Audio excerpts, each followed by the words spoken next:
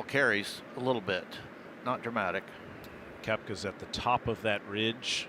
Xander all the way down it, and Tyrrell in the left rough. Very few what you would call level lies on this property from the fairways. Tees are level, but a lot of some pretty severe. I mean, side hill lies, and downhill, uphill, you'll see a wide variety, and some guys actually handle that better than others, believe it or not. I mean, like, for real, it's like bothers some guys having balls well above their feet, well below their feet. Brooks Koepka, big story in 2026 is his return to the PGA Tour after 4 years on LIV. He has finished in the top 20 in 5 of his last 7 tournaments on tour, and finished 11th last week in Myrtle Beach. He's had a fairly extended break away from this, being around these guys. 4 years, pretty good chunk.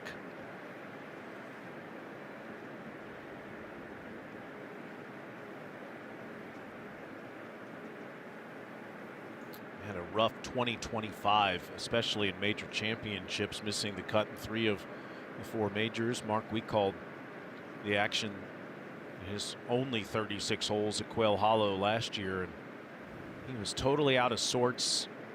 Has said he was miserable playing the game, but here in 2026 he's fallen in love with golf again.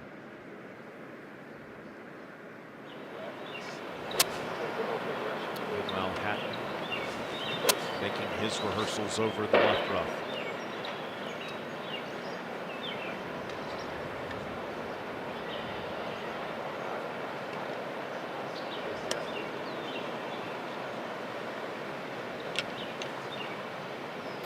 And Ned Michaels is down there with this group. Ned, always good to be with you, my friend. Good morning, everybody. It's a chilly morning out. Brooksy, you were right. It's got that heavy air, and the ball will not be going anywhere, especially over here in the left rough, where Hatton has actually found a pretty manageable lie, wispy around the ball. But this is deceiving grass. It looks like you can maybe get a 6, 7, 8 iron on it. It comes off low with no spin. Dangerous shot here in the beginning. That pond is definitely in play.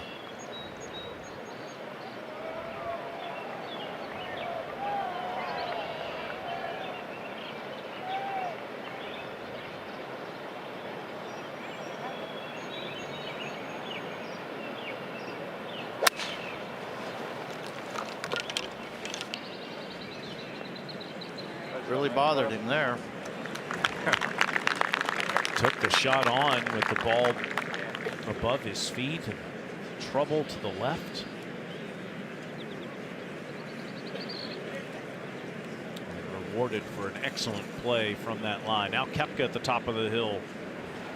And he would love the look of this. Back right hole, wind off of the right. He can hit that high cut and just hold it against the breeze.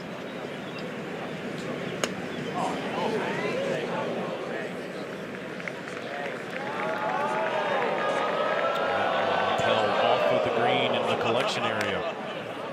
Got a foot away from fantastic.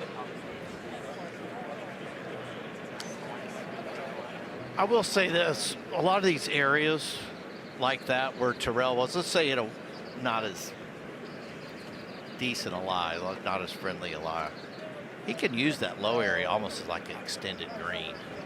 It would be quite an undulating green, but kind of like the 10th at the first major championship of the year, Ned, all the way down the ridge. And a perfect angle from the left side to attack.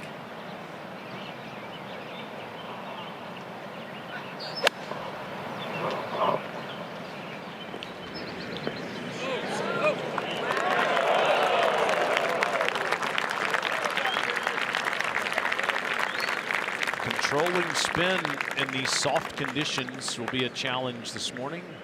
Some overnight rain, but a beautiful play by Xander. That was Definitely one of his wedges, or like we said home, sand wedges or gap wedge there. I think that 1/4 inch makes probably a little bit bigger difference on the greens versus the fairways. Ned, I know you love being out here on the ground at the PGA Championship. Is there anything better? But maybe if it's a little bit warmer, that'd be nice. It's upper 40s. It's again, that heavy kind of damp air. The ball isn't going to go very far, and we just saw with Tyrrell Hatton, the rough. It's going to be sticky. It's going to have weight to it. You can get a good lie, but practice rounds, maybe you could get a 4-iron on some of these. Not today. The ball's coming off low, no spin, hard to get altitude and elevation. And you look at the golf course, you're talking about teeing off on the 10th. For my money, Brooksy, I would much rather have teed off on the opening 9, starting on the first hole, because it's a little bit more of a gentle handshake those first couple of holes. I think when we look at the tournament, when it's all said and done, this 9, 10 through 18, is going to be the more punishing of the 2 9s. So you better have your wits about you early today. You better have your game organized. And on the practice area this morning, Tyrrell Hatton, he was already spitting nails. The last ball that he hit, he kind of grimaced his teeth, just stuffed the driver in the bag. You could tell he wasn't comfortable. He comes out, misses the fairway here at the first. That is something to keep an eye on. Brooks Koepka, flushing it, has a new putter in the bag. That's the area that we need to pay attention to for Brooks. And Xander, he was out on the range yesterday at 2:30 and 3 o'clock. That's never a good sign Wednesday at a major championship. And on the range this morning, he was the far left, almost the last position. And there's a lot of fidgeting going on, a lot of re-gripping. He's checking his posture. It doesn't mean he's not going to play well, but he's going to take a lot of energy to do it. So I think we're going to see 3 different approaches from these guys, and Tyrrell Hatton is just going to have to fight it out all the way through. Ed, looking at Koepka's new putter that he put in the bag immediately from off of the green, and it'll rest there. It'll be a tester left for par. New Spider Tour V tailor-made putter that Brooks is using.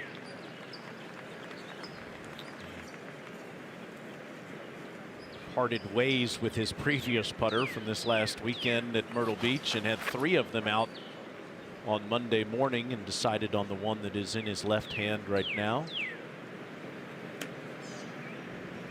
As Ned said, that has been a problem area for his game this year. Terrific ball striking for Koepka in his return to the PGA Tour. And now Hatton, the 34-year-old Englishman, for birdie.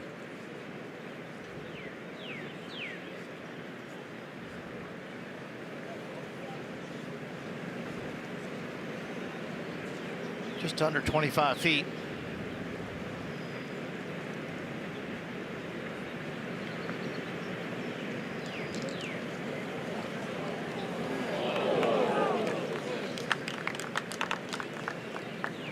Steady 4 after missing the fairway off of the tee.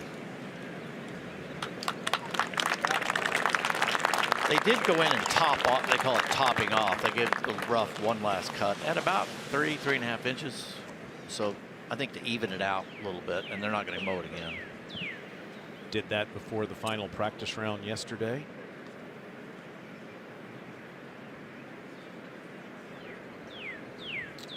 Now Xander, the man that won 2 majors 2 years ago, including this one.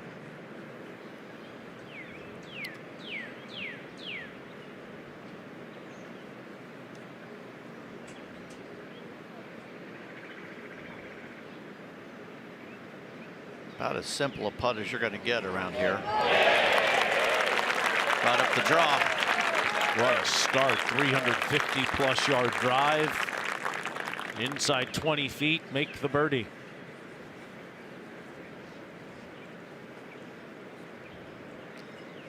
Chalkboard birdie there. Just like you draw it up.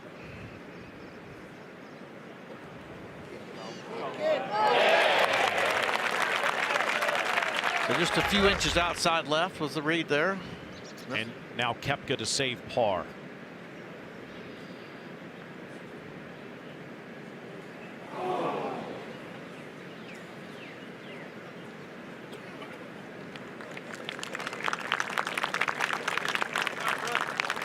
Well, controlling his irons has been the strength of his game so far this year, but cost him on his first hole of the 2026 PGA Championship. As we head to 11, Mark. Well, they've talked all week about the green here, the green complex. The slope's very hard from back to front. Almost more dominant back left to that front. This whole location day is probably the friendliest on the green, in my opinion. We're out here yesterday. The only big mistake here would be somehow getting stuck long of this whole location.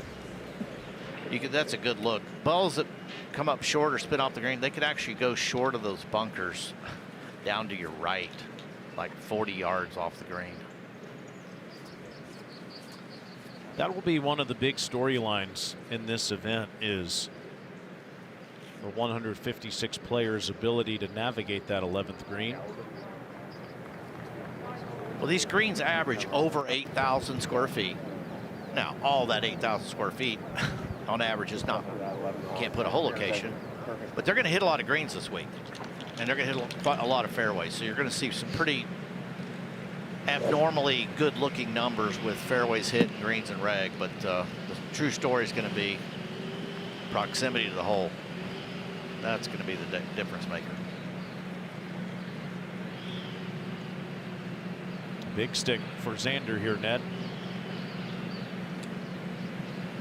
Cannot afford to miss this fairway. Bunkers down the right and the left. Wide fairways, though, this week, Brooksy. Yes, sir. I don't know an actual average, but we stepped a few off, and they were pushing about 40 yards in width.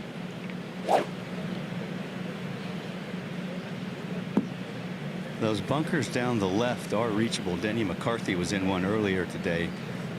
Took on the second shot trying to get at the green and was rejected. Came right back to his feet.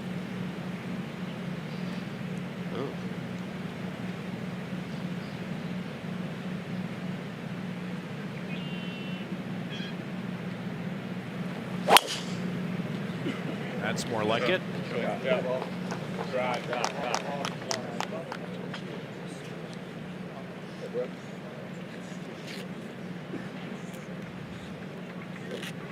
All three of these guys hit it a mile.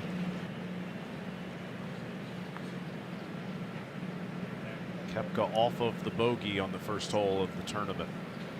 He didn't miss many drivers on the range this morning. When he did, they were out to the right.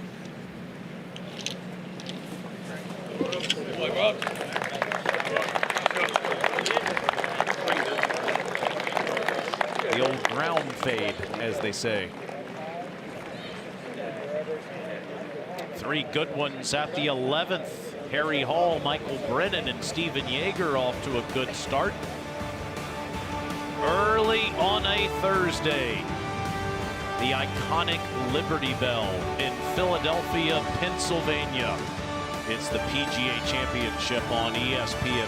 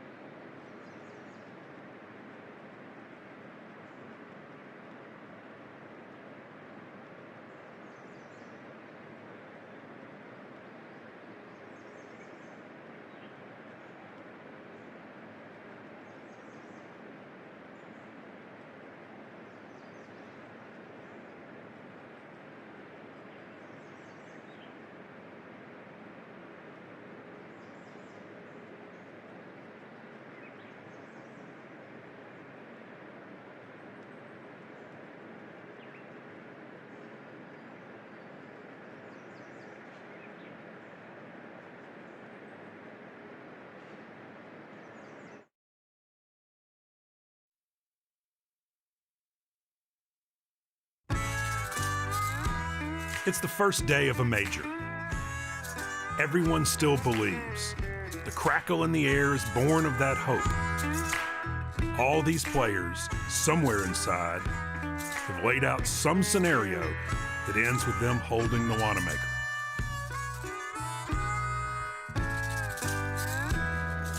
It's been a long time since that Wanamaker was on the grounds here at Aronimink. 64 years is one of the longest breaks between hosting a major championship. Shinnecock, of course, is back now in the U.S. Open Rota and has been the last 40 years, and will host the U.S. Open next month.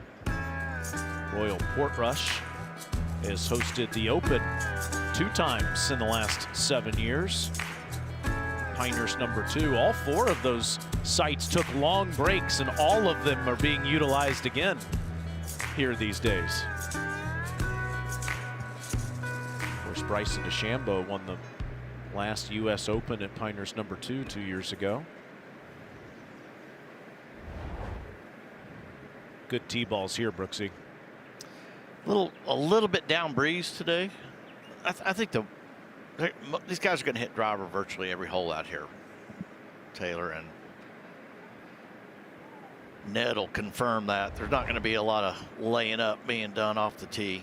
Yep. Especially not today when the greens are a little receptive this morning. Yeah, Ned, you and I had a chance to walk the grounds. Brooksy and I did the back 9 yesterday, and just about every player we talked to, as an example, we said to Tommy Fleetwood yesterday walking the par 5 16th, we said, where are you not going to hit driver? And he said, maybe 13. He said, otherwise, it's the head cover is coming off. And in case you were wondering if the boys here are concerned about the 11th green, Xander and Koepka have walked all the way up to the front bunkers, and they are now spectators of the DeChambeau group in front of them. Yeah, Bryson was over the green to this whole location, which is in the back left today, and he used putter from behind the hole, and his golf ball, we're watching the ESPN feed on ESPN television here this morning, barely stayed on the green. He has outside 40 feet left for par, and standing there behind the 11th green with you yesterday, Mark, you were talking about that's one of the worst places to be on the golf course. Yeah, we threw an imaginary hole down a little bit to the players left of where that was, and then pretended like we'd hit it long into the rough. There was nowhere to go. Look how unique this is, where you have a couple players in all 3 of the players in the group we're calling, as Ned just said, come up to watch the group in front of them play. It's a smart move, Ned. It is, unless Oberg de-greens it here or something, and then you get a little bit panicky.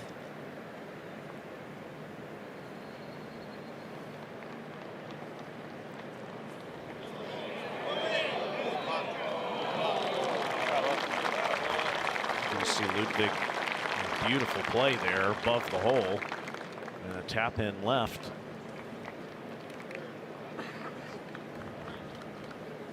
That's a cool scene, isn't it? Where usually when you're walking by holes, you'll take a really good look at what's happening, but walking up to watch the group in front of you play is something you almost never see.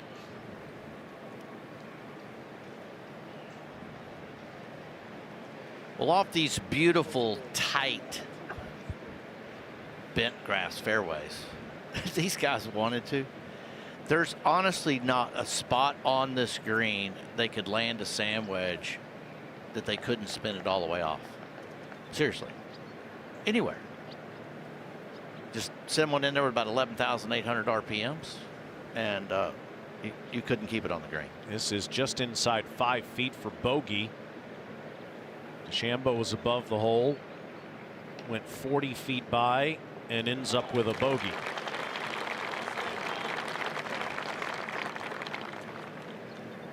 And interestingly, Brooks was the only one to stay up by the green.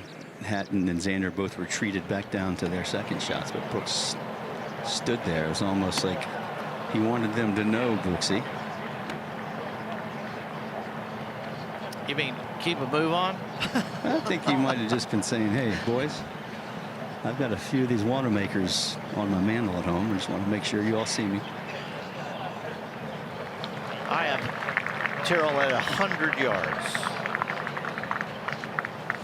Yeah, wedge contest here coming up, Ned. 2 shots from 90 yards and 1 from 100. And you cannot be short, but you don't want to be long.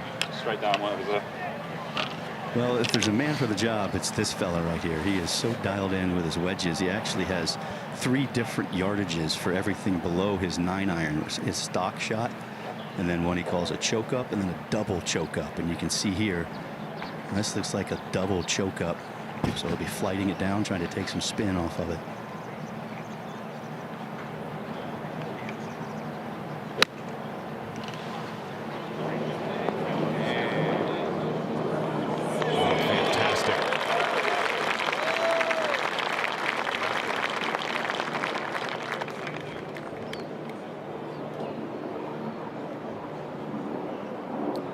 Now 10 yards closer for Schauffele and for Koepka, and it'll be Brooks first.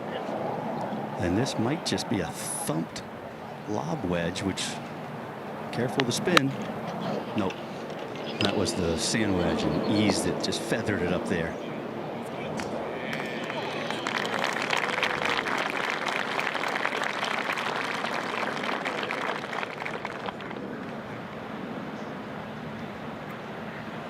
Opportunity at a bounce back birdie.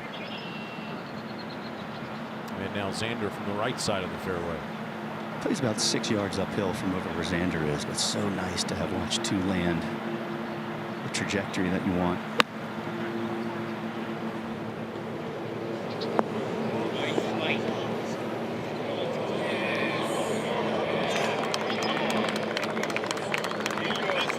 Using the contours perfectly. Well judged. Controlling your spin is a big deal right now in these soft conditions. For more on that, let's go to PGA Frisco and to our friend Natalie Sheehan, who's back with us this year. How do you control the spin, Natalie, on shots like that? Yeah, thanks, guys. This green especially, you have to control your spin well, because if not, that ball could spin all the way back off the front of the green. You could find yourself having another 60-yard wedge shot into the hole. So what I see a lot of people at home doing is adding way too much speed with the hands and arms through the ball. What you will see these players working on to control their spin better is feeling like they make a swing from, say, 9 to 3 more so, with a little bit less speed through the ball. So they might take a little bit extra club and have a little bit less speed in order to control that spin better, so that they can get these shots where they want to on the greens, in the right section of the greens, with a little bit less spin. You know all about that, Natalie, working at Pelican Golf Club with those beautiful contoured greens. You have to control your golf ball quite well down there in South Florida.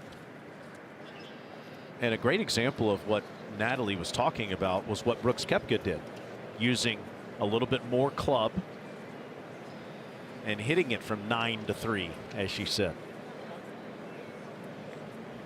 Xander did it as well. That was less loft than he would normally play from that yardage. So trajectory is a big deal as well.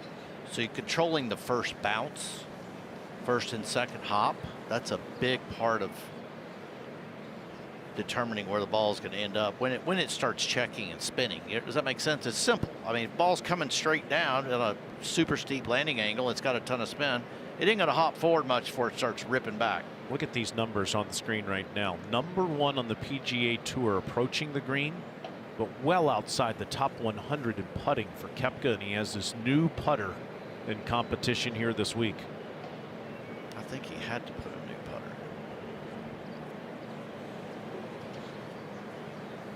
I think the other one was damaged.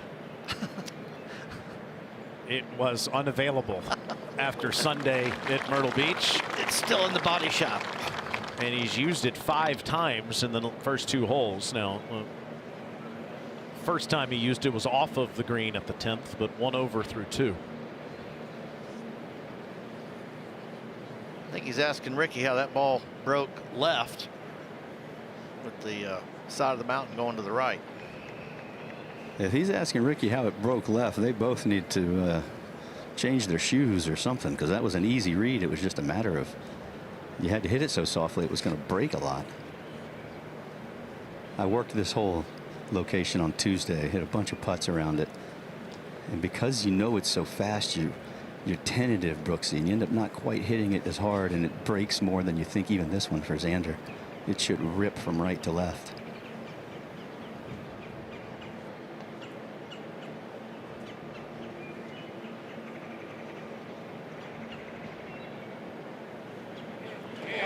Well read by both of you. And a birdie start for the 2024 PGA champion. He ripped that in there pretty good. No low side lip outs. And there is I don't think it's a myth. I think it's a truth that the members will tell you that everything tends to break towards the 12th green. So kind of keep that as your true north when you're on the greens. And of course, where we are at 11, the 12th is just over the left shoulder for Hatton. And he's had a terrific look at Brooks's, so he knows what this does.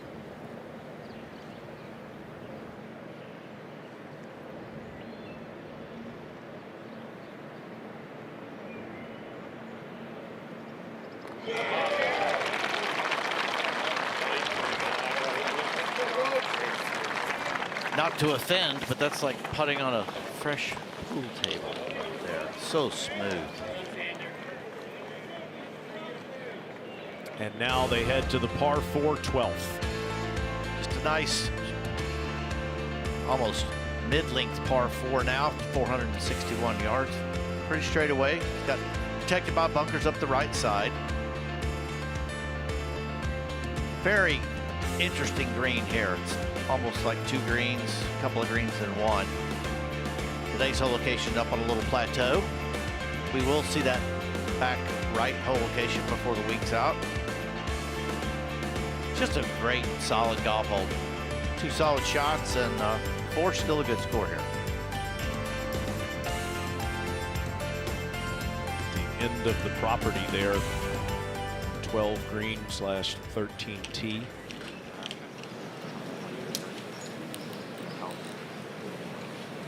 I think you should be aggressive with that. I mean, unless you're on like if you're on like a chip shot. It's not hurt, is it? No. Solve me a little bit? Okay, it's right here. That's perfect. Yeah. It's a great partnership between these Driver's two best too much. friends. Yeah, it's just gonna run out. College teammates at San Diego State. Austin Kaiser on the right. Caddy for Xander Schauffele on the left. And they've decided on less than driver here, Ned. Smart play. Saw quite a few of the competitors early in the practice rounds using those mini drivers. And that was a popular choice here. That bunker down the right side is definitely in play with the driver. In fact, it's in play with the mini driver. Just left of the pin, like that edge of that far bunker.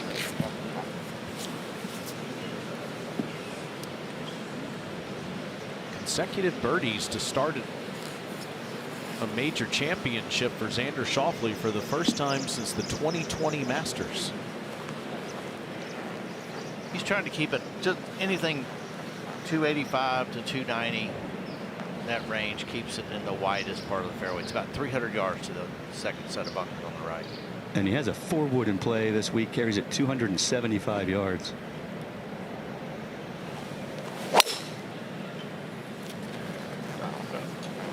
So lesson at home for everyone.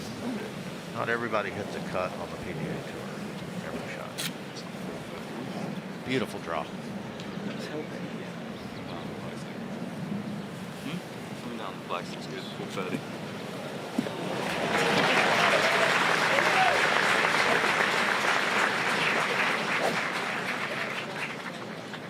big stick for Tyrrell. That's interesting. The wind freshening a little bit, helping, but working right to left. And again, he was uncomfortable on the range. It looked like he was making motions like Brooks. He didn't have any space in the downswing. Felt like his left arm was getting stuck to his chest.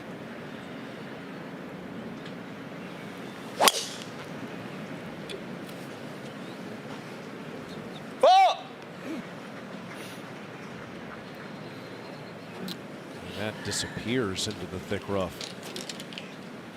That's bad medicine right there. That tree is known as the Rumsey tree for one of the members here, Adam Rumsey, who hits it apparently there every time. Not quite like the Eisenhower pine used to be at Augusta National, but apparently under that tree is some of the nastiest rough on the golf course.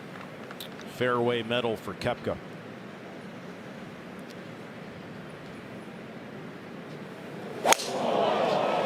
Oh, God. 4! Right! Right!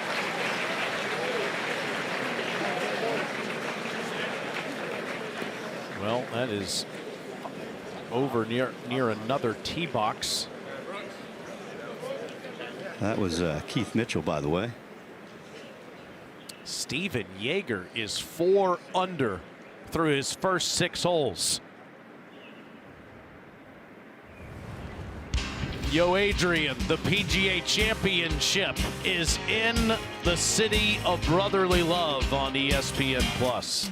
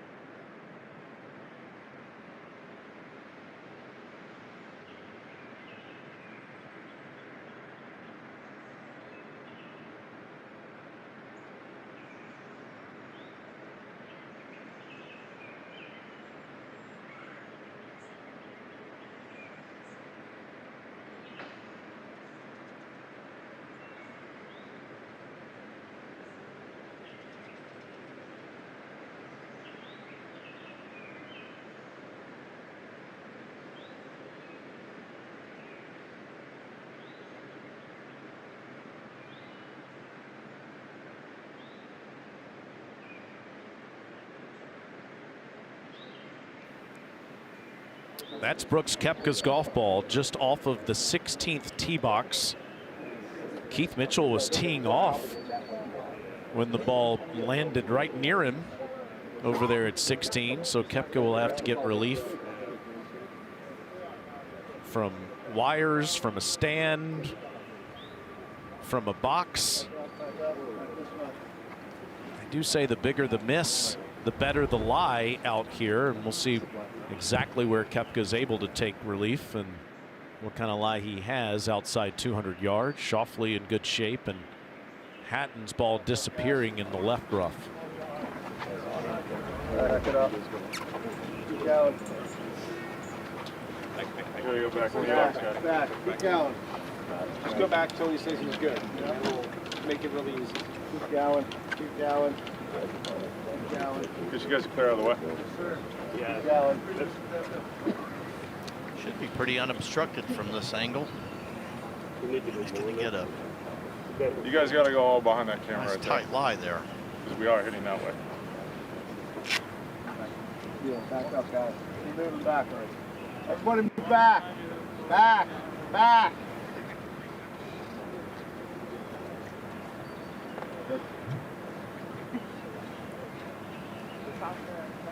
Ned Rory McIlroy in his press conference on Tuesday was talking about how if you just barely miss the fairway, it could be tricky with the lie, but if you miss it by more than 5 yards, you'll have a great lie.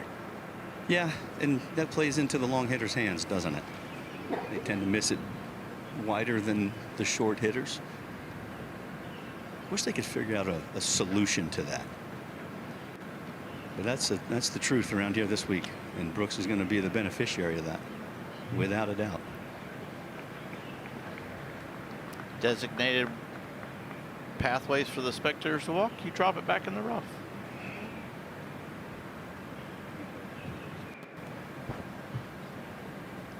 Be a hard sell. Be a tough sell. You'd think Oberg is up on the green, finishing up. What's up, guys? Just waiting for DeChambeau, Oberg, and Fowler, the group in front of us, to head over to the short 13th.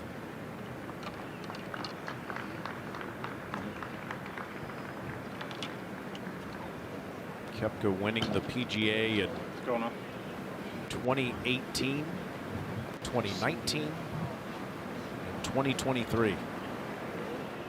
This is up on the green with Bryson DeChambeau to remain at 1 over.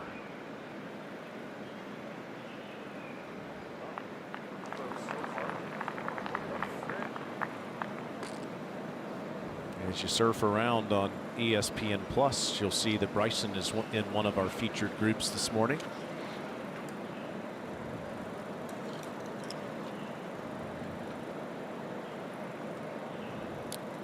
And now the green is clear for Koepka to take relief. Yeah, it's fine. It's good. Not ahead of us. Ricky, you can clean that ball, substitute it, whatever you want to do. Hey, Brooks, you want it? I got it. I got it. I got it. Steve Rintoul there. Here, Ricky. Clean And it, Steve substitute it. giving him relief.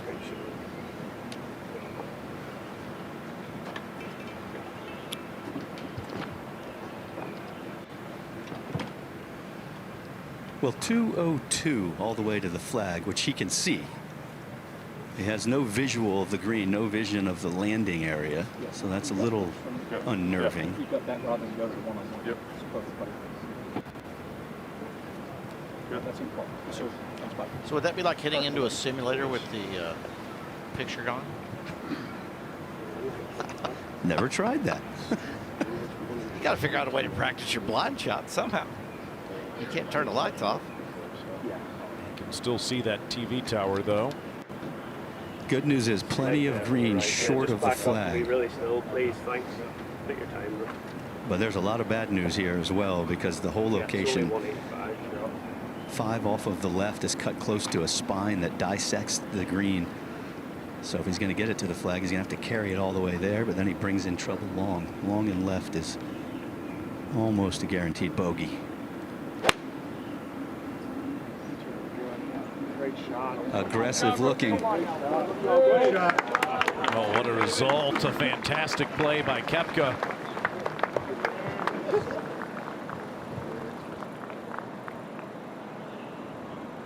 Not only the Nike hat and the Nike shirt, but Nike irons still in 2026. Now Schauffele in the fairway. 9-iron.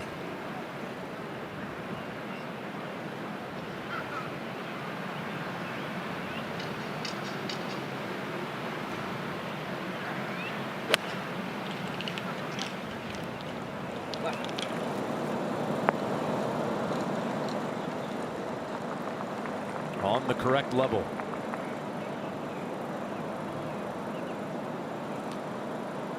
Very nice yardage control there. He was probably protecting a little bit from the missing left, like Ned was talking about.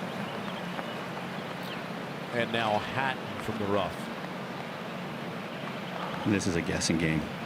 It is going right to the bottom, right under the tree, the Rumsey tree here.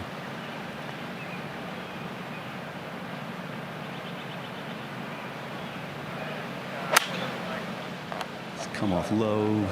Just needs a bounce.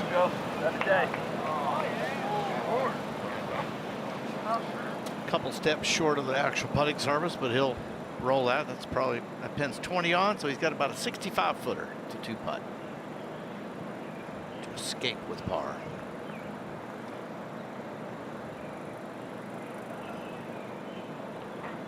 These guys walk up towards the 12th green. Hatton, 34-year-old Englishman, 13 wins all over the world. Last win coming in Dubai at the beginning of 2025. He's just short of this 12th green, Ned. It's just about the southernmost point of the property, tucked away here in the corner between the 12th green and the 13th tee. And as we were discussing earlier, the members will tell you that everything tends to break towards the 12th green. Wherever you are on the property, when you have a putt or a chip, just remember where the 12th green is, because that's where everything tends to go. That's the bias around here. But the question then is, Brooksy, if you're on the 12th green, where does it go? Great question, Ned. I think these boys have aim point, and they're doing their homework. They can at least memorize the heat map. No rule against memorization of the breaks on the greens. You just can't have it out there on the golf course with you. You get to have it at all times. What does it tell you? It tells me that it's on a bit of a shelf, little plateau up there, and it's, I'll just say this. So we look down here, our heat map, blue is like less than 1%. Pretty level. There's not a lot of blue, not a lot of blue shading on this entire golf course when it comes to the greens. It's in the green, which is 2% or less. But he's got to navigate. He's uphill basically all the way, and it should be breaking to his right, and he's going to pitch this ball. Yeah, we watched Stewart Sink down here yesterday. Hit shots from down there with a putter, Ned. It's so pure around here that you can putt. Pure chili for some of us. But this man's so good around the greens.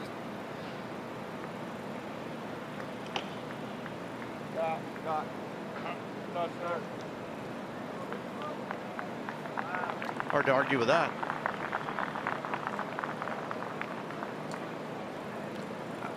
If I tried that, there would definitely be a variety of results. But Ned, to be in all seriousness, he was able to play that shot and take out some break in the early part of the shot. And he knows he is so good around the greens. I would put him up against anybody on the planet right now. He can high with no spin, low with a lot of spin. So that was a perfect one where he could take it right to the top of the crest with some spin and then just let it ease its way to the hole. It's only 9:17 here on Thursday morning. PGA Championship just barely underway. Steven Jaeger 4 under through his first 6. Xander Schauffele tied for second after birdies on his first 2 holes, and here is an opportunity at 3 in a row. And straight forward. At the very end will drip from his toes to his heels when it gets close to the cup.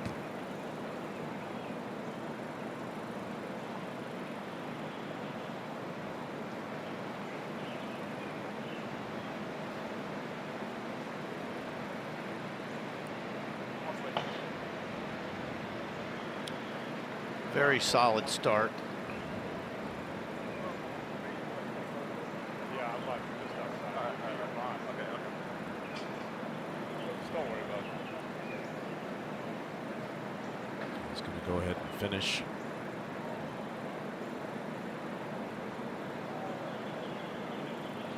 And remain 2 under.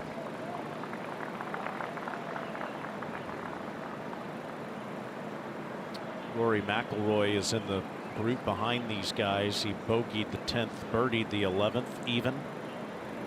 Ludwig Ober, Bryson DeChambeau, and this man, Brooks Koepka, 1 over to start. Oh, would this feel good? He was missing out to the right yesterday. But there it is. From the 12th tee to the 16th tee. to end the hole back on the 12th green.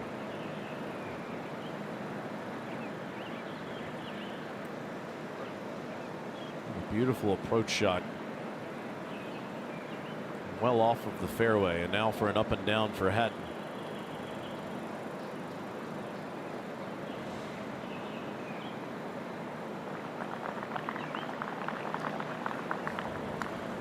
Nifty little up and down.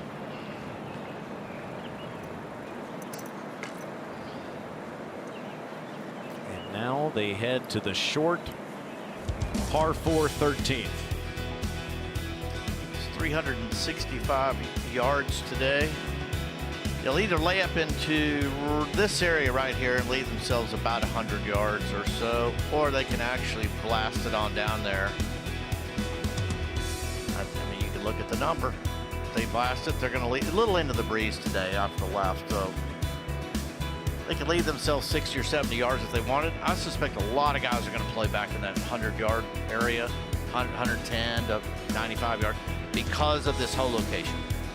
Front right, don't want to really get too close. Just right edge of that. Yep. Got it. And that's Brooks Koepka's strategy. So you're trying to go maybe 230 in the air to 250. It's kind of what you're looking for, run out. And there's a nice little backstop on this whole location, so there's no real reason to push a driver and then have that awkward yardage.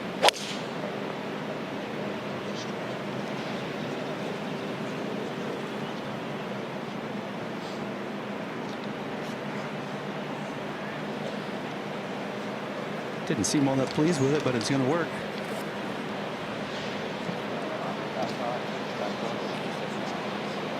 I think You know, and even shots like that, you want that ball coming out right where you're looking. And if he keeps coming out it's definitely other than where you're looking, it's uncomfortable. Well, because you know it's going to catch up with you at some point. He's already gotten away with a couple. Well, didn't get away with it at 10. Yeah, that's fine. Yep. Just gave the hybrid back to Austin Kaiser. Instead is going with an iron. A little bit of blue sky, by the way, over here above the 13th. Which usually brings some breezes with it.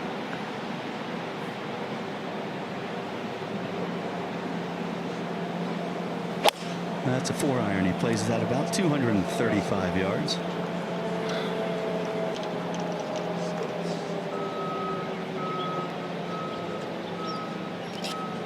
Love that view that we're getting from behind the tee, trailing the ball all the way to its finish.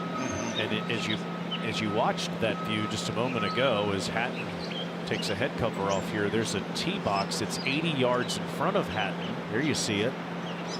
Perhaps on Saturday, Ned, drivable par 4. Absolutely. They're going to use it at least once.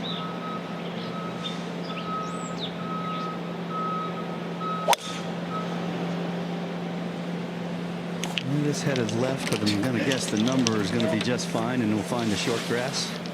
Probably a little 7 wood there, maybe. No, he doesn't have a 9.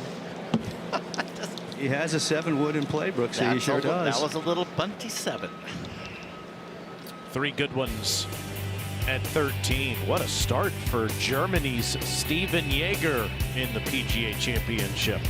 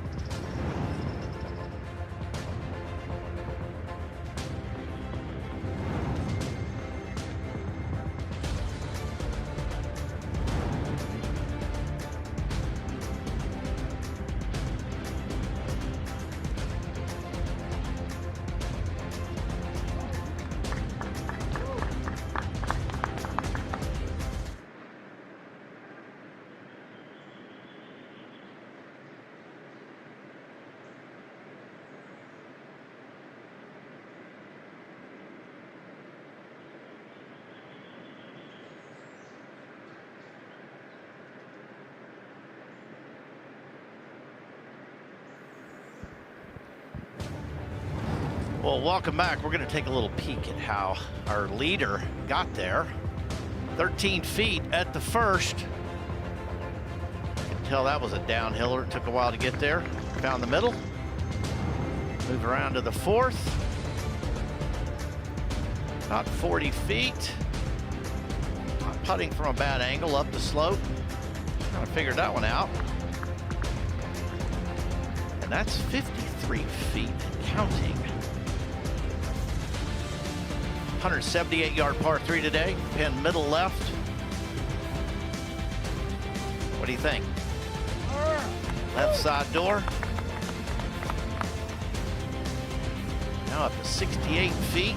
And now the 6th. Beautiful little short dogleg right. He's putting up the slope in a valley. Valley of birdies. It's about 75 feet to my rough math. And 6 holes. What a start by the 36-year-old from Germany who's lived in Chattanooga, Tennessee for many years. You look back at the 3 PGA Tour events that they had here in 2010, 11, and 18. The person that led the field in putting won the golf tournament. That has been the secret to success at Aronimink. Great start.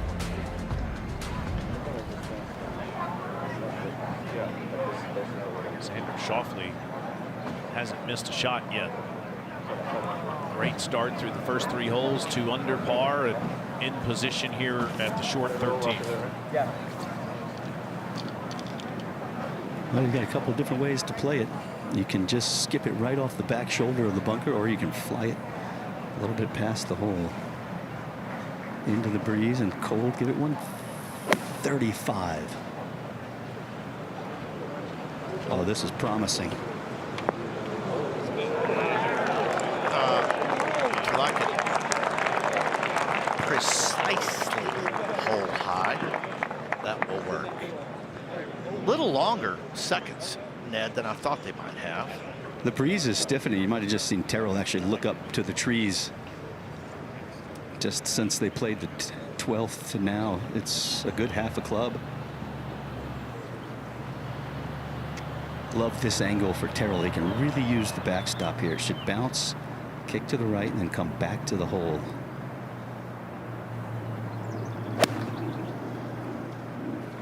That'd be a grip down pitching wedge.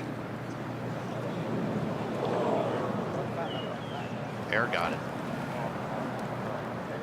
Did more than got it. Yeah, held it up. And now one of the fastest players in the game that never uses a yardage book. And this a gap wedge.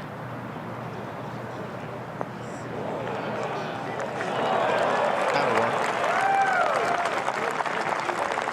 I want to see if Ricky Elliott goes out there without a yardage book. He has one. Okay. Koepka's caddy, but as Ricky says, Brooks already has the club that they're going to use before he even gives him the yardage. And he's #1 approaching the green on the PGA Tour without that yardage book. That is beyond unique. There isn't another player out there that never uses a yardage book. What's not unique, though, is the clubs. You only have 7 or 8 irons. Right. I mean, come on. Shots are not like 1 of 3. When's the last time you saw somebody pull 3 irons out from 180 in the fairway?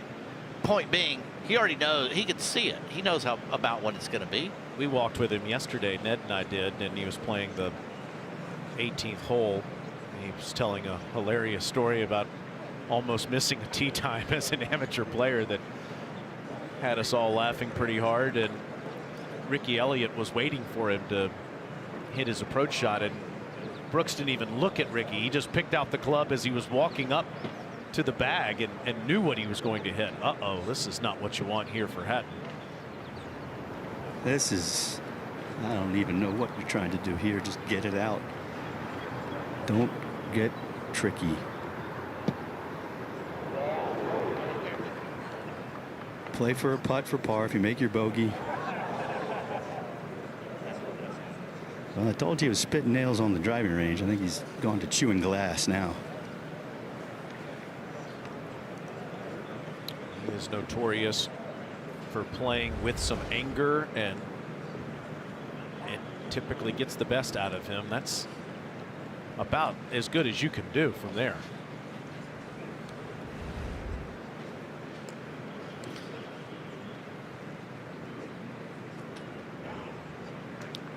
It's just fair to say he doesn't keep it bottled up. And it typically gets the best out of him, too. Yeah. And we've all been around him. He's a joy to be around. He's very nice to everyone else, just not so nice to himself There at you go. times.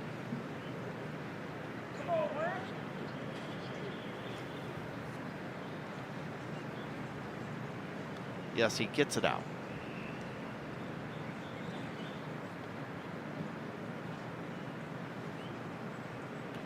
Well, Xander's going all the way down near the bunker to take a look, and Hatton here on the other side. Ned, based on what you said just a moment ago with that great little breakdown of the property, you would think this would break back towards the tee. And if anything, that's what it will do. The further you are to the right side of the green, the more it breaks. The first 6 feet for Tyrrell should kick to the right, but it'll flatten out at the hole. And he looks over his shoulder. The 14th tee. Bryson's getting ready to play his tee shot at the par 3. And listen, I love watching Tyrrell Hatton play, right? I was a, say, fiery competitor, Brooksy. So were you. It's okay. Your anxiety's got to go somewhere. So Ned was a hothead. I was a hothead. I was the most fine player on the Hooters tour. Mine had to Brooksy. build before I would do something drastic. Oh, man, I'd love to see those finds you got on the Hooters tour.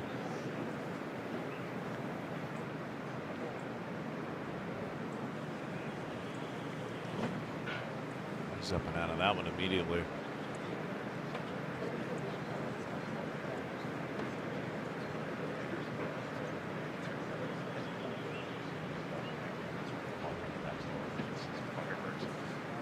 That's a big error, though, Mark. You think about all the room long of the hole to even flirt with coming up short.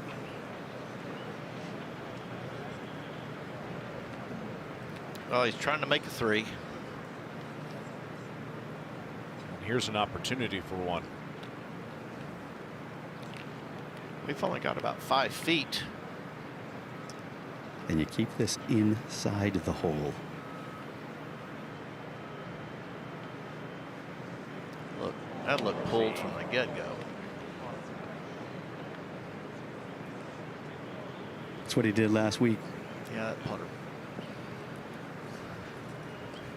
definitely got the face closed. He shot 64 on Saturday in Myrtle Beach and said if he would have made anything inside 10 feet, it would have been 60 or 59. And now Schauffele for a 3-under through his first 4 holes to begin the PGA. And similar to the putt that he had on 11, in that it breaks from right to left. A little bit up the hill and then past the hole, it'll pick up some pace. But if you put this just outside the right edge, that's what you want. Yeah, these are ones you drop a chalk line for right here.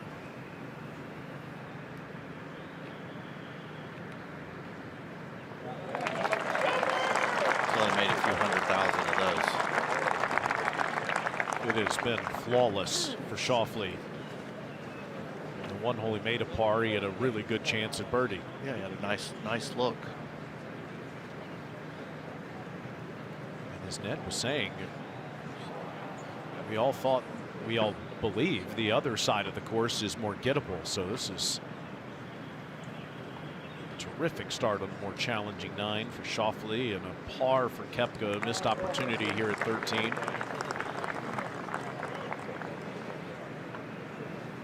Taylor is not quite like teeing off the 10th at Pebble and getting off to a good start, knowing that you've got that front 9 to score. But it is something that will be in your brain a little bit now.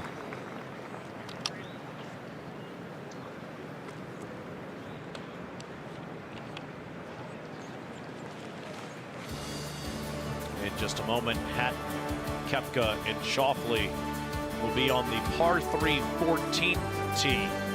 It's the first round of the 108th PGA Championship on ESPN Plus.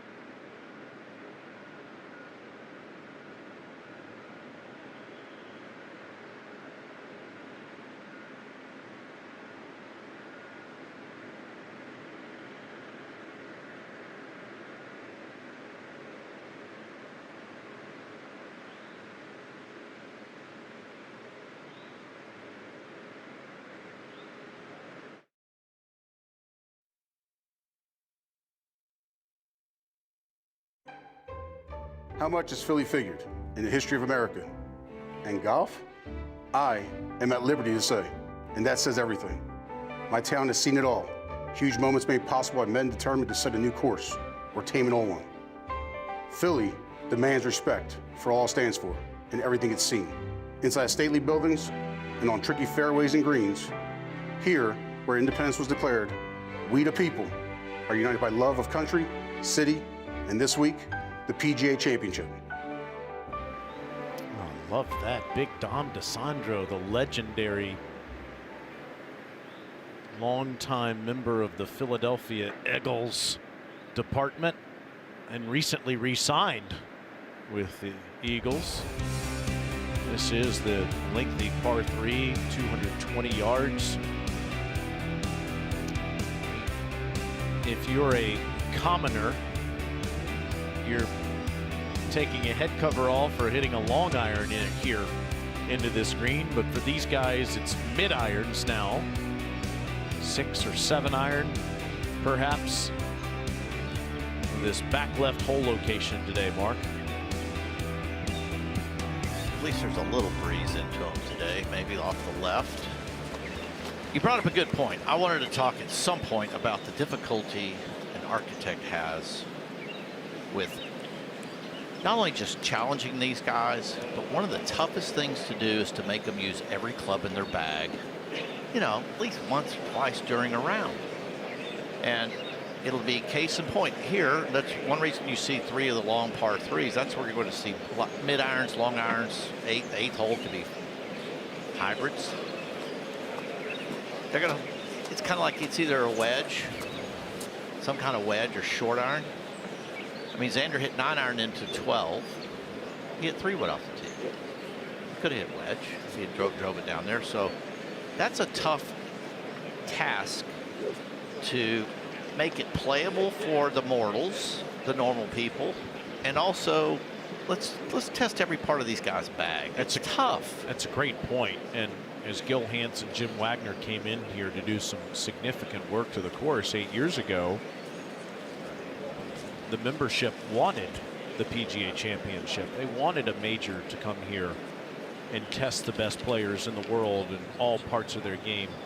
But the other critical point, and it's one that you made yesterday walking the course, is 99% of the time you want it to be playable for those that are here each day. For sure.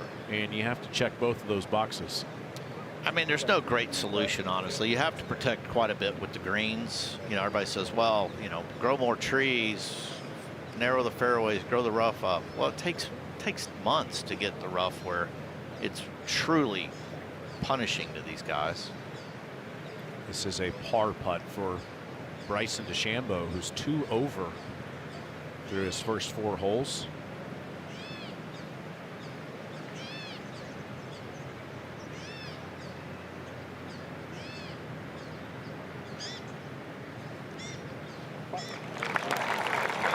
Came so close 2 years ago at Valhalla at the PGA Championship, finishing second to the man that's waiting for him back on the tee. Beat him by 1, and he's off to a great start 2 years later. Beautiful drive, 350 yards.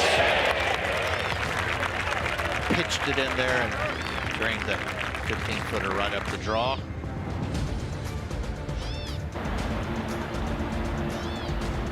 No surprise, perfectly positioned, right side of the fairway.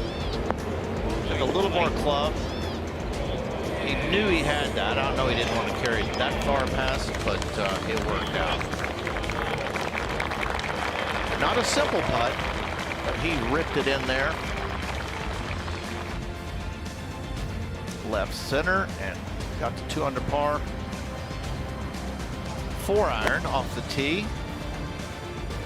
You called this one, Taylor, 135, or that's actually Ned.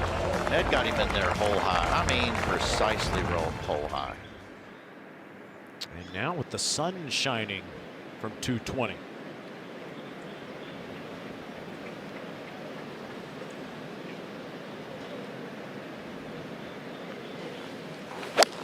This is 225 club, a 5-iron.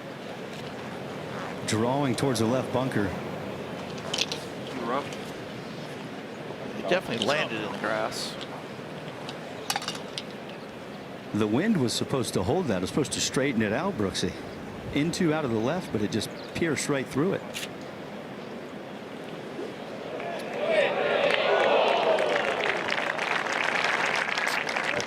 That was a reaction to Rory McIlroy's shot just to Brooks Koepka's right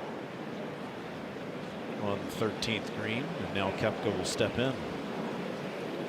A bit of a tweener here between a 4 and a 5-iron for Brooks. Probably trying to carry this ball about 210. That's about what he carried it. Gorgeous shot. Ned, they stopped making Nike irons more than 5 years ago, and he's still using them. He should keep using them. Yeah. He has been sturdy with the steel in the last 3 or 4 tournaments that he's played. And this is an important swing for Tyrrell's psyche, to be honest with you. He's struggled back at 12, the bogey at 13. This is a 4-iron.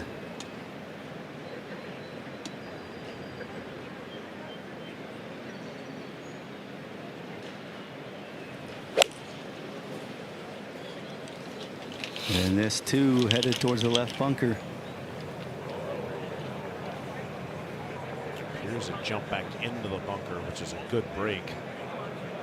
Certainly don't want to be on the other side of it, as Hatton is fighting his swing a bit.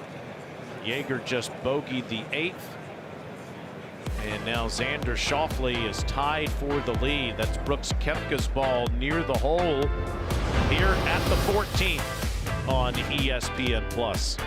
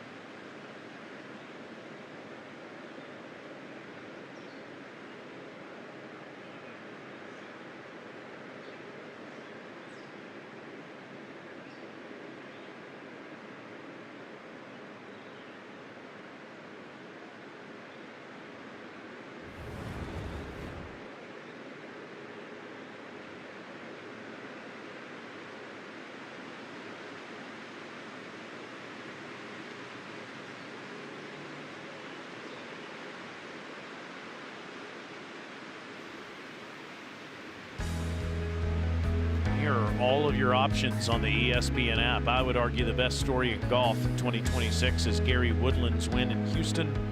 You can see him play in the top left. Middle is DeChambeau, Oberg, and Fowler. We're watching Xander, Brooks, and Hatton in the far right. John Rahm just missed a short par putt there on the green at the 13th in the bottom left, and that's Rory for a tap in. He almost chipped in for birdie. And our featured holes are 15, 16, and 17. One that very much looks like a par 5, one that is a par 5, and a challenging par 3. I'm about to tell you all about that 15th hole, the longest par 4 ever in major championship golf. First, we're watching the action here at 14. Did that ball stay out of the bunker, Ned? Out of the bunker, but he'd probably rather be in the sand. Watch how much energy he puts into this shot off the upslope. Straight to the bottom of this rough.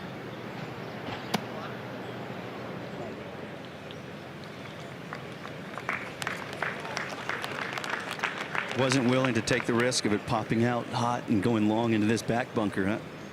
Was a man who's won a few majors before. A hot start, but out of position off the tee at this par 3. And now Hatton. Well, if he gets this close, they'll call him Houdini. A couple feet left and it curls to the back of the green, a couple feet right and it breaks away from the cup.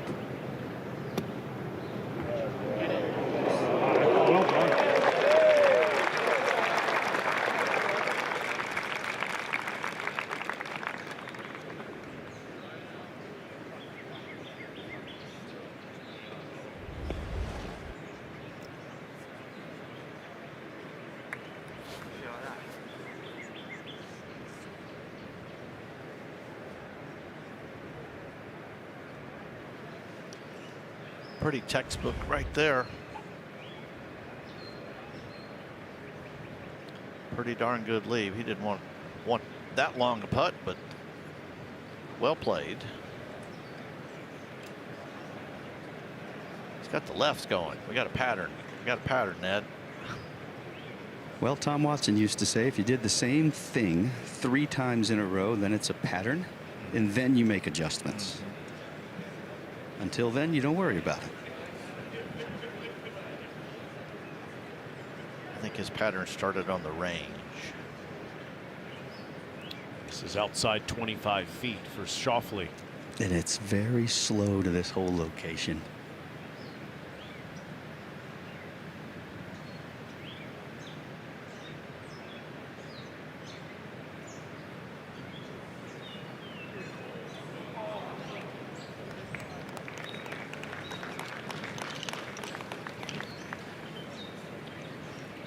First mistake will cost Xander a shot and drop back to 2 under.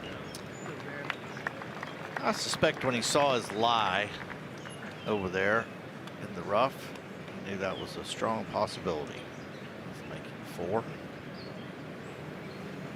I believe that's what he was playing for when he stepped over that second shot. This should just wiggle from left to right. Some kind of golf shot to get it to here.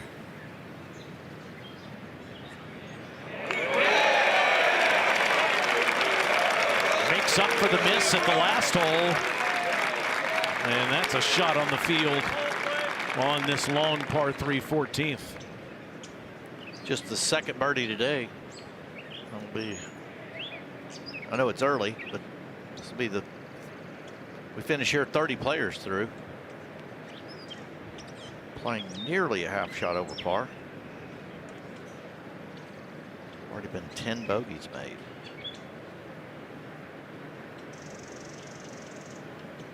Now here is where, keeping in mind that things want to move to the 12th green, I think this is one of those occasions the player sees it, that it wants to go from left to right.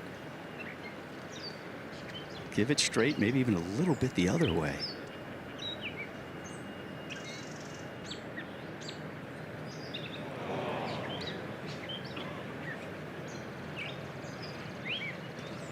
perplexing. That's all I know.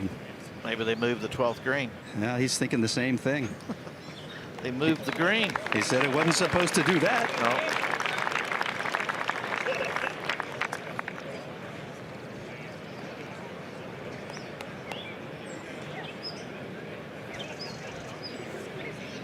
He is unhappy with that hole location.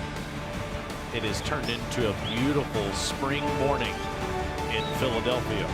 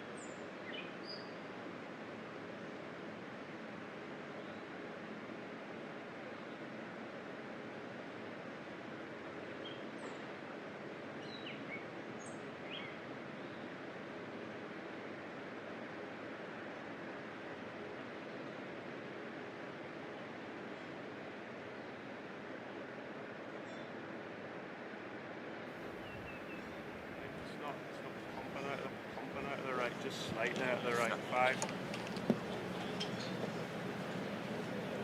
That is the voice of Ricky Elliott, Brooks Koepka's caddy, after birdie at 14. He's on the tee at the 546-yard par 4 15. It reads 529 today because the hole location is right on the front.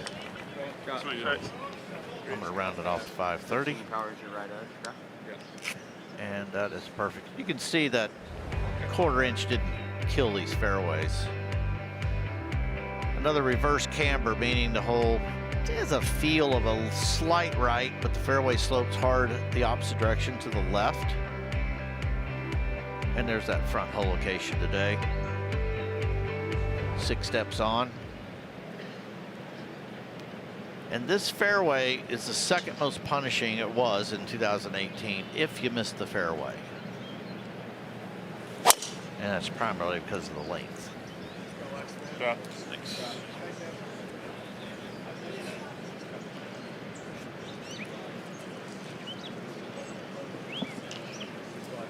Do not be deceived by that man's stature height.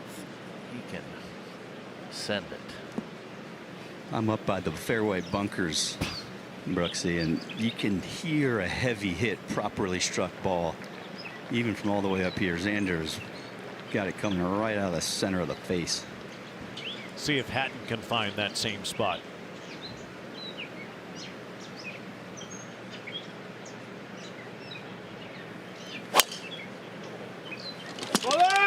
Way left. They're hoping to get it out to where the gallery is, where you might get a better live. I don't think it made it there. That doesn't look like it.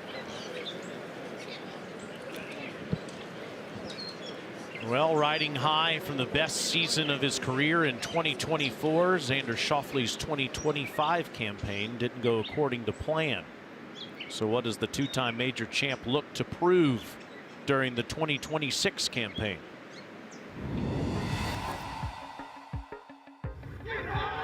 Xander with victory at Valhalla. Had the best year of my career, obviously winning 2 majors in 24. Came back a little rough in 25. I finished okay in a couple of them, but for the most part, it wasn't really, I never felt like I was sort of part of the event or final hunt in those groups. Confidence is a tricky one. My dad always says it's like a small little plant, you know, takes forever to grow, and you can just step on it overnight and it's gone. Playing great, you feel like you're untouchable, even when you're kind of playing not very good and you're finishing top 5 in tournaments. You know, I've been there. It's humbling to sort of come off of that. So a bit of a reset, and I feel like some stuff I want to prove to myself here in 26 and moving forward.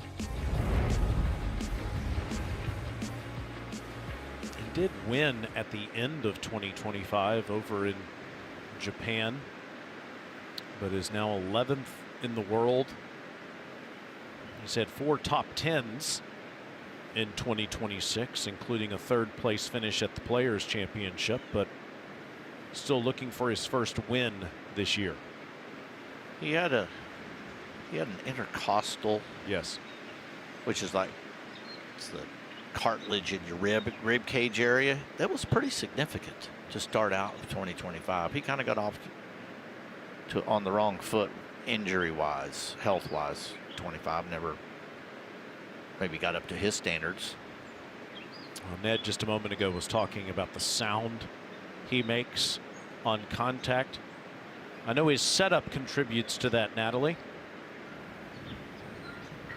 That's right. As our 2024 champion and someone who struggled a little bit last year, what are these players returning back to? And it's the fundamentals. Always check in on your setup and your fundamentals. An easy way that Xander does this is you could use a box of golf balls or your glove case here, and just set up with your club face with an iron right up against the edge of that. And you might notice that sometimes, wow, I've really set up with the face closed, or I've been setting up like he had a while back with the face a little bit too open.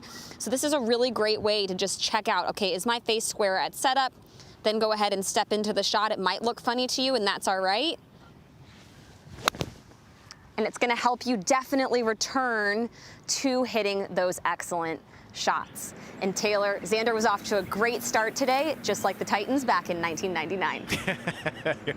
Hoping that happens again in 2026. Excited about that schedule release tonight, Natalie. I know Ned Michaels has his tickets for the last year of Nissan Stadium. But what do you think of what Natalie just said? That's a great idea there, Mark, where you just make sure that your club face is in the proper position and just step right in there when you're on the range.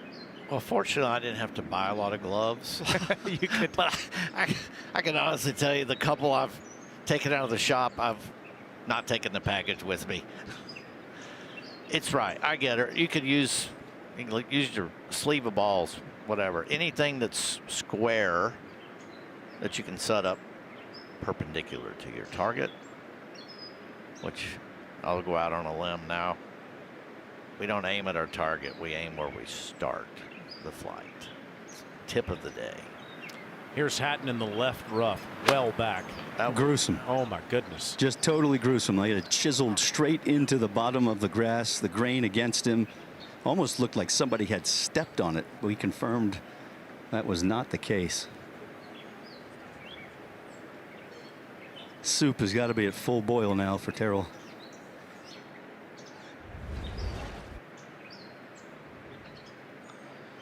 Probably one of the least enjoyable shots that you ever play as a professional. The 40-yard hack sand wedge down the fairway.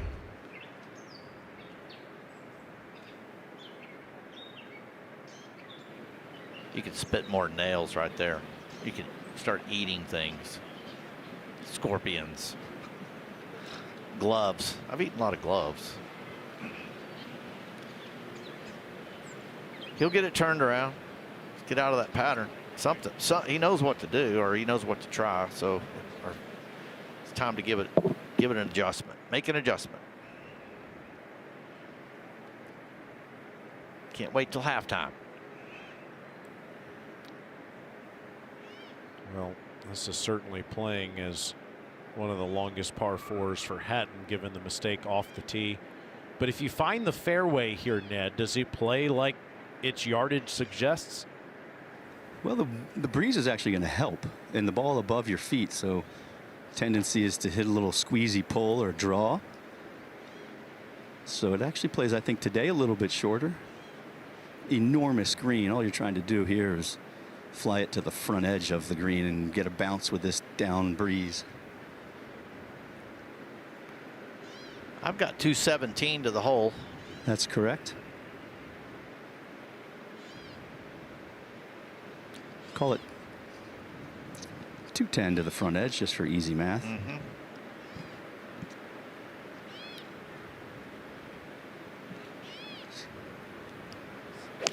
Might have been a big 7 right there, trying to draw it with the wind. Oh, bounces over the bunker. Good break.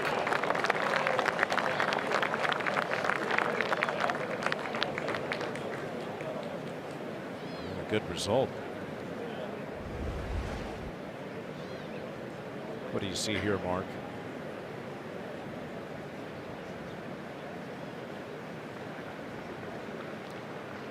I see a well sequenced golf swing right there.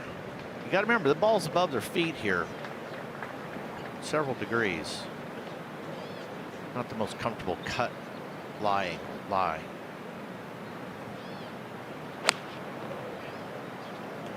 Xander going upstairs with this one and right at it. 29 yards closer. That was probably a 9-iron. 8 tops.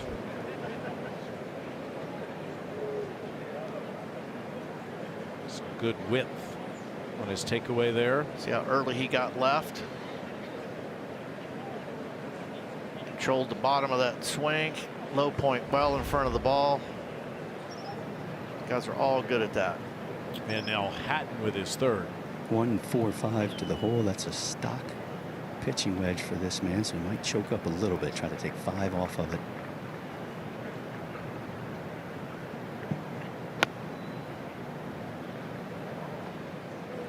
If the distance is right, this is going to be nice. Right over the top.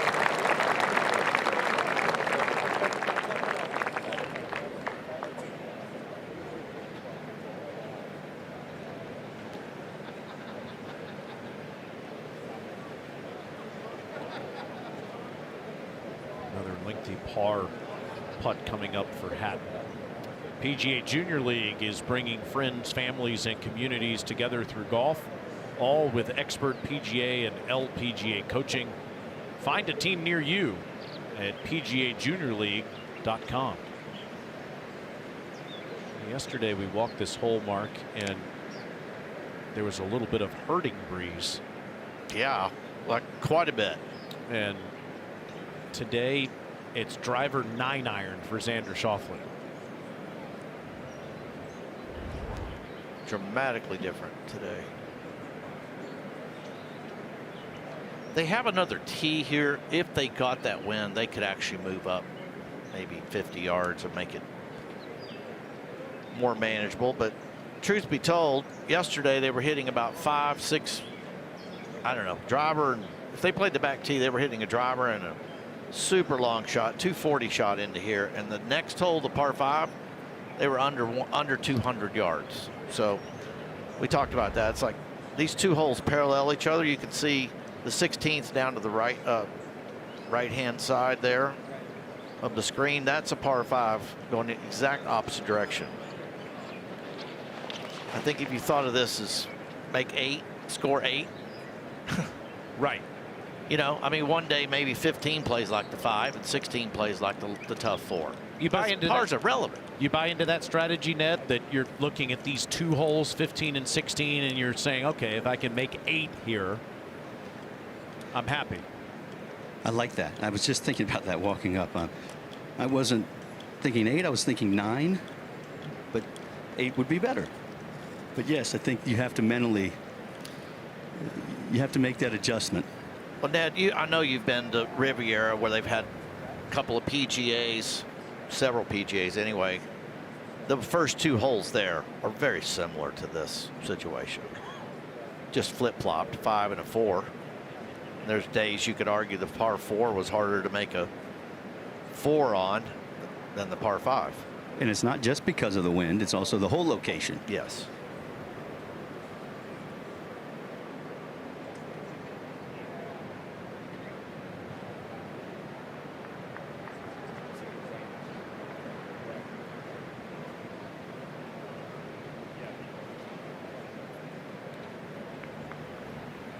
Very easy to underread this putt as it makes its way to the front of the green.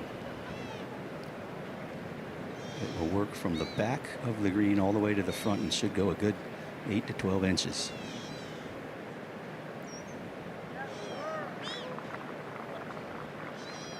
Should be up the slope a little bit. 31 feet. Darn near made that.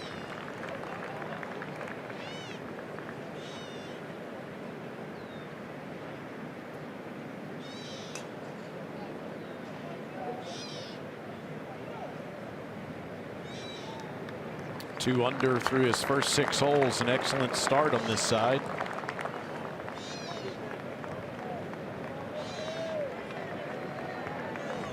Brooksy, you said it when we were on 13th, and I mentioned that there was some blue sky above us. You said that normally comes with wind. Well, guess what?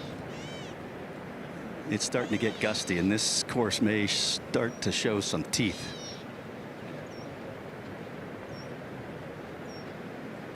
If he doesn't get this in, he's going to grind some teeth. Yeah, he won't have many left. 22 feet. Breaks more than you think off of the shoulder from that bunker. And it's not quite as fast as you might anticipate.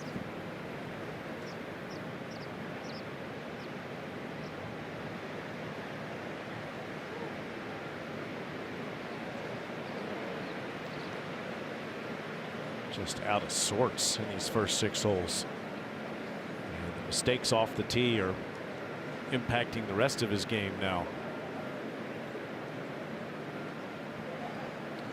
Well, Garrick Higgo this morning was penalized 2 shots for being late to the tee during the PGA Championship. Yesterday, Ned Michaels asked me exactly what time Brooks Koepka's tee time was, and I said, Brooks, what is it, like 8:25 or something? He said, I don't know. And proceeded to tell us a hilarious story. Here's another birdie attempt.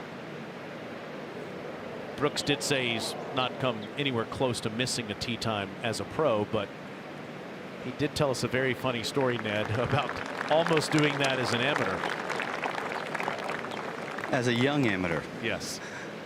Garrick Higgo's a young professional, but we were all young once. Well, you don't have an excuse here of going to the wrong tee, since 1 and 10 are on the same box. There are so many things that have to go wrong to be late for your tee time here. Yeah, it almost needs to be physical. This is a pretty important bogey putt, actually. You could see it on the practice area this morning. He just wasn't happy with the way he was swinging. He was already in a rolling boil kind of situation. That doesn't mean he's not going to fight back. Sometimes that's when he's at his best. Hugo Dobson, Tyrrell's caddy, is getting a mouthful right now. It's been a rough stretch.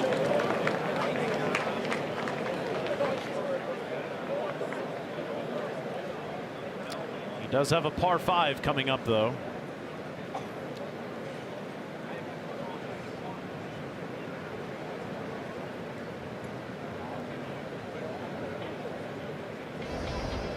Turn around and head in the other direction at about the same yardage mark. Yes, and back into the breeze here, so this will play quite a bit longer. They can all carry that left bunker. Hit the fairway here. This fairway back in 2018 was the most hit fairway on the entire golf course. That front left bunker there will get a lot of action. And it's probably better than 50-50 actually with these guys get up and down. So hit the fairway. Another reverse camber, meaning dog leg left slightly, but the fairway sloping hard left to right. But they gave them plenty of room to land the ball and keep it in the fairway here. The greens would have had, I mean, the fairways would have been rock hard for these fairways to play remotely tight. Stephen Jaeger 4 under through his first 9. Bud Cauley 3 under through 8. Number of players at 2 under, including Schauffele on your screen there. And Brandt Snedeker just reached 2 under. Last man in the field, winning in Myrtle Beach on Sunday at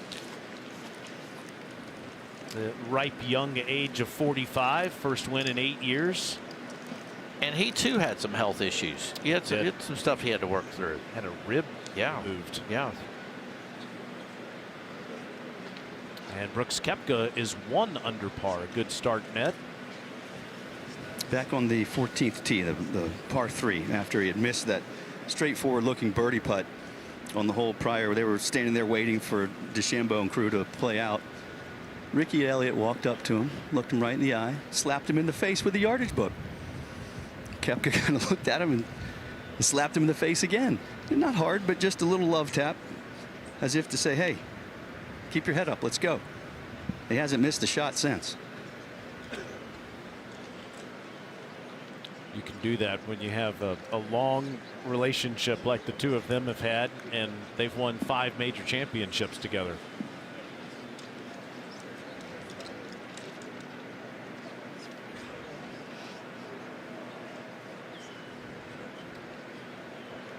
Of course, 3 of those 5 major championships came in this event at the PGA Championship.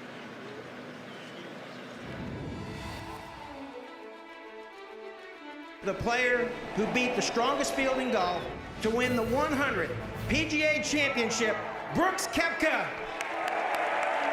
Trying to win this championship for the 2nd time in 9 months. Going to win it now. It's a Koepka coronation. Koepka conquers the PGA at Oak Hill.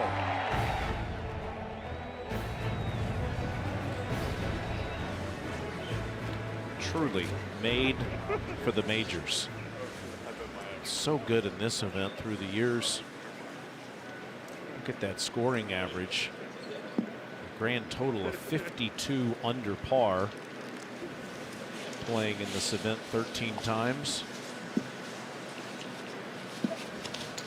Seen quite a bit of laughing, smiling, and good-natured fun conversation out there from Koepka so far. We saw it yesterday when we were out there on the grounds with him. He's in really good spirits in 2026 as he has returned to the PGA Tour.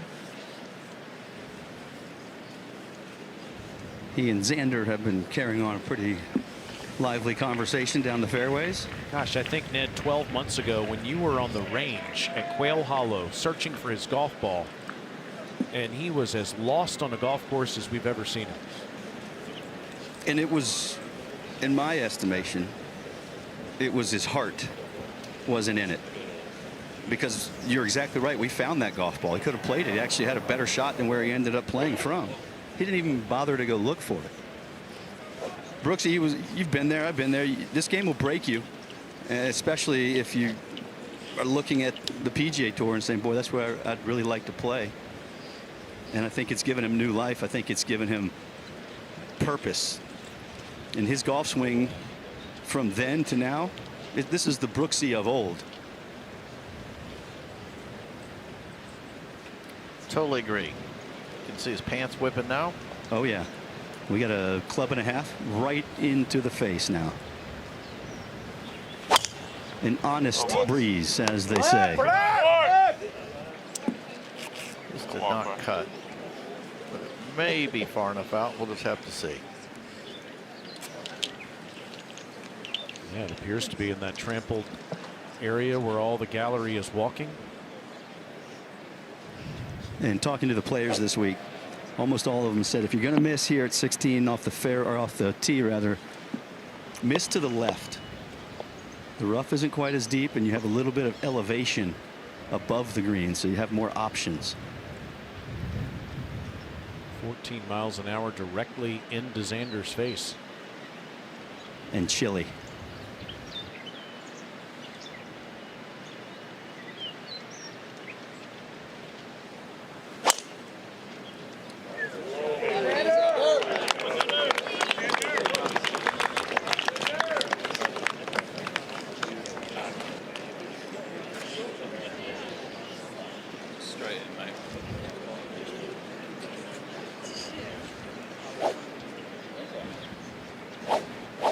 Mark, so rewarding. You get the wind right into your face and you sear one right through it. confidence builder. Unreal. Start feeling in control and invincible.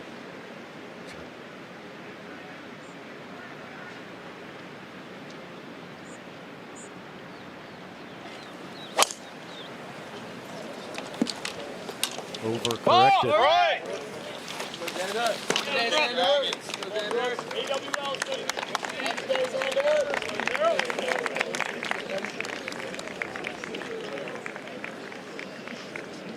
He's definitely a little confused at the moment. Not Xander Schauffele, though. Great start for the 2024 PGA champion here at Aronimink on ESPN+.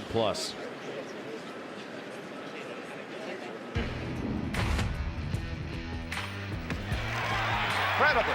Unbelievable. You ought to kiss that putter, Lee. It's a great one. He knew it. Absolutely gone wild.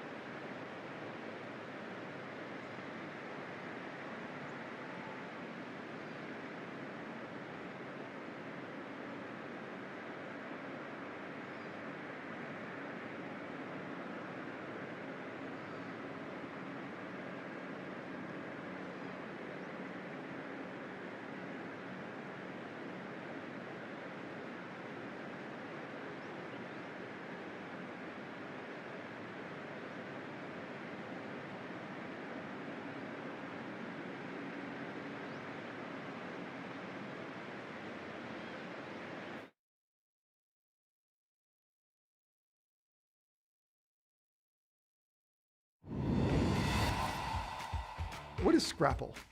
Scrapple? I have no idea. No idea what Scrapple is.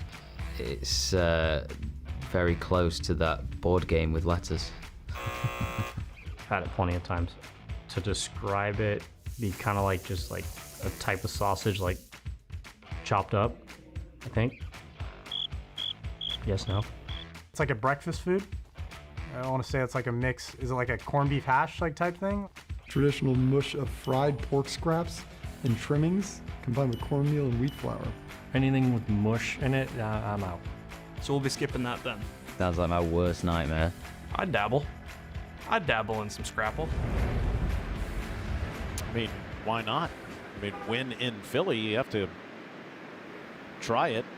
Our great producer, Joe Taylor, is from the area. I know he's had plenty of it. He says that ketchup is permitted on it, so you can put a little sauce on there if you wanted.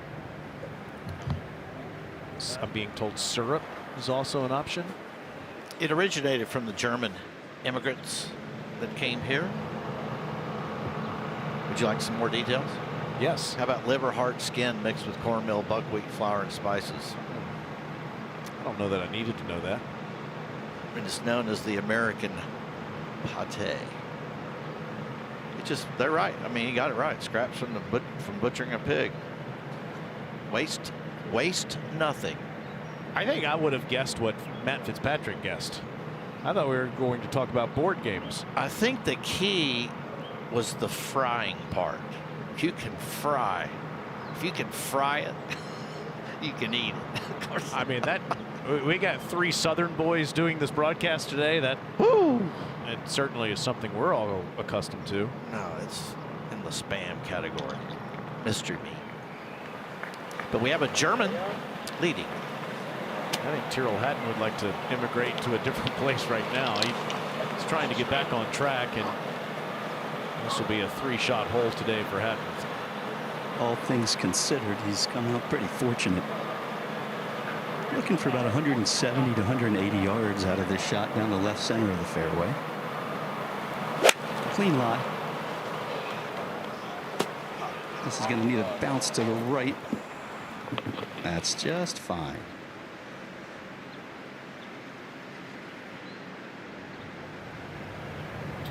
Koepka now, a nice lie, but well back. And sitting down in a bit of a depression. So any thought of trying to get it up near the green taken out of his hands. This drifting over to the right bunkers. Get me off the way. Good job, Brock. Stay out of it. Net. We move. Looked like it did, and it will have an ideal angle. Man, it looked like he hit way behind that ball. That looked pretty heavy to me, but he got it. Yeah, it was just a bad camera angle. Mark, you and I walked with Xander as he played this hole yesterday, and it was 350. He had a 350-yard tee shot. 350. He just smoked his tee shot here in a completely different wind, 288 yards, 62-yard difference. Yesterday was the wind was coming out of the southwest, which we could see that wind again on Saturday, but this is a northwestern wind, chillier wind, and a 60-yard difference in the last 24 hours. Dude, I'm from Texas. I'm used to seeing 80, 100-yard changes, you know, from day to day on a hole. Driver wedge to driver 3-wood. He's got 267 to the hole, so I know it still sounds nutty to me, but yeah, it's probably playing 280, 285. It's a perfect 3-wood. Just float it in there. In Xander's case, it's a perfect 4-wood. Whatever that's worth nowadays, 3-wood, 4-wood, 5-wood. Just depends on if you open the face, close the face, how they build it. But it's the loft. 275. That's about what he carries this in the air. Talked to he and Austin yesterday on the range. Well, he could probably burn it, just burn it a little bit. Meaning flat flight it, draw it. Ball below his feet a little bit. That's not going to affect him. It just makes you taller, Ned. You're just a little further from the ball. It's like you're 2 inches taller. You can hit it further. And his swing seemingly organized. The fidgeting and repositioning that we saw on the practice range this morning. Maybe just getting comfortable, because he certainly seems it now. Bryson DeChambeau 2 over par, just finishing up on the green, and Ludwig Oberg, who's at even, has a putt remaining before they walk over to the par 3 17th. There's Oberg.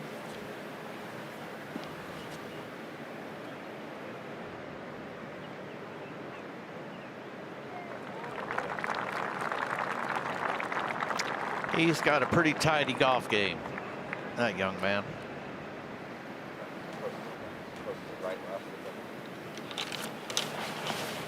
Brooksy, what do you like here? I mean, he's going to have to hit all this to cover that bunker. I'm giving him, with the adjusted wind, 260 to cover the bunker.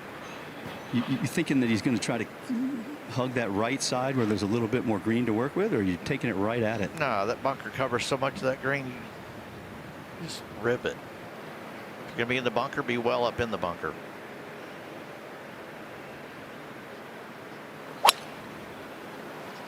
Right. Flared it. Right. That was the one that trying to draw it off of that downhill below your feet lie, that if you don't catch it just right, that's what you get.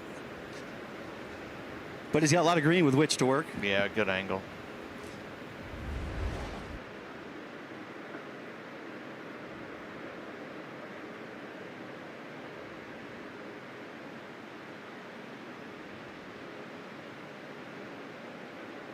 I think he was trying to make sure he did not miss this ball left. That's what that swing looked like to me.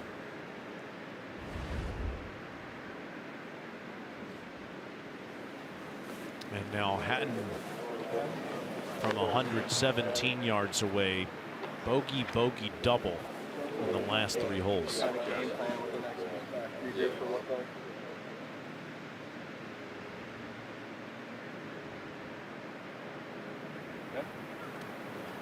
Yeah, go to the room behind it. Yeah, that was the right advice. You got plenty of room behind it.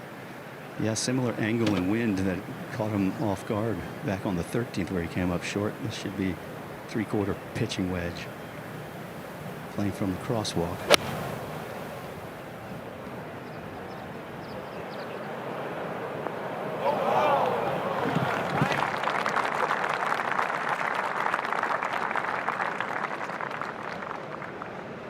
That's more like it. Yeah, directionally good there.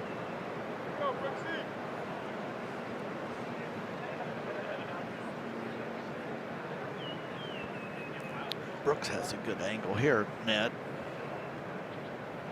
You couldn't have placed it any better if you were trying to lay up from where he was. He can see up the entire throat of the green. There is a ridge that he has to clear, but that won't be much of a problem. And back into the breeze, he can land it softly. So the only thing he really has to worry about is if he spins it too much. But he walked all the way up, had a good look at it, reading the green almost like you would a chip shot, trying to figure out what it's going to do, Brooksy, when it lands, which way is it going to bounce.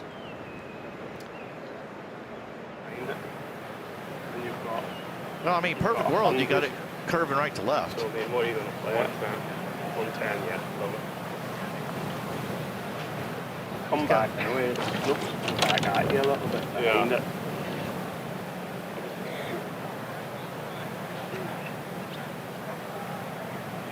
Okay, stick to your number, mate. Probably looking at the right edge of that tent back there behind it. Raw yardage 95. Let's give it maybe 105. This is a low flight. It needs to spin. Oh, the curve was perfect. It just stopped. One hop, one or two little hops stopped right there. Good putt at it.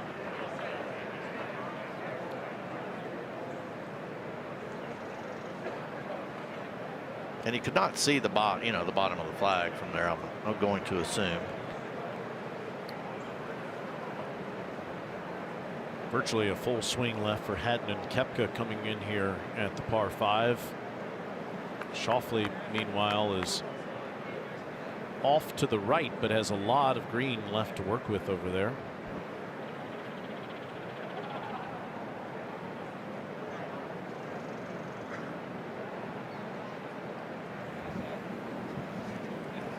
And Brooksy, that was the discussion we had over his second shot.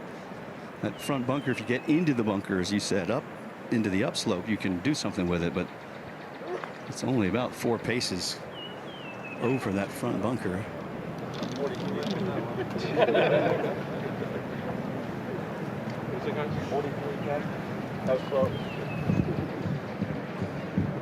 And if he wanted a yardage, he could whip out the old rangefinder here.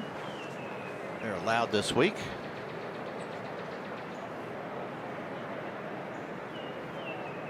Have you seen one out yet?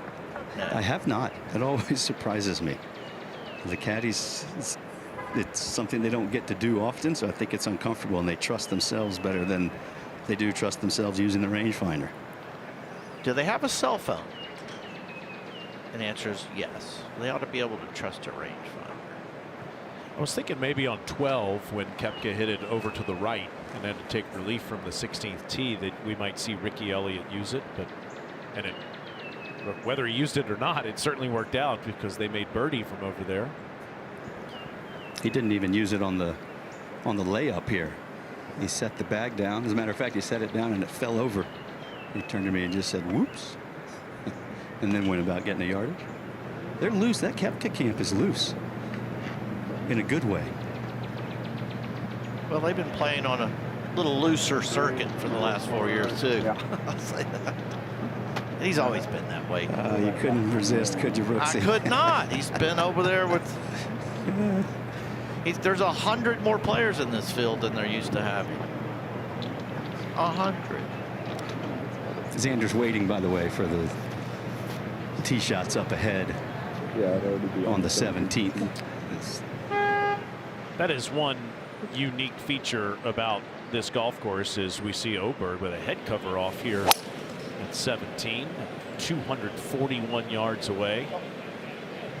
There are greens and tee boxes that are right next to each other. You see it there on 18 as well.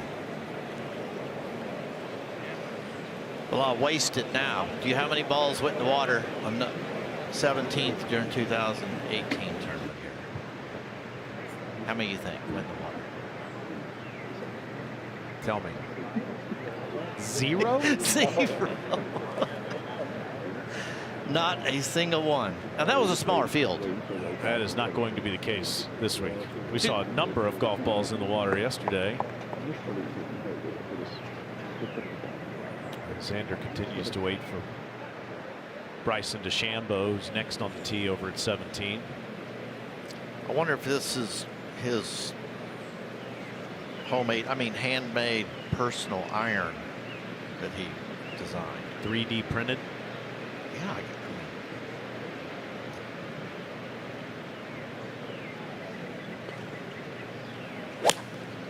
Gospel right. He's got irons with bulge and roll. Didn't help there. Well, it's going to bulge and then roll off of somebody's noggin. Good gracious. Took a bounce off of that hospitality area. Just a bit wide. That was a big miss. After all of that, now it's Xander's turn. Wouldn't be surprised if he plays this low with no spin and lets it run out and roll to the hole. Almost like a putt. It's a pristine lie. Everything uphill towards the hole.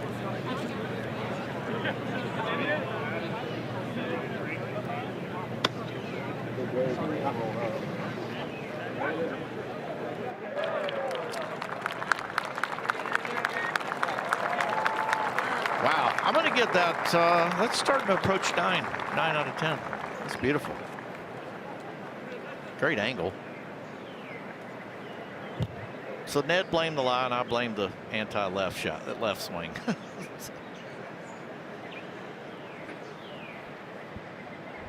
On the second shot.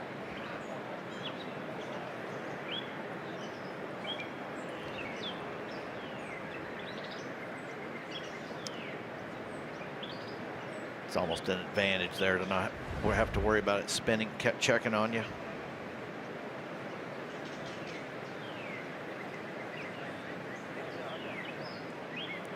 Two things that are noticeable for the everyday golfer are his balance there, and how he completed the pitch shot. So many of us that are weekend warriors have trouble with both of those things around the green.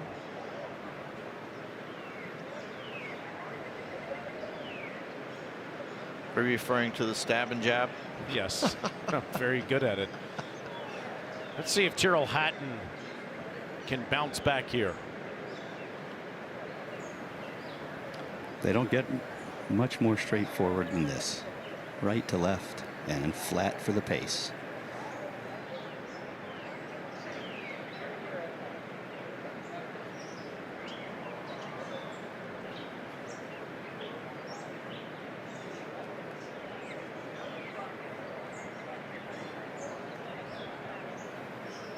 That was rather inexplicable there, Mark. Yeah, it's Mojo's not cooking right now. We got 12 feet here, and I think he can read this one.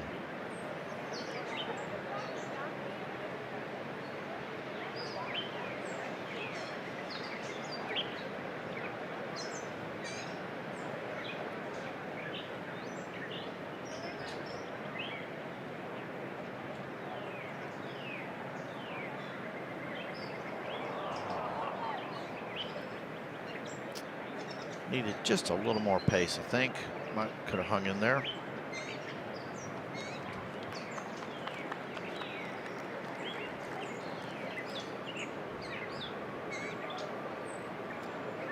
Still an okay start.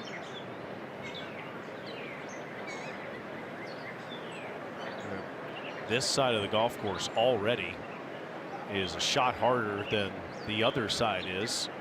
So significant advantage for players like Koepka and Schauffele to be under par on it. And here's a chance to get 3 under on it. It's been such an intelligent round so far from Xander. High golf IQ. Even when he missed the green at the par 3 14th. Played to the center with his pitch shot. Played for essentially making a 4. Here he's missed out to the wide of the part of the green. And now he's left it short. And so he's putting uphill.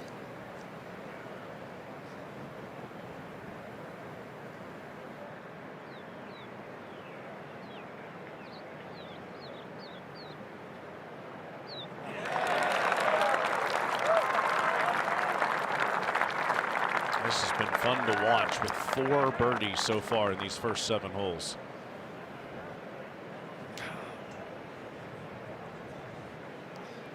Not a cliche, but at all. He's playing golf. Okay, he's playing golf. He's making good decisions, and that's one of the things these guys do. I preach it at home to my kids, college kids, high school kids. There's no excuse. Once you have a decent skill set, you should be able to play good golf every day. It does not mean you can score good every day, but playing good golf is mostly about managing, your emotions and your decisions, and bad emotions cause bad decisions. As we look at this par 3 17th, 241 yards today and a chilly wind in their face.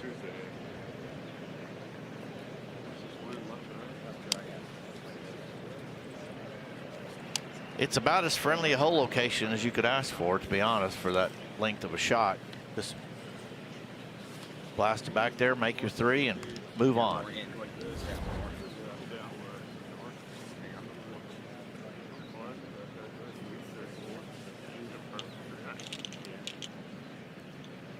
It's large green. Saw players hitting 6 and 7 iron here yesterday, Mark. They were. In a different wind. It was 5 and 6 irons from the same spot. You can see those guys, they're crossing the 17th to go up to the 9th tee. The 9th tee and the 17th tees are very close in proximity. In fact, they cross. Yeah, you were saying yesterday you could use tee boxes that are designated for the 9th hole for the 17th and vice versa. They're so close to each other, and the 16th green is right next to this tee box. I mean, the standard bearer walking there by that 17 sign is going to the 9th tee. It's not a large piece of property, and there are a number of classic northeastern golf courses that are similar, using every blade of grass to design a hole. If there's one challenging thing about it, though, is pace of play in a major championship because of the proximity. And this is up on the green at 17. This is a 3rd shot for Bryson DeChambeau, already 2 over to start. And on that left for 3 over.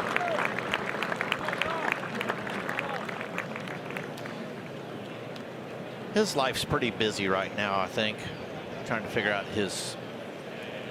what's about to be pretty immediate future. Yeah, of course, it was announced a few weeks back that Live Golf will no longer be funded by the Public Investment Fund of Saudi Arabia at the end of the year, and Live is trying to find funding for its future, which has brought up questions about which players will still remain on Live past this year, and could Bryson DeChambeau be playing somewhere else in 2027 and beyond?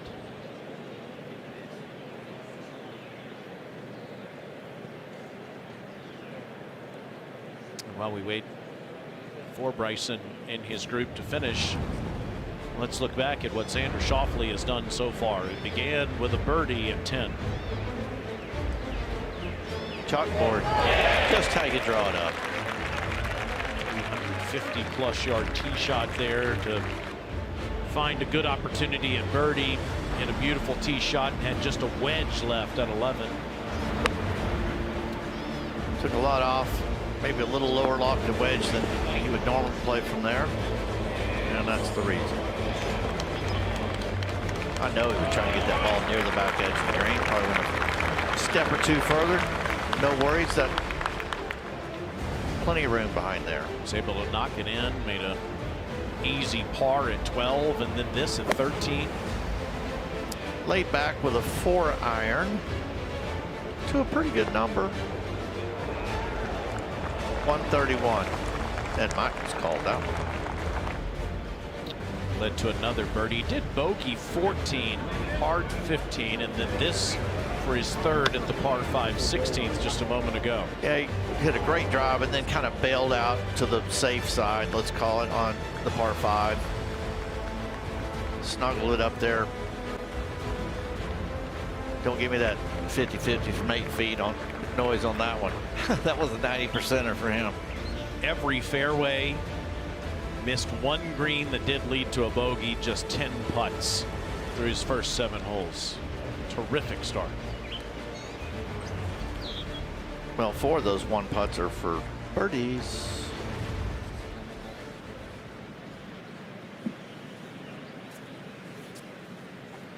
Oh, there's the rangefinder from Austin Kaiser. Maybe using it as binoculars more than maybe as a yardage, but. And they cannot have slope or wind or barometer. They're just for yardage, pure raw yardage. He may be trying to get a really good look at the flags on the grandstands to understand the wind, because Austin and Xander have this wind chart that they have. It's kind of top secret. He showed it to me yesterday. That club, yeah, that club you got me. Top secret? But they have for every club given. Now we're talking spin rate, increments. launch angle, effect on the ball. You got it. There you go. I said, can I take a picture? He said, no. And I don't blame him. A lot of work went into that. Jordy. So he would know this club, and even do it off of a tee versus off of the ground. With, call it a, what'd you say, Taylor, 14-mile-an-hour wind? Yes. The math is already done for them. They look at the card, and they'll make the adjustment.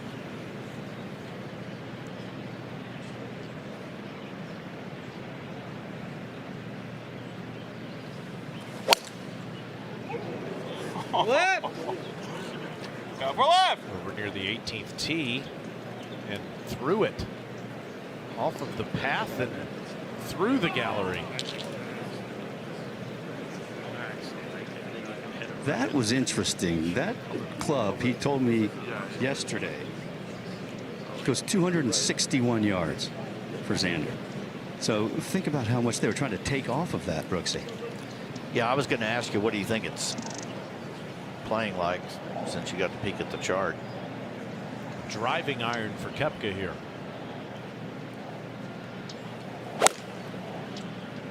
That's his 3-iron, I believe. Old school 3-iron. Old school cavity back 3-iron. Good result. I would have thought the wind was pretty hard off the left as well. I could be wrong. Ned's out there. It's jumping a little bit. It feels primarily into, and then occasionally it'll pop out of the left. That was the old school 3-iron. That's a 245-yard shot to give you some context for distance. That's perfect. And it's down a few yards.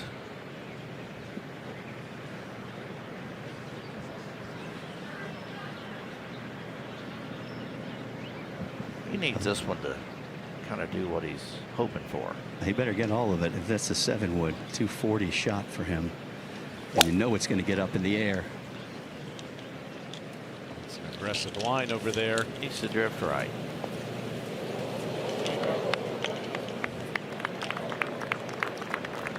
I wasn't trying to jinx him with my 18 stat. But we looked yesterday. If that ball misses the green there left, it's going in the water. It's just fine now. Xander Schauffele is off to a great start in the PGA Championship.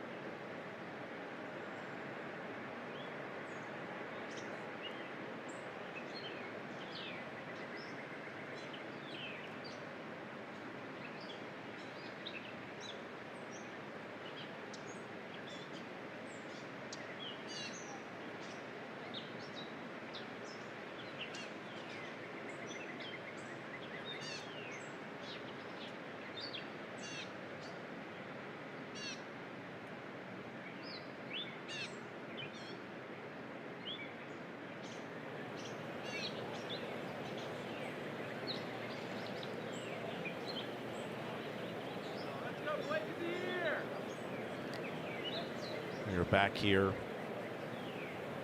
watching the PGA Championship at the par 3 17th. Our feature group of Xander Schauffele, Brooks Koepka, and Tyrrell Hatton. 2024 champion Schauffele 3 under through his first 7 holes, on the more challenging side, at least in relation to par.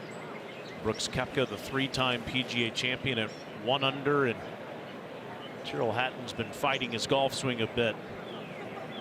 We had rain and chilly conditions to start. The rain is gone, the sun is out, the wind is up here on this crisp spring morning. Xander Schauffele's ball need to move back, please. bounced off of the path and came to rest at this position left of that 17th green net. This is going to require something creative. Watch him as he walks towards the green, because right here, tightly cut downslope, a couple of yards of flat, and then back uphill into the green as he gets to the green. You could go low, you could use the downslope to shoot it forward. You could scrub some speed off of the upslope into the green. Or if you like your lie, you could even try to go up top and fly it all the way onto the putting surface.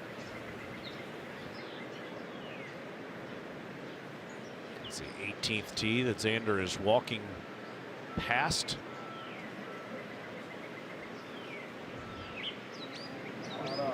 Right, please. And remarkably, a clean lie. Matted down, a little soft underneath. You can hit any shot you want here, though, Mark. On silent. Thank you. What would you be happy with? 10 feet or less?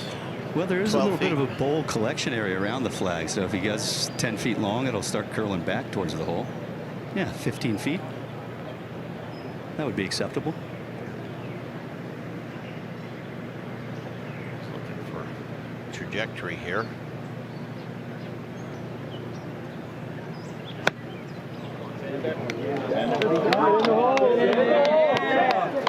Good check coming out of that lie. Bumped off the curb, so he's got a little room there to get a putter on it with a little downward stroke. It definitely bounced off of that.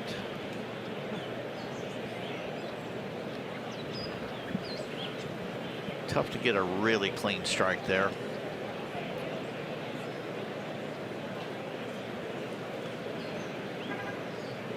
He liked the trajectory on it, just carried a little too far.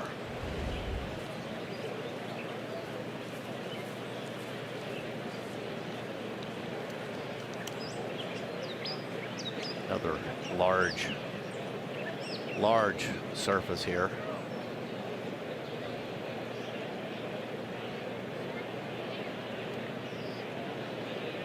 Should be Tyrrell next. It will be.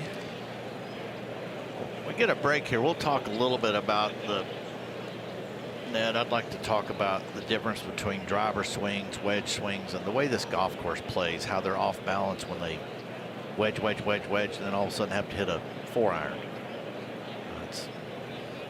It's a good observation. Kind of keeps them off balance. Speaking of off balance, I've read this putt from 3 different directions and have no idea what it's going to do.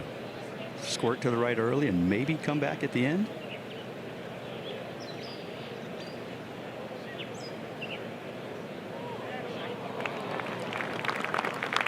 Pretty conventional 3 there. You would have signed up for it.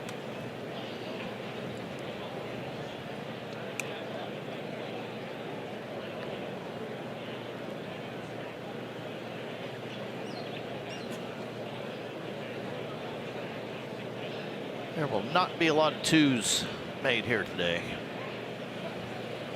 How about if he makes it here? He plays the par 3s on the back 9, birdie. And this is the kind you make almost by accident. Throw it up over this spine out to the right and just let gravity work for you. Well, you're picking up a shot and a half on the field if you do.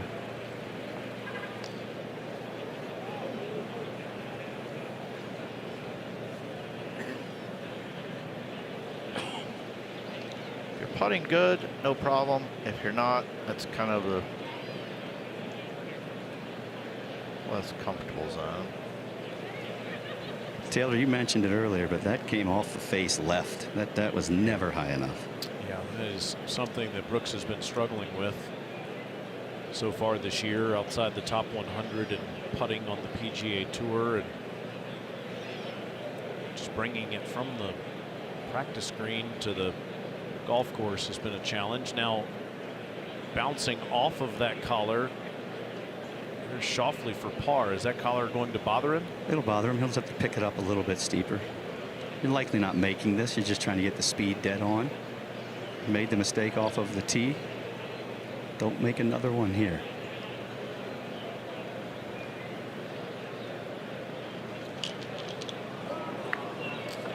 I agree with you 1,000%.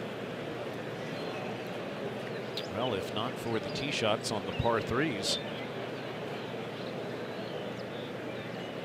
this would be a flawless start.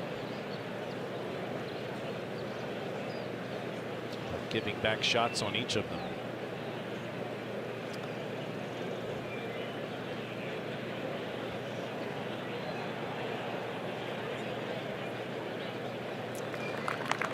Well, there's one thing I know he's learned, as well as all these guys. There's basically no such thing as perfect golf.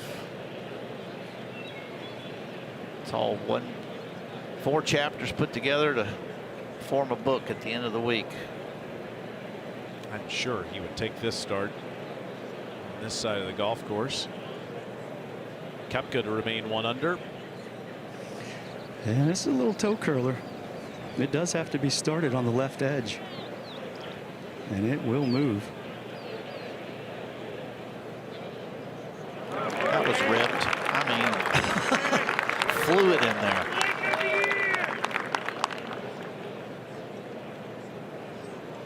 Made that mistake at 10.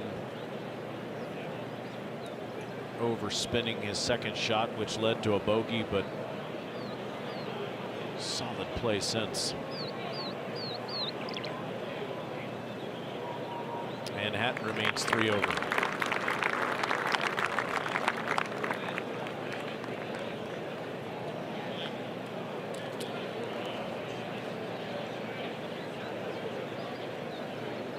And they'll walk next door to the 18th tee.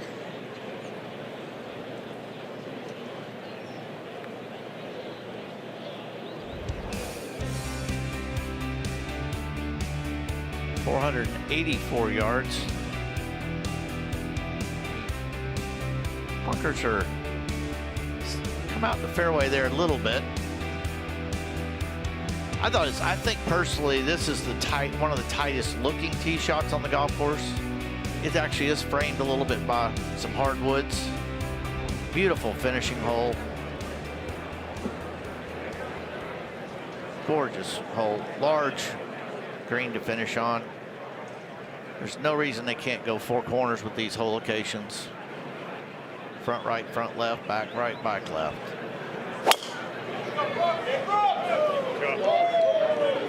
That's going to touch the fairway.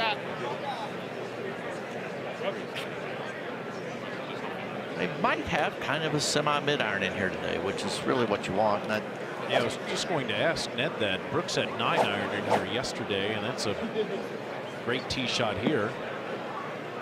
I would think it would play a little longer than what we witnessed with a different wind yesterday, Ned. A little bit longer, but as Brooksy pointed out, the gust that you're catching back on 17 is primarily into your face, but occasionally you get that left to right gust. Well, that's downwind here at 18. Hit it, wind.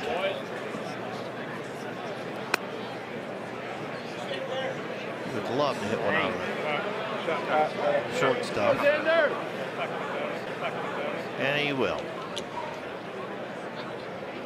That was worth at least half a shot, that second bounce.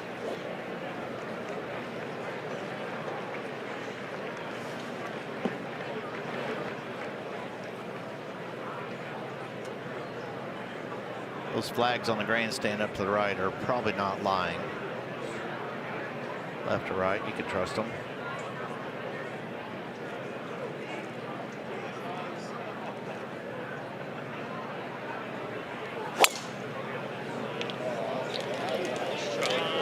Think he can't hit both shots? Draw, draw, draw, straight. Decided not to fight the breeze.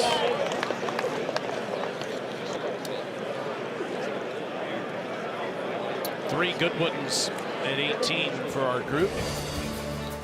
Xander Schauffele raised the Wanamaker Trophy 2 years ago and always will be a PGA champion.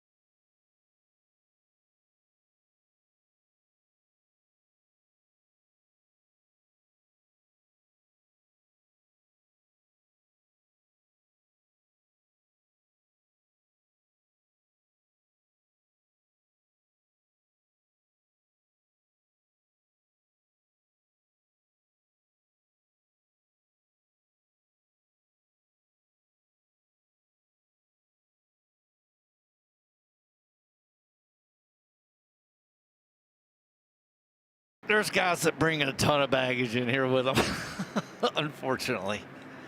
And I mean the proverbial baggage. Was that the case for you a time or two? Oh my gosh. All you do is hang out on the range, and the guys that are just on the range grinding, man, they're back and forth to the trailer or sending somebody, they're searching. I won't say who, but to further your point, at Bethpage back in 2019, a friend of ours that played on tour for many years screamed at me from another fairway on Wednesday and said, "I have no chance here." And it doesn't mean they don't find something. But to Wright's point, many of the players believe that coming in. Similar drives here at 18. Hatton and Koepka on the left side of the fairway and Schauffele over there on the right.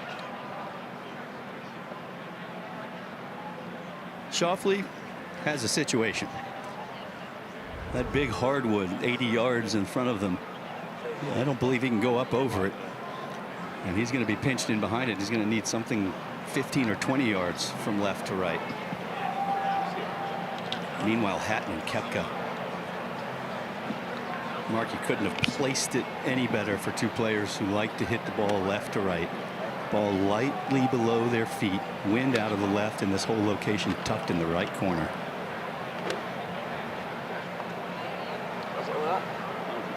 .188. Left and a hair past is probably a good spot. Give it 10 yards for the uphill. Well, Hatton is 3 over. Bryson DeChambeau just in front of Hatton, just turned at 4 over. This might be a little chopped up 5-iron. Really? Ride the breeze. Let's see. A lot of club.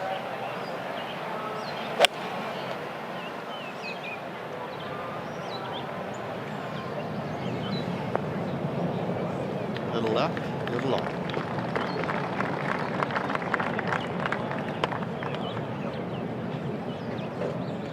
He's thrilled with it. Yes, that is a satisfactory result for Tyrrell Hatton. If you're not familiar with his facial expressions, now Koepka. And as well as he is swinging the golf club, I think when you go right at this, aim at Tyrrell's ball and just let it drift. That's what he's done. Got to be a 7-iron. Carry just hole high. Good shot. Just a little past 22 feet, 21 feet. And of course, you can't see the putting surface from down here, so you're actually waiting for the gallery to tell you how good of a shot it was. What if the PGA Championship on Sunday afternoon comes down to a shot like this one, Ned? Watch the movement. If he goes at this, this is a big cut. Oh, he went over the corner of the tree.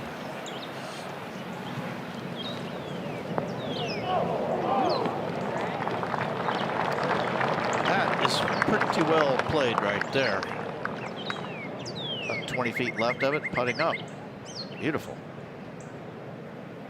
Brooks Koepka's iron play has been terrific all year. For more on that, let's go back to PGA Frisco and Natalie. Thanks, guys. Yeah, Brooks Koepka is currently #1 in strokes gained approach to the green this year. And there are a couple of things that we can learn from his very unique golf swing. There are some things that he does that I wouldn't recommend most of you at home will be capable of doing. But if you slice the golf ball, something that you can take a piece out of his swing and add to your swing is that bowed left wrist. So he's got a stronger grip on the golf club, which means his grip is turned away from the target some at setup.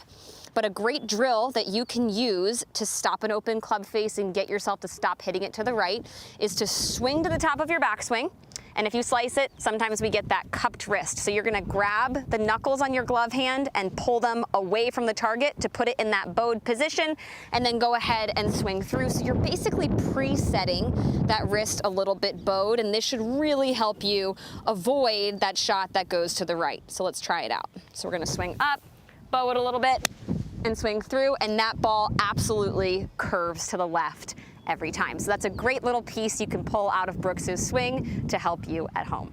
Thanks, Natalie. Does a great job on the range at Pelican Golf Club with drills like that.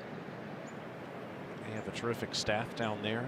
Natalie and her husband Justin and the rest of the staff down just outside of Tampa, working with the best players in the game on drills like that one. And there's what she was talking about, leading the PGA Tour in strokes gained approaching the green. Outstanding iron play from Koepka so far in 2026. Here's another look at that swing, Mark, playing into the green here. Yeah, with that closed, the bowed left wrist closes the club face, and he matches it with a left path.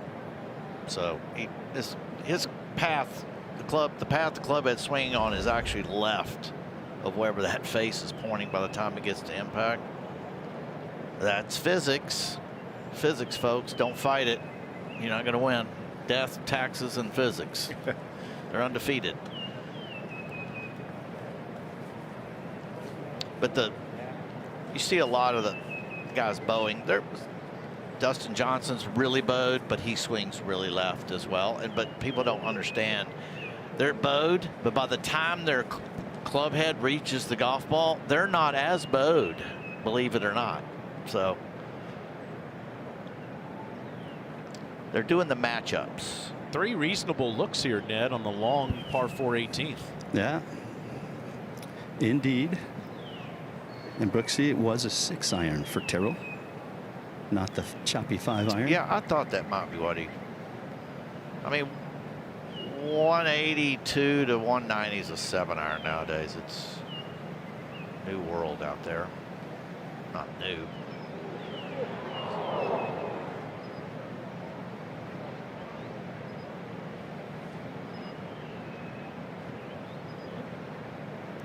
And the front nine is definitely more scoreable in general, so don't be surprised if he doesn't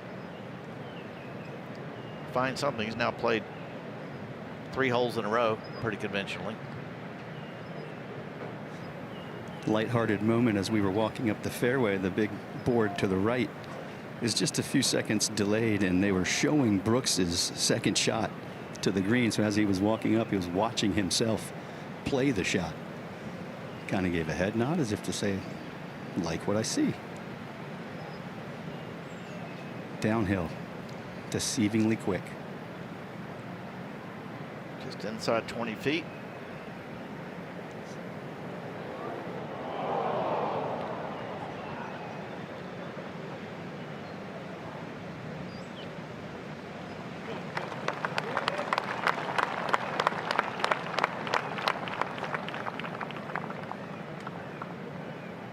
Solid start for the 3-time PGA Championship winner. And you can see that they're all looking over. They're studying the leaderboard right now. It has the top 10 positions currently listed. And I think everybody's just trying to gauge what the scoring is like so far today, Mark, because we weren't really exactly sure what we were going to get with the rain, a little bit of wind. Well, I'd bet my next stake that 34 beats the scoring average for the backside today. Considerably. Shot and a half.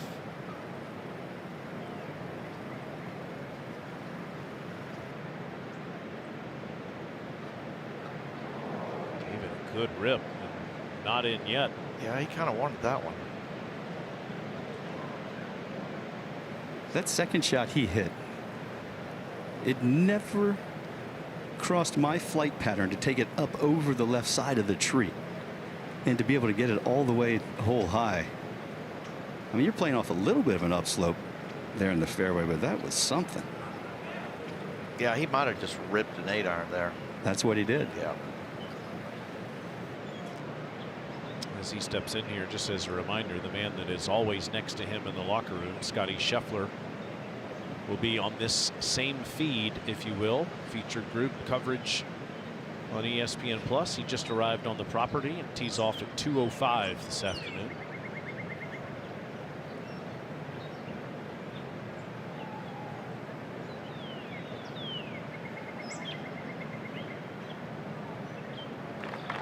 Well, that's 33 shots going out today on this back nine on the golf course, and right now that's 3.5 shots better than the average of the field. 36.5. That's about what I figured it would be. Front will be shot better for sure. Don't you dare. Oh boy, right in the middle.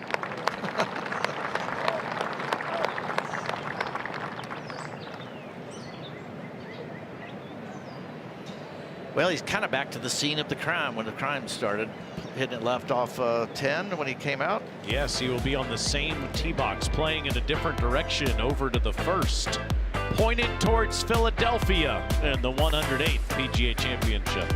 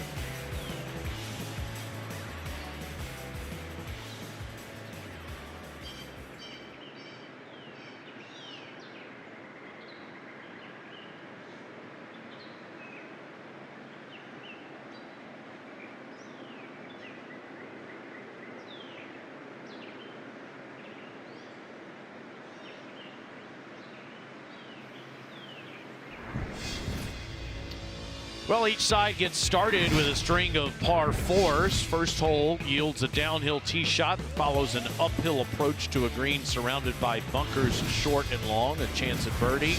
Slight dogleg left comes on the second hole, partially blind landing area. It slopes from left to right, features a cluster of 6 bunkers where the hole bends. And then the third hole, 455-yard par 4, double-digit bunkers to protect this hole. Brooksy was counting them yesterday, staggered on both sides of the fairway, which forces players to make a decision as to where to hit the tee shot. You see the first hole, the 5th and the 6th, playing under par so far to start.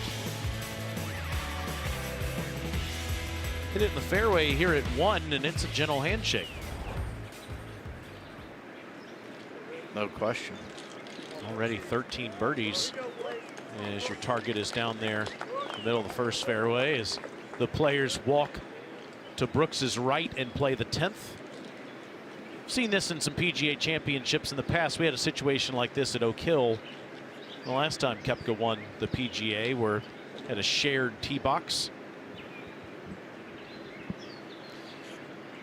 I believe it was 1 and 14. Does that sound right?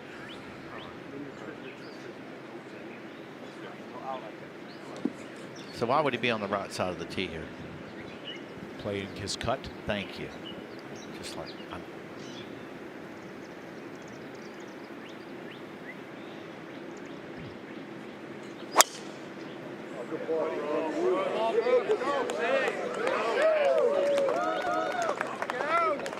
It's almost like you have curved vision. You know, hookers get on the left side of the tee. The theory is your fairway's wider, you know, your target's wider. If I was Tyrrell, I might just stand in the middle. No, hope for one or the other stays inside that 40-yard zone. And I'm not making fun of him. I'm just like, he's definitely lost. But digging.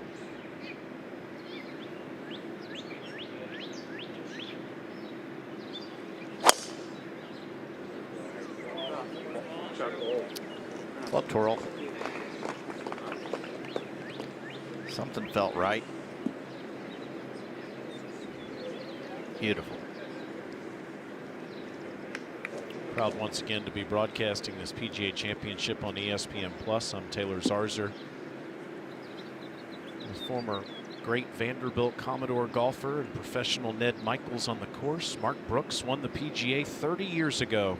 Same place Xander did at Valhalla.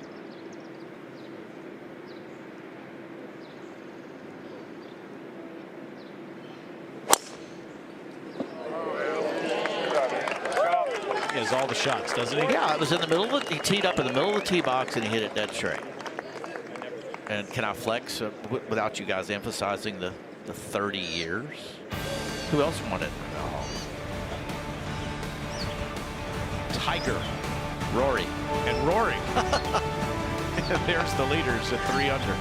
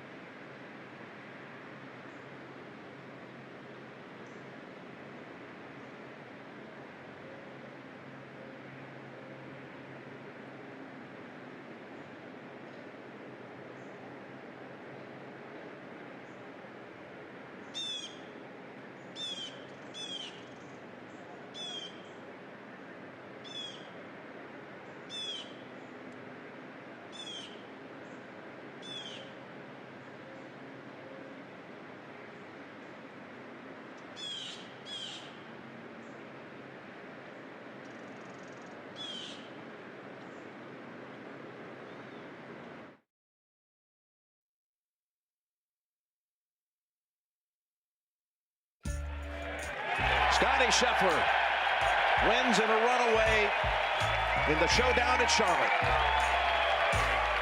Last year's trophy buys you nothing once the tournament begins. The scoreboard is blank, fear returns anew, and all the golfers stand on the first tee. A lonely place where a reputation can't help you at all. Welcome back to the PGA Championship. It's time to do it again. What a treat to be here to witness it. We just talked about Scotty getting here. He's on the property for his 2:05 start time here on ESPN Plus, and it's right here on this feed on ESPN Plus, playing with Matt Fitzpatrick and Justin Rose. Late, early wave for Scheffler. We're watching the early, late wave here on a Thursday morning, and all three of those tee shots right next to each other.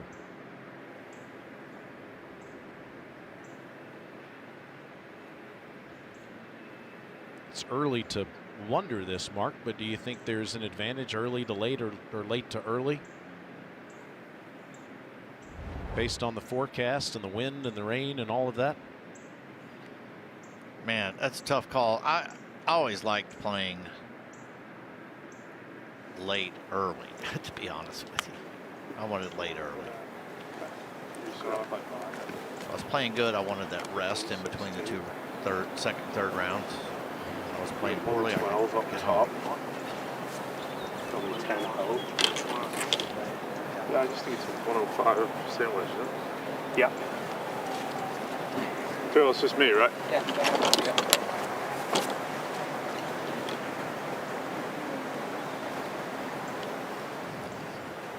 Well, with the uphill, call it just under 120, a little bit of down breeze now, and you have to carry it all the way to this flag. That was not the most solid shot he's hit today.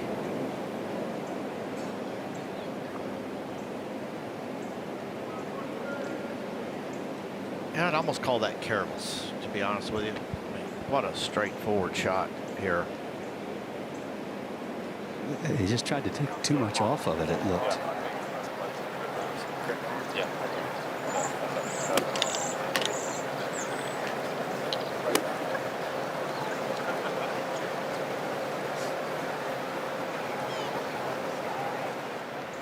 Well, for Tyrrell Hatton, this is what he calls a double grip down.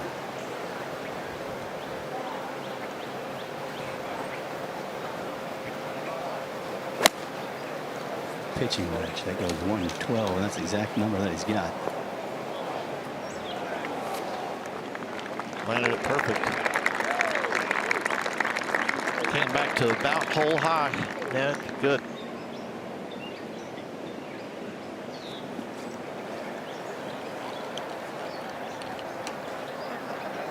Regardless of where this ends up, this will not be careless.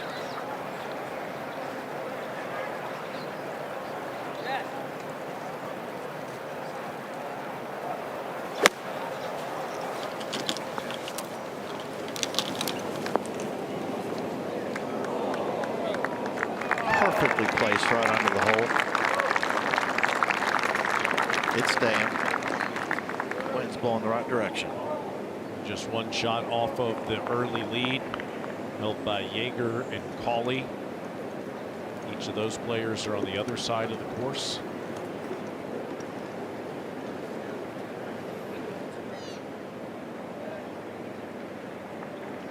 It's incredible to think about Xander Schauffele's career. At 32 years old, he's played in 35 major championships, Mark, and he's finished in the top 10 18 times.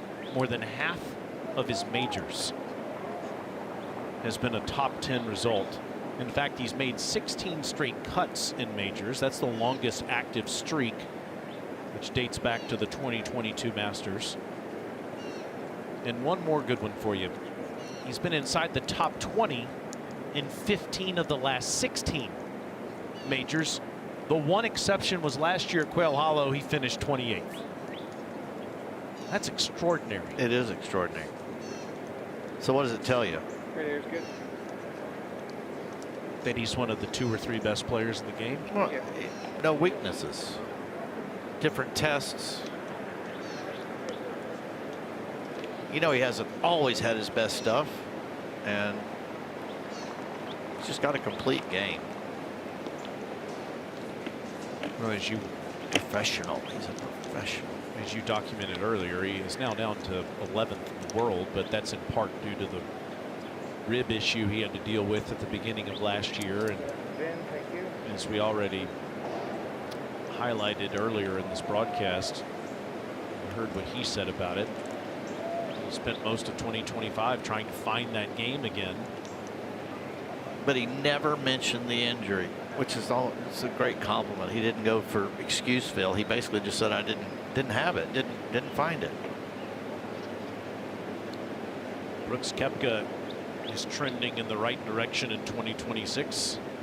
Lengthy birdie opportunity here. You'd sign up for a 2-putt right now, especially with the wind. You can see it really coming out his back. Slow up the hill, and then picks up a little pace. Huge gust of wind. And this game, Mark, it has a way of finding your weakness and just keeps hammering it, doesn't it? No question. Well, it depends a little bit on what your weakness is. I mean, most players have weaknesses, and they learn to, I'm going to call it, play around them. But there's 2 clubs in the bag that are really difficult to play around, and that is a bad driver and a bad putter. Those 2 things are pretty hard to duck. You can be pretty mediocre with your irons, but. And they can be temporary weaknesses. Sure.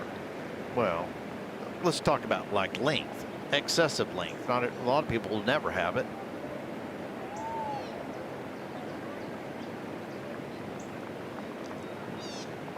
Xander keeps putting himself in good positions from where to putt. Again, this is uphill. He got a little teach off of Brooks. He knows that it is relatively straight from here if you give it enough speed.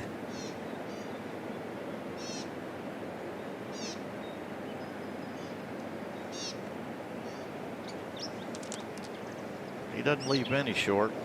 That one good putt there, bro. Just fell off.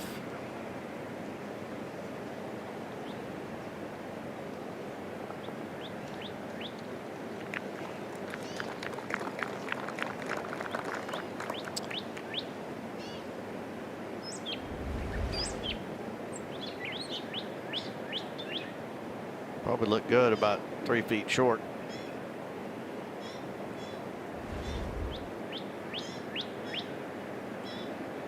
Missed opportunity, but a great start through his first 10 holes. And now Tyrrell Hatton needs one. 34-year-old Englishman, 3 over. Let's watch the transition. It's looked a little bit quick and crunched up. Almost like he's not able to collect the putter head like he normally does, and he's left a few out to the right because of it.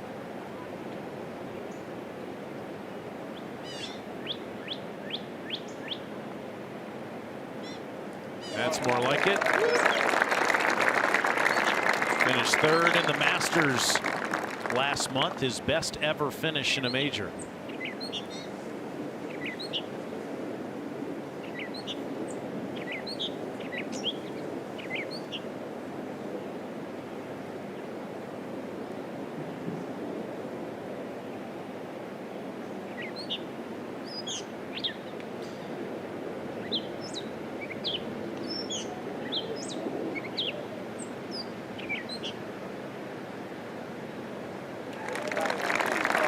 Test your nerves, but it's good to see those go in with a new putter.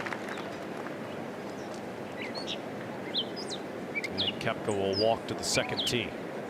See you at the green, thanks. I looked quite confident there.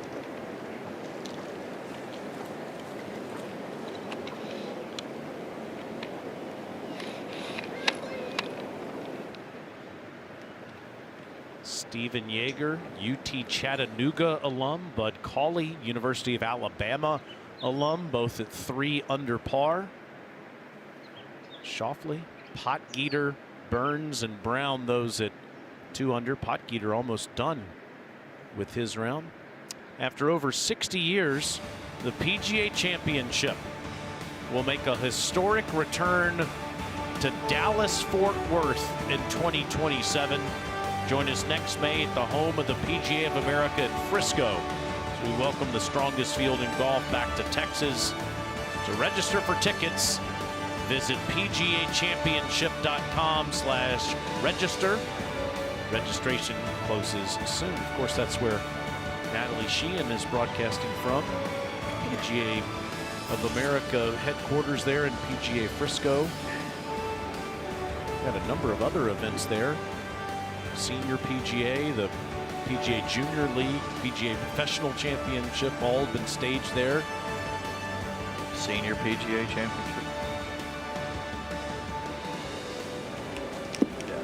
They'll be ready. Texas will put on a good show. They'll put on a show in Dallas for you. It's really extraordinary, that area in the last 10 years, what's been built out there not far away from the Dallas Cowboys practice facility.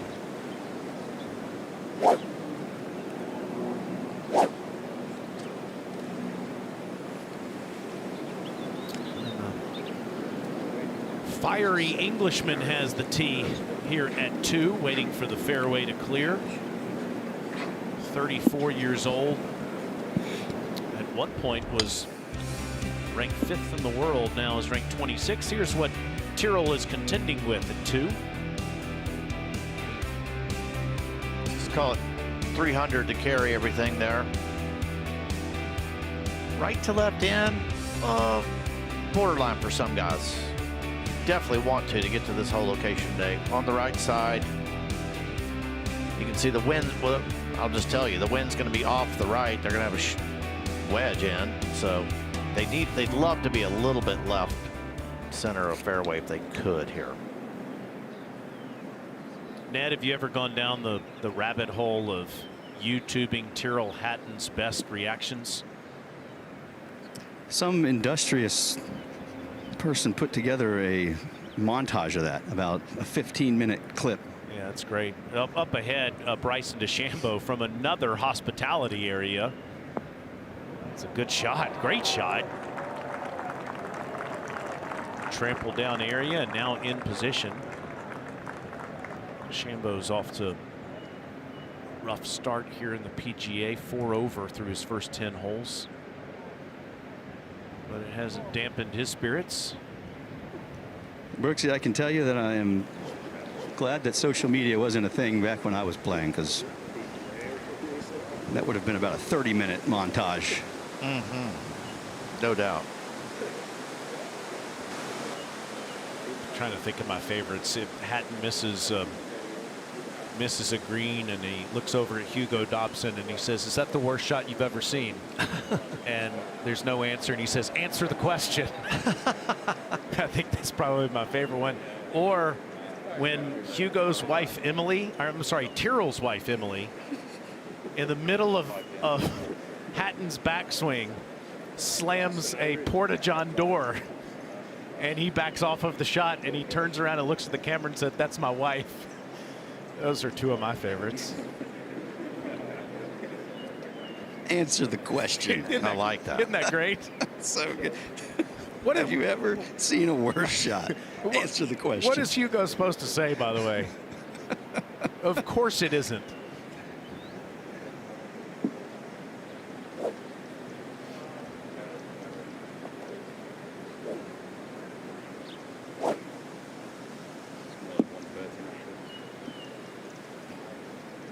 You have to make a decision now, because the wind is cool and it's right back into your face, a little bit out of the right.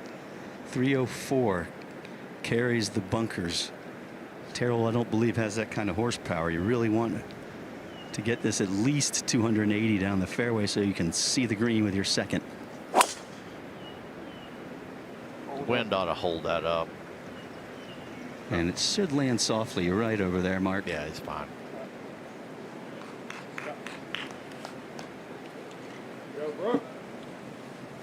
It's a well-designed hole, isn't it? It lures you into thinking you want to take it right over the bunkers, but there's actually rough behind the bunkers, unless you can get it over just the right edge.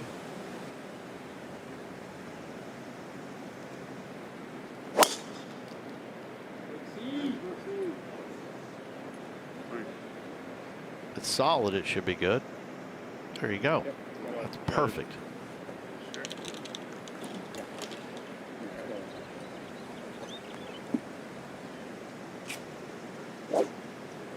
You're right. I think he's using the rangefinder as binoculars. Taking a peek.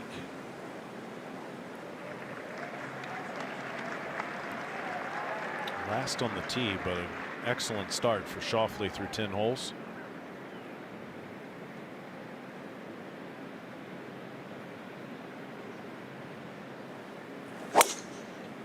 Probably let this one turn. Another straight ball.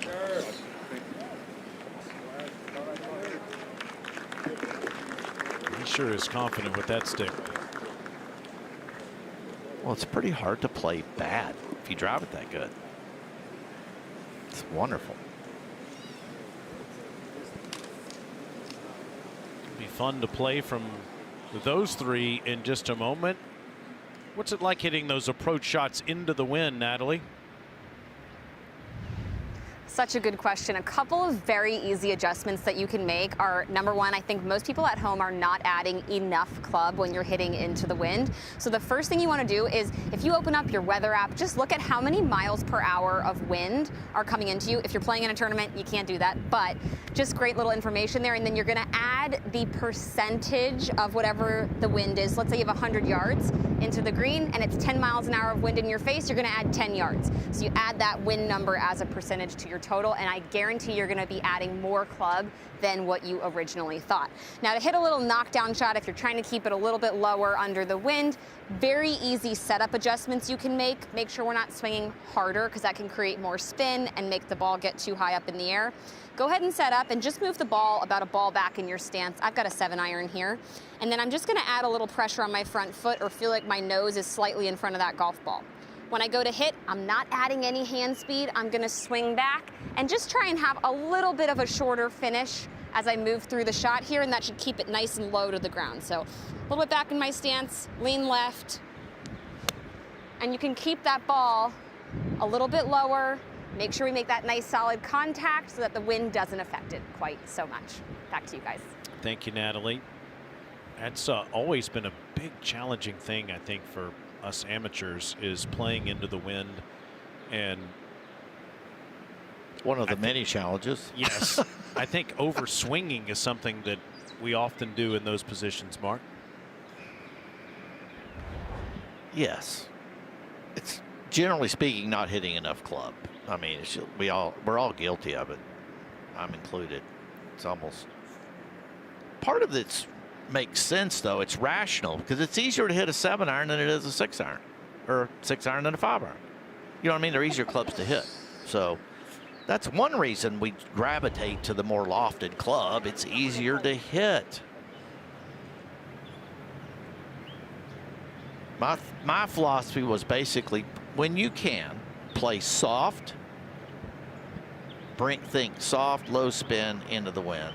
Downwind, full bore, let it spin. You need the spin to help you keep it in the air. That was sort of my basic philosophy. Because she's right, the harder you hit it, especially if we're talking lofted clubs, the more spin you're likely to generate. So, good philosophy.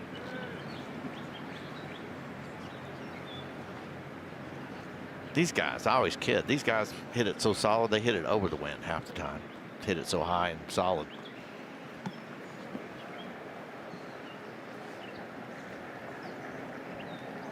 Every single fairway. Missed a couple of greens, and they have led to bogey on each of the par threes that Xander has played so far. Well, let's see, those 2 par threes totaled.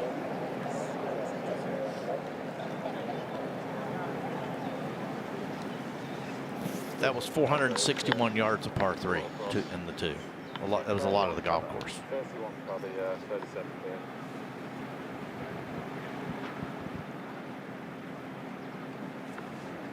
A little bit of a backstop behind me, but not much.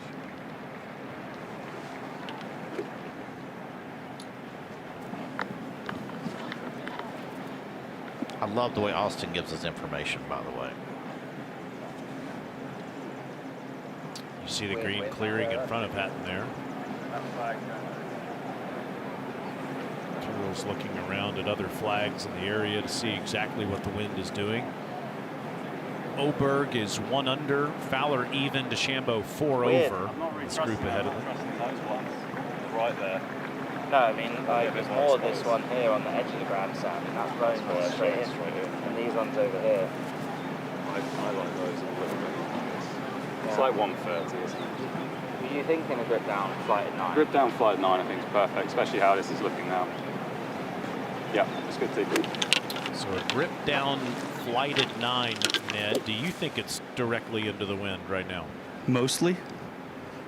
If anything, quartering out of the right.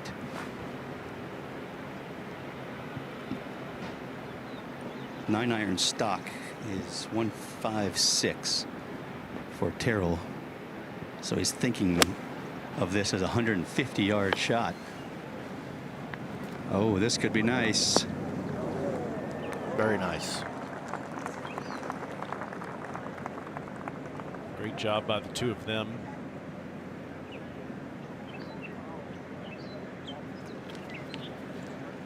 And now Xander's turn.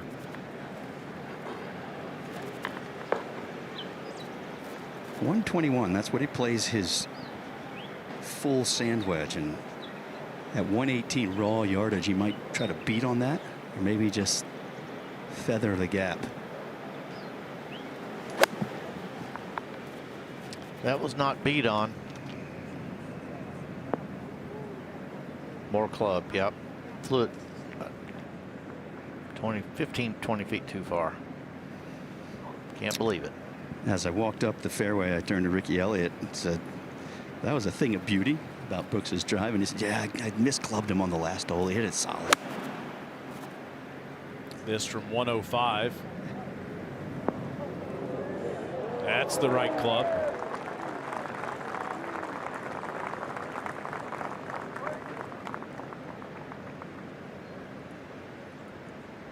Are you a little surprised at the leaderboard that it's not like more lit up?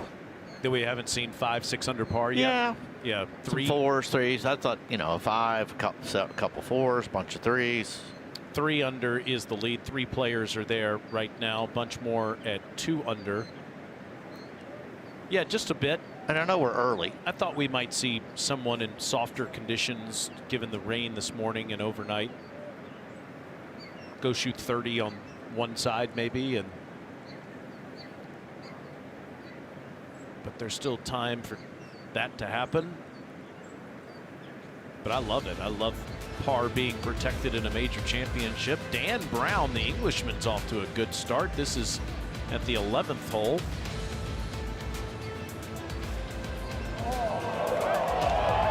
Do it.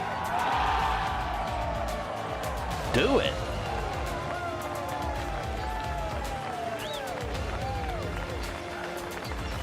And just a moment ago, after holding one at 11, this to tie for the lead.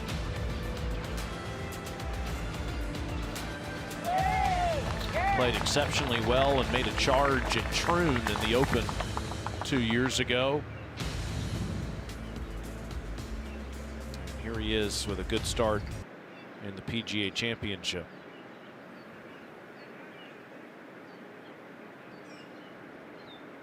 Jordan Spieth 2 under through 10. We get on property and for days everyone is talking about what would the biggest story be. A lot of talk about Rory McIlroy versus Scotty Scheffler coming in this week. If Jordan Spieth is still on that page of the leaderboard 3 days from now and has a chance to complete the career Grand Slam, that might take the cake.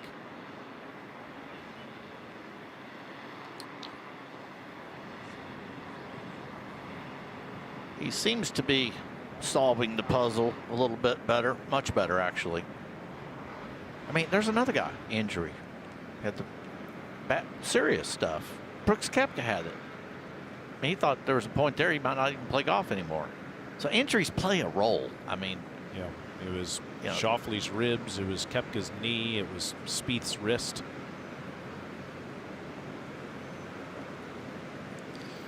Not to mention a bunch of brains out there that get fried.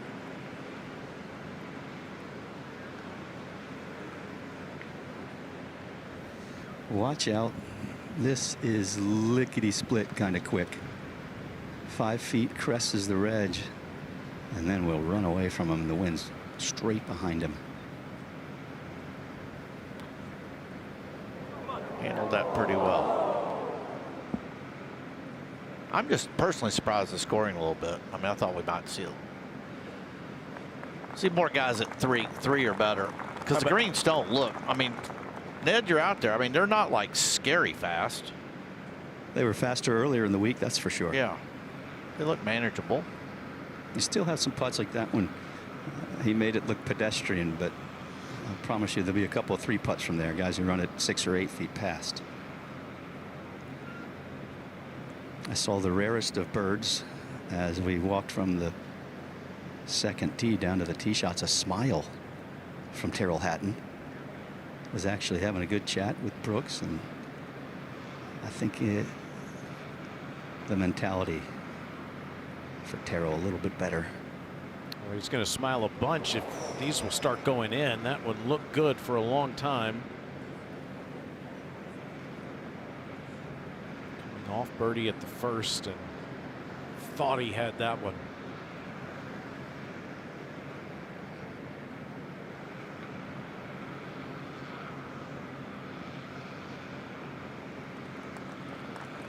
Boy, that putt had a lot of movement in it, both directions.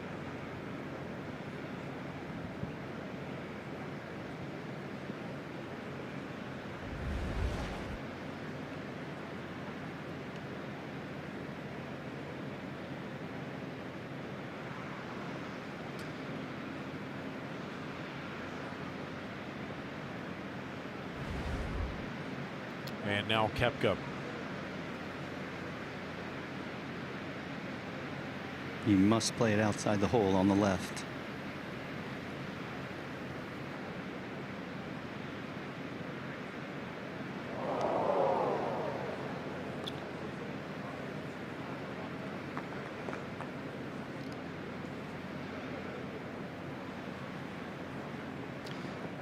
That was actually a nice pace to that stroke.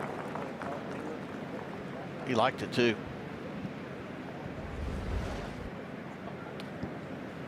Well, don't worry, boys. We're not done with the birdie opportunities on this 9. Just keep plugging. Hatton and Koepka each greasing sides of the hole there, and 2 as they go to 3. 449. The idea is to take that 282 bunker out of play, which they all can. Then it's about 340 maybe to the next one.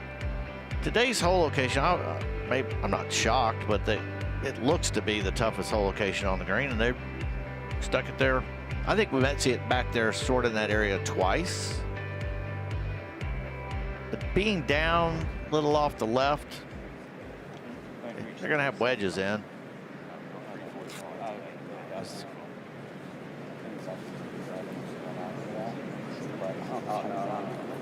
Yep. It's like a good amount of it. 7 there. You said 730, so it's down off the left. It should keep that long bunker, the one that's about 350 down there, just out of reach. Should be out of reach for these guys today. You can see, I think that hole location's doing its job, protecting this hole today. Mark, they may have also used that hole location because of the overnight rain. It's a little softer today. Even yesterday, that area of the green was getting firm. It'd be very difficult to keep it even on the green from the fairway. No question.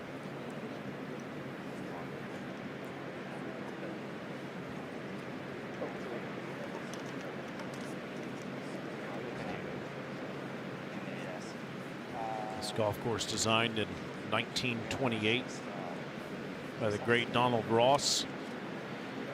Do you know how long it was? The total yardage back in 1928. Opened on Labor Day. 98 years ago. I've got it. 6,100 yards? 6,600 yards. It was a beast. I was going to say. When they opened it. This was the third site, the club, when they formed a club. Yes. They finally settled here. This was their third location. That's right. It was a club for about 30 years before it was a golf club.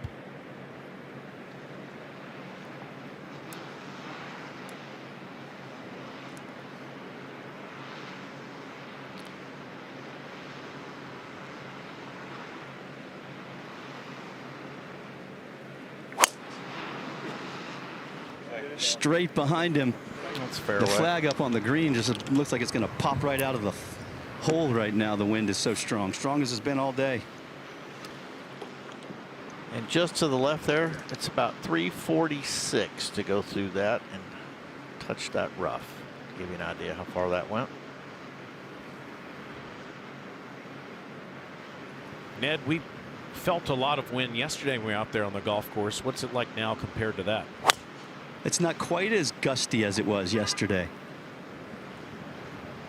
It's leaning right a bit, but a nice ground bounce. Kick off the curb. There you go.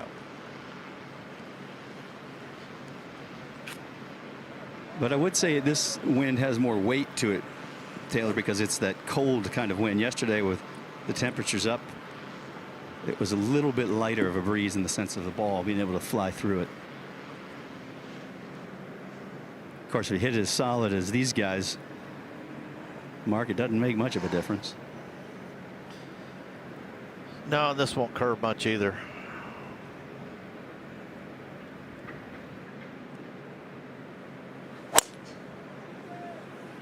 And I lied. This is first one. Finally missed a fairway, Ned, and that pin is not good. That's a bad miss for Xander there. See where it comes to rest here. Yeah, very out of position. Just a moment. Roars behind Schauffele. Well, no, that's a good break. The ball sitting up a bit. Grains into it though.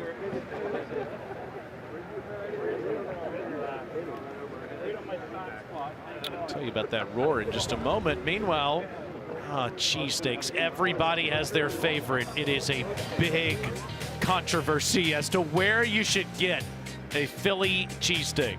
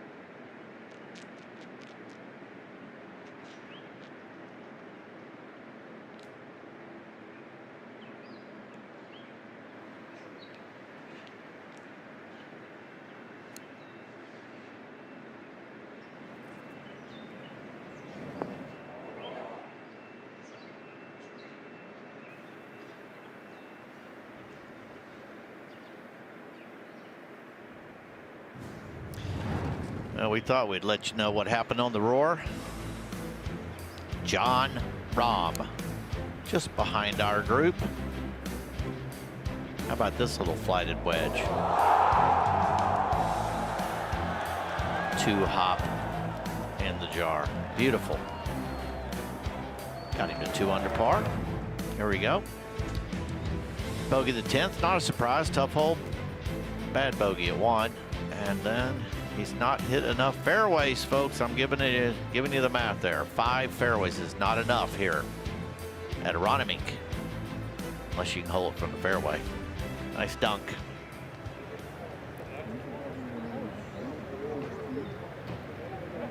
But just got him back to level. Xander making sure he didn't impact anyone off of the fairway. You see where he is in the right rough. But as you said, a tough angle. Yeah, you're better off over there. But you can see the black balls are doubles, believe it or not. And you can see in the right, in the rough. I can do it pretty fast. 2, 4, 6, 7 balls. That's 3 bogeys from the right rough. 3 out of 7. Can you hold the green from there, Ned? Not if you go at the flag. Absolutely not. And he is in some gnarly, thick-bladed, almost looks like a common bluegrass. And it is right against him. Yeah, it looked like it was like they'd combed their hair the wrong direction for him. Indeed, and it's twisted on the other parts, and he's got a couple of those big fingers of grass right behind the ball, which will complicate matters. Sounds like a gardening nightmare. It sounds like left front, and then you're busy trying to make a par. Yep. Maybe if you can get it on the green and 2-putt, that would be success. And 2-putting would be easier than if you shoved it well up into that bunker. The bunker's no good. That's what we thought yesterday. Even on the upslope of the bunker, because everything races so hard away from you once it gets on the green.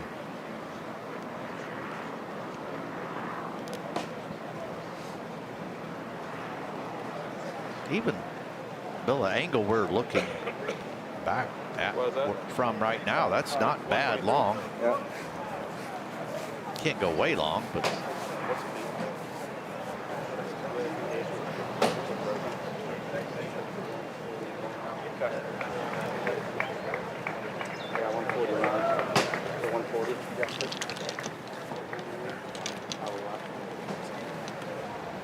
So 140, that's the number that they're playing all the way to the flag.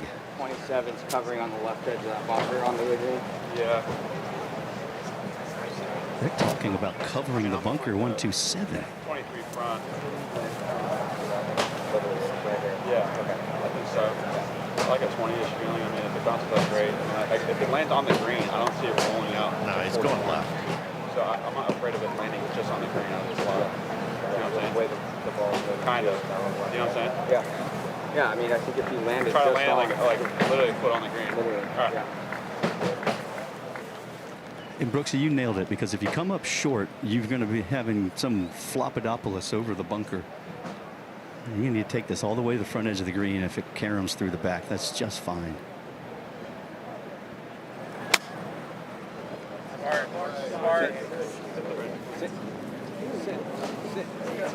He didn't miss his target by much right there, I'll tell you that. And still couldn't hold the green. No, but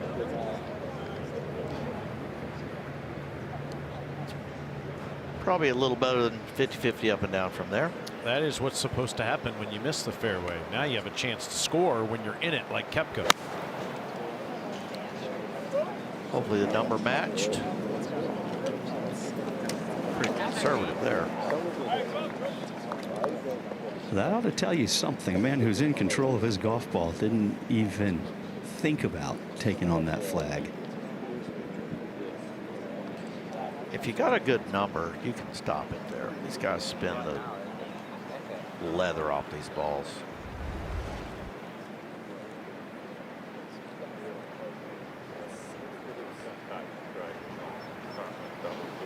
Very nice face control.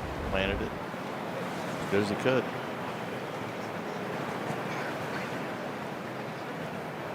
This is the best position of the 3 to play from.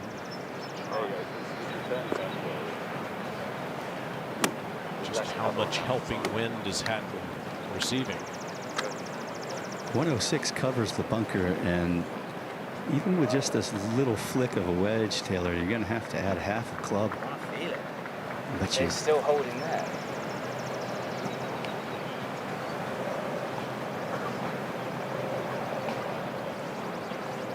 I think he's worried about getting knocked down, Mark. Yes, I believe that. It's lying to us. That wind is lying. You're lying to me. Well, if he flies it to the hole. Okay, I blocked that one. Same line, mate. Just double grip down. If he flies this to the hole, it's right on the skid plate. It will take a big bounce. Well, that's not the worst place to get up and down from. Just a one hop over a little bit.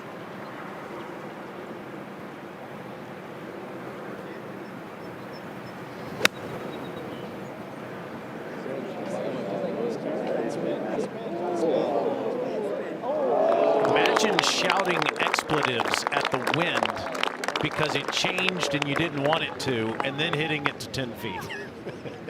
He is one of one. You've never cussed the wind? I mean, maybe not to that degree after I hit it 340 in the fairway.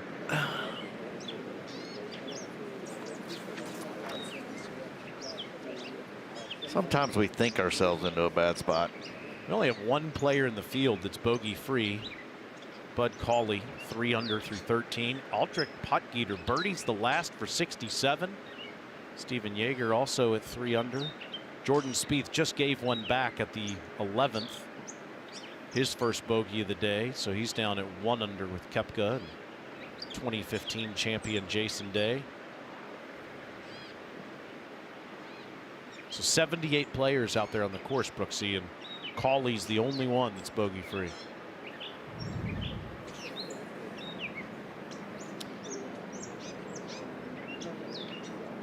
So all the talk of the we shoot 28s on the front. 28 under is going to win. I mean, it's hanging in there so far. Those par threes will do their. Par threes are going to take care of a lot of business here. And the 9th hole is 600 yards and 16 to par 5 today. That pin's not out in the middle of the green over there. I mean, into the wind, that whole 2 par 5s, and the short one's playing long. Or playing legit today. Just past the noon hour, you're listening to PGA champion Mark Brooks. You're looking at PGA champion Xander Schauffele. Taylor Zarzer, Ned Michaels is down there with Xander, just off of the green, 2 under par through his first 11 holes. I thought he would go low with this, but he's making rehearsals like he's going to try to throw it to the top of this crest. It's 15 paces before it goes back down the hill.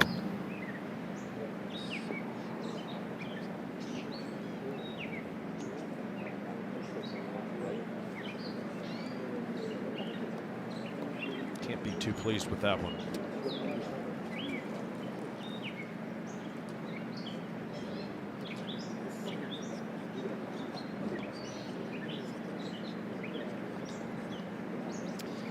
No, one of the problems is behind this hole, it runs away. So if he couldn't just play that right at or left, it came out left on him, that ball could actually run off the green. See, back to the left. So it was a little more awkward than it appeared.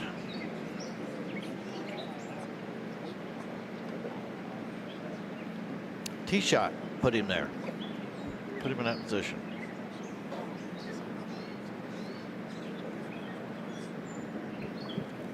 Brooks, I used to have an old caddy who called these kind of putts, he called them speed mongrels. Because all you're trying to do, baby, is get it close. I like that. You're just going to let it, it's a little down green and everything going away from you.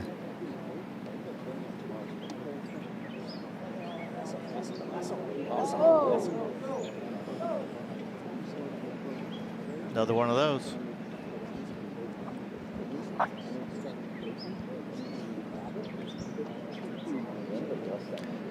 Start feeling like a dog chasing cars. Keep leaving yourself those.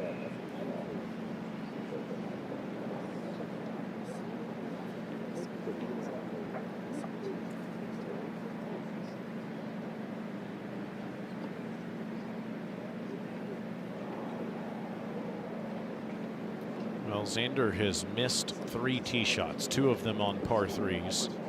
Only 1 with a driver in his hands, and it came here. The first 2 times it cost him.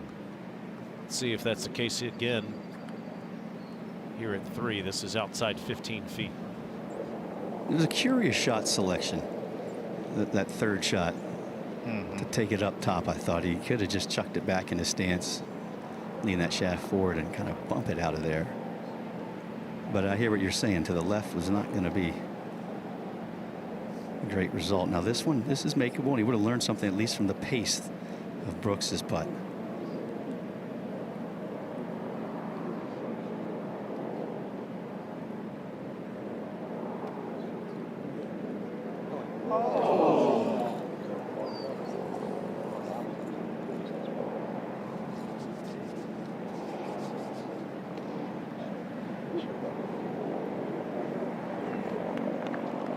It's 3 bogeys now to go with 4 birdies.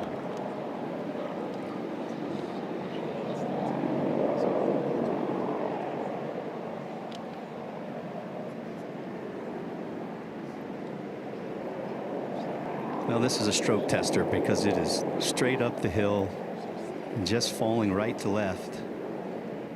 This is where we're going to find out if the stroke and the tempo is organized.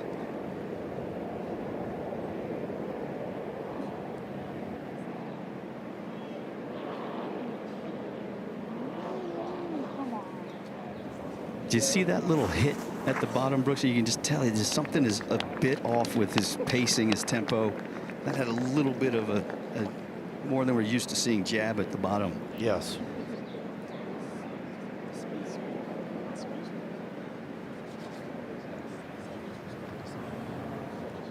This is where Koepka is looking for improved performance.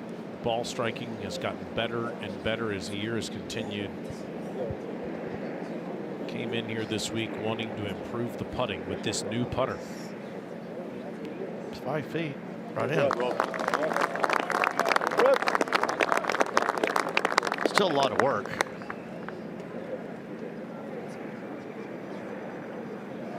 No bogeys since the first hole of the championship.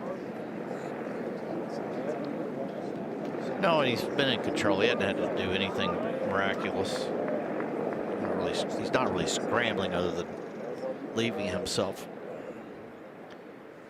some 5-footers for pars from the approach putts.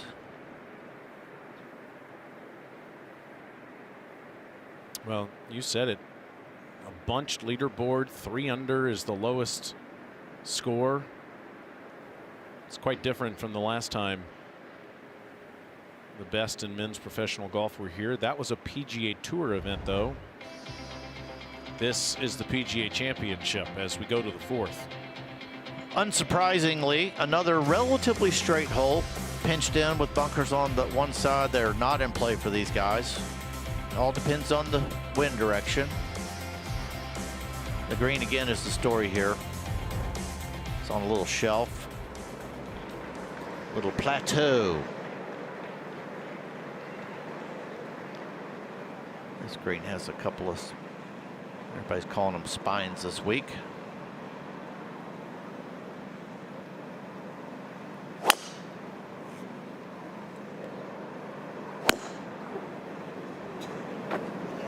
Continues to fight that club. Yeah. He's getting the best of him. Looks like he caught a decent lie there, Poana lie. And the other thing to point out, a lot of these greens are open in front. But you're not going to, you're not going to get very close to any holes, but you can bounce the ball onto a lot of greens here. So recovery for pars are quite possible.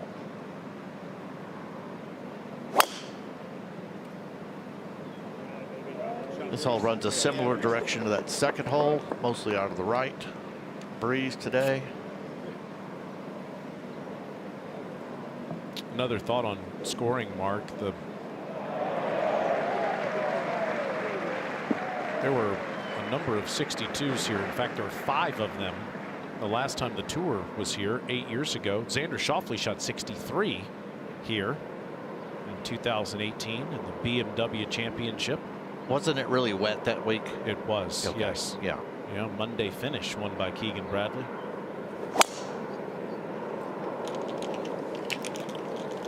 This should be really good here. And I missed that one. Wow. 2 fairways missed in a row. He's on the correct side this time, however. I hate early calling.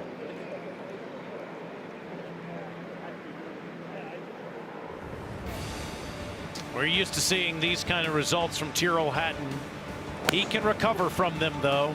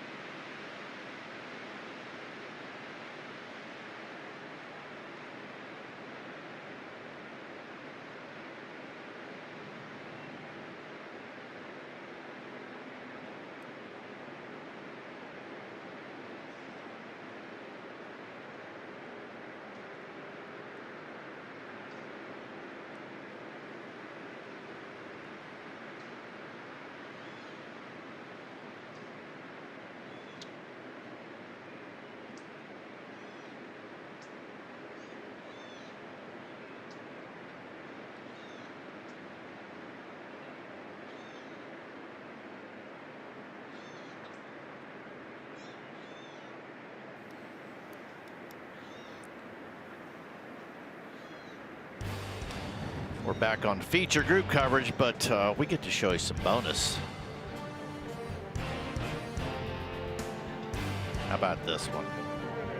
I'd call that a 3-pointer, full-blown NBA 3-pointer.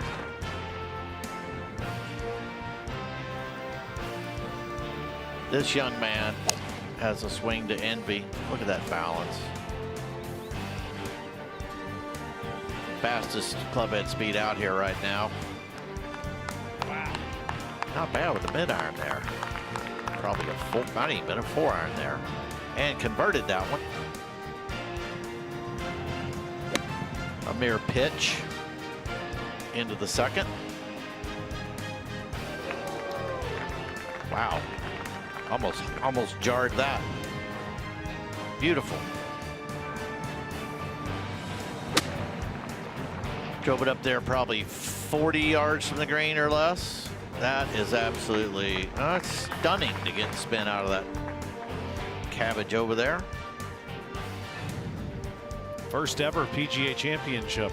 First round he's ever played in the event at 21 years old. And he shoots 67. He's really worked on his body too. Yes. And gained a considerable amount of muscle.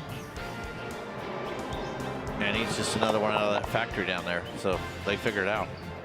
He's good. He's long. You can learn how to harness that power, use it to your advantage. It can be a huge advantage. What's the situation like for Xander here in the right rough? It's like somebody hit an Easter egg over here. They just sitting down, grass all around it, but Hatton's going to go first. He's on the other side of the fairway. Pristine lie, no grass behind the ball. There is some moisture still around the ball, still some droplets of water, so he has to be careful he doesn't catch a little water jumper.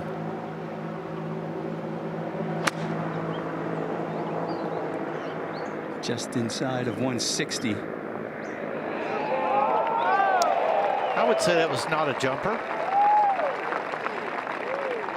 Chiappa. Looked like it was in the Poana. What a shot. Maybe there was a method to their madness for topping this off at 3 inches. Front of the green here for Xander would be success.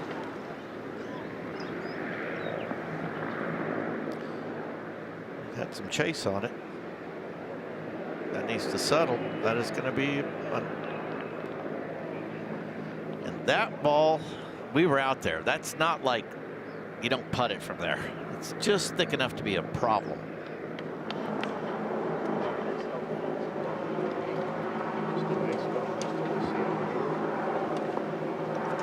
Ricky Elliott, after the mistake he admitted to as they made the turn back on the first, you can tell he's taking a little extra time making sure when they get the club here. This is just a stock gap wedge.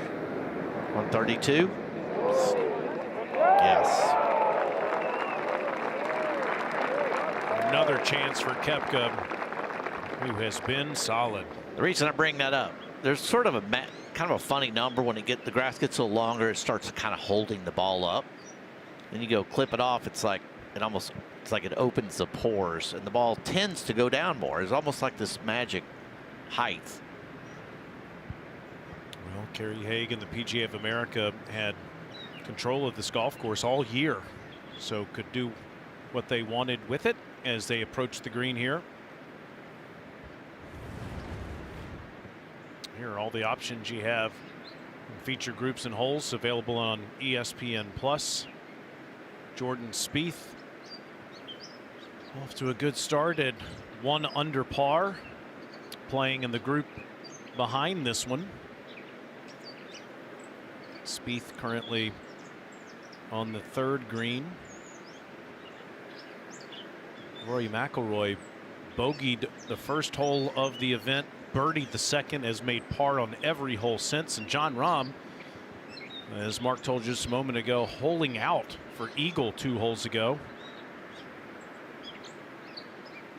Featured holes coverage in the bottom right, 15, 16, and 17. That's a par putt left for Rory, you see in the bottom left. Just outside 3 feet.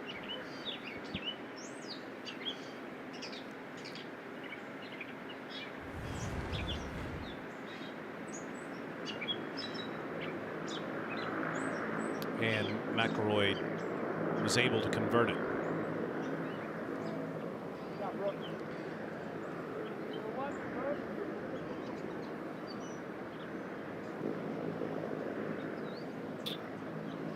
Well, that ball is perched up for Xander Schauffele. Do you have any questions about where that ball is located, Ned?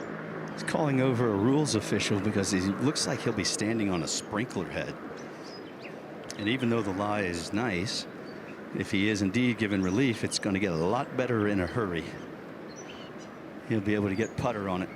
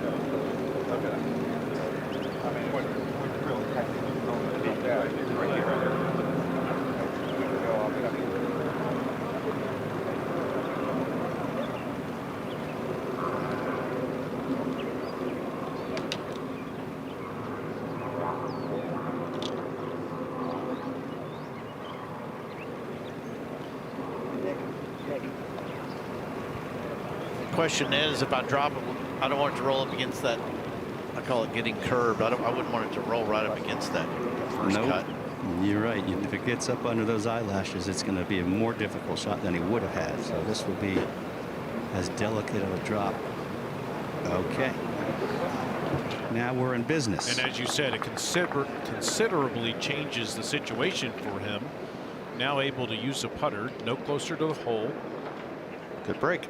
But a very good break and well within the rules, as there is some sort of sprinkler head that was directly behind his golf ball. That improves the outlook mentally, doesn't it, Mark? Yes. Now take advantage of it. Correct. Yes, that was sprinkler head was interfering with his intended stroke.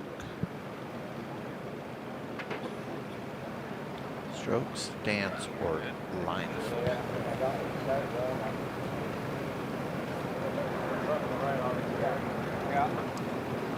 We really haven't mentioned it, I don't think, but there's no intermediate cut here this week, which is kind of different. But I mean, the higher you go, the more. I say it's 3 feet wide. It's usually way wider than that. Well, Austin Kaiser described that perfectly. He said the higher you go, the more it's going to break. So you can throw it out to the right, let it sail all the way back in, or you can take a more direct route. It goes right hard early, then back. Should start coming right there.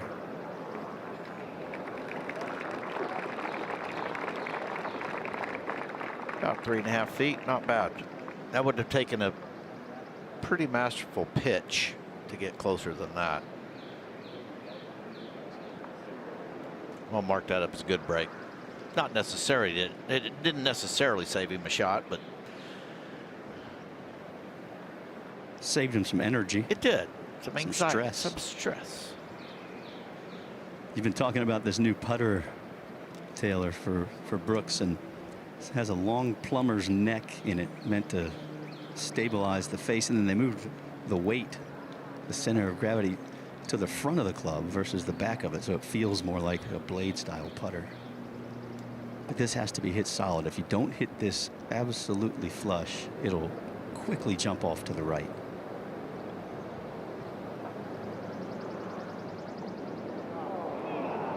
That's what happened. Can understand why he went to that putter, given all the success that he had with blades.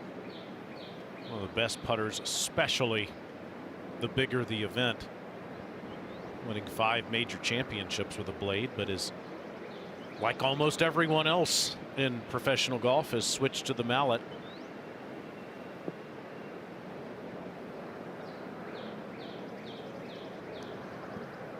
Well, as the player, remember that story about Tiger at Valhalla? To force the play off downhill left to righter on the 72nd hole, and he said to himself, your mom could make this. That's what Tyrrell Hatton's probably saying to himself. This is, if you miss this, you're just going to be so frustrated with yourself. Inside the right edge.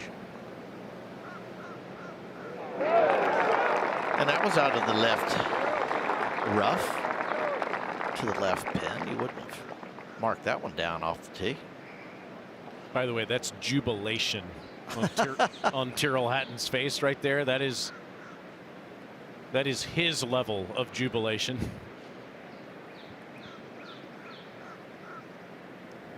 And something to just take note of. Koepka's missed quite a few heavy-handed putts. And I always felt like when I wasn't putting well, I would end up hitting him too hard, just trying to take break out of the putt, almost out of desperation. And he's left himself tester after tester. He's getting good feedback on those. Positive feedback.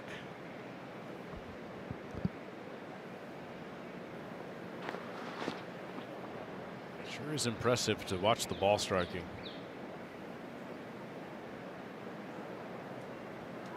And now Schauffele to stay at 1 under with Koepka.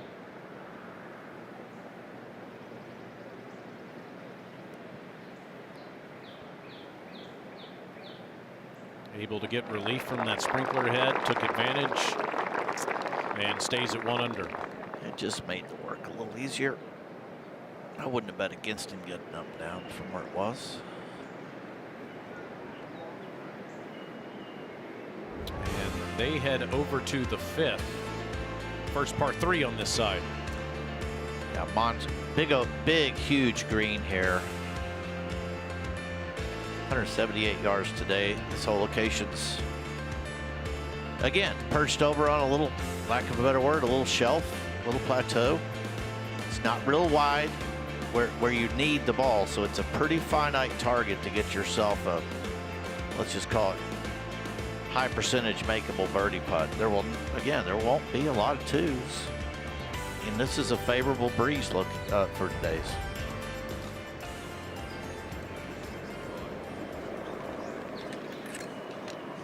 Fourteen twos.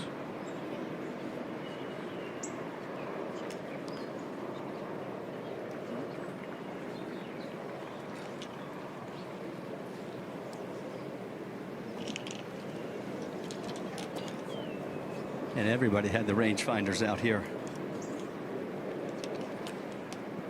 Whole location tucked all the way in the left side over that bunker. That is deep and dangerous.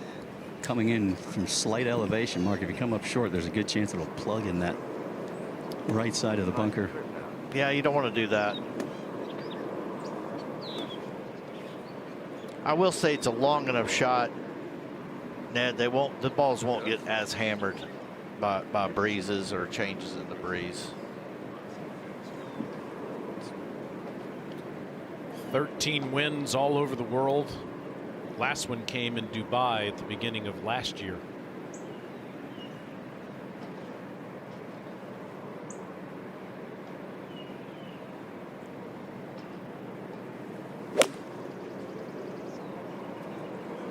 Move it anytime you like.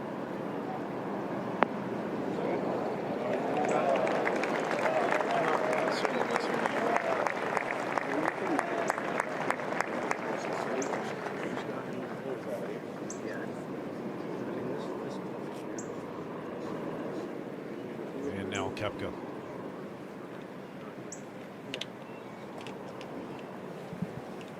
And that was a 6-iron from Tyrrell. So this. That was a 6-iron. Wow.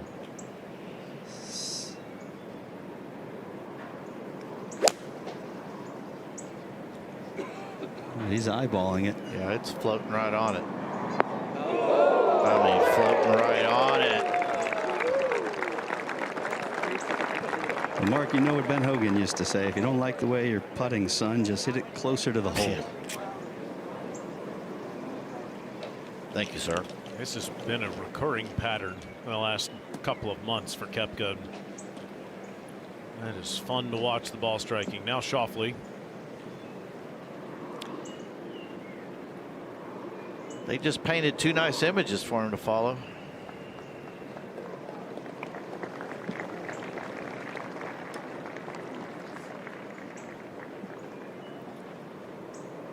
"32 years old, from San Diego, now lives in South Florida, Jupiter.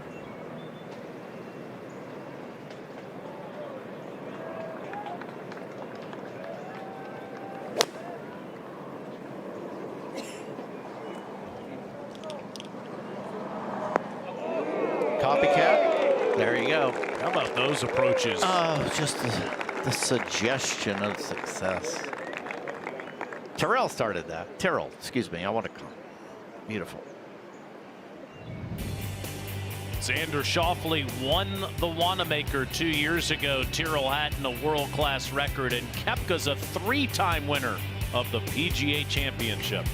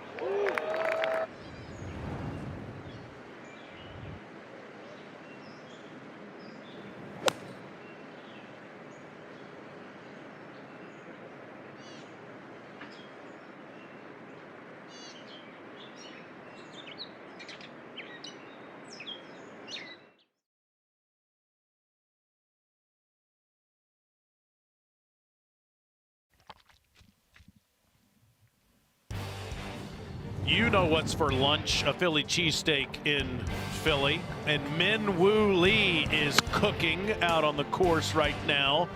Man nicknamed the chef. Using the contours to perfection and leading to a birdie. Young man from Australia, won last year in Houston on the PGA Tour, finished second this year at Pebble Beach. This for birdie on his 10th hole of the day, the first.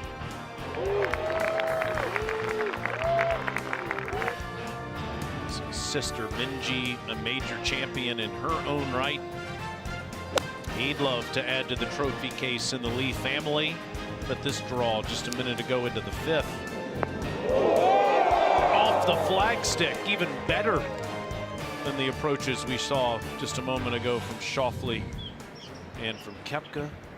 Would make that. He's tied for the lead at 3 under with Jaeger and Potgieter.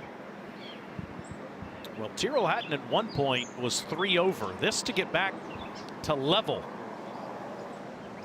And we're going to find out a little bit about that theory the members have about everything breaking towards the 12th green. This looks like it should work hard from his toes to his heels. I'm going to vote for gravity.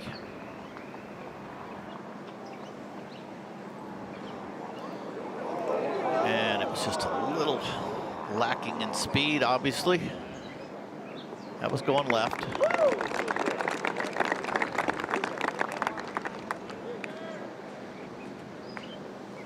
It's a long week.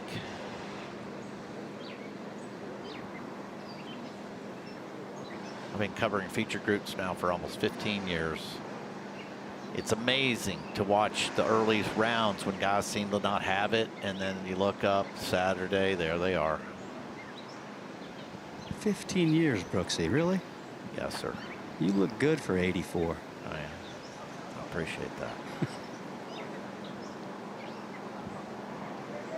Right up the gut here. Give me a ball out on the left and stroke it.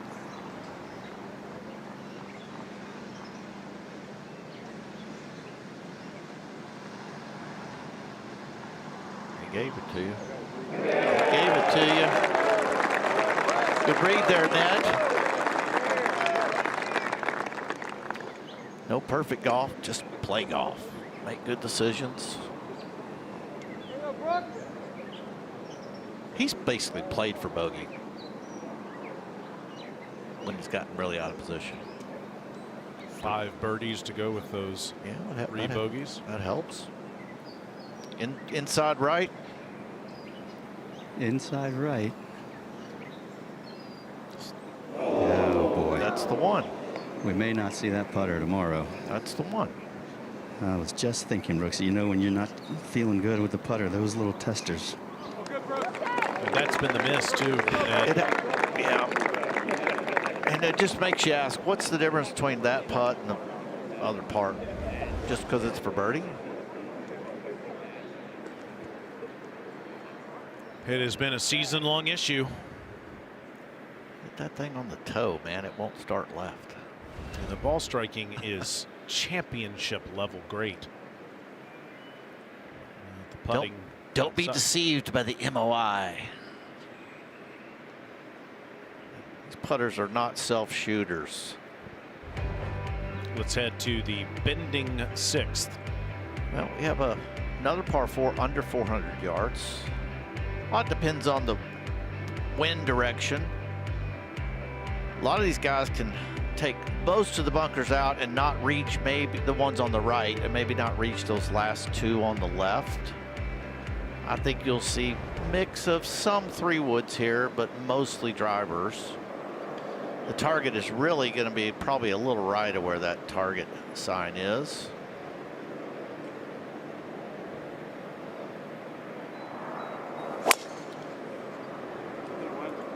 He needs the wind to hit that. Sure does. May need to get down. And I think it did. Nope. Right through. That is some of the most dense grass on the golf course. You said that yesterday, and that's not the best angled again to today's hole location. It's the wrong side.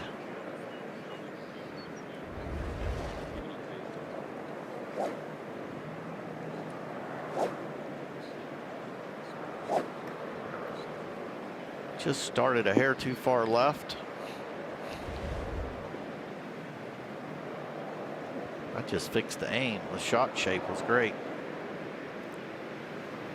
Wouldn't be surprised to see this one moving more from left to right. And we typically see out of Tyrrell, just sling it down the left side, let it ride the wind.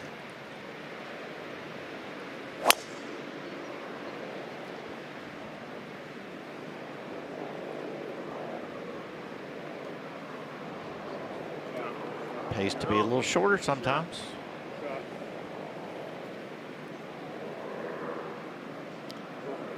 Those two balls are not very far apart, and they are wildly different situations. But we'll see in a minute when we'll see where this hole location's cut.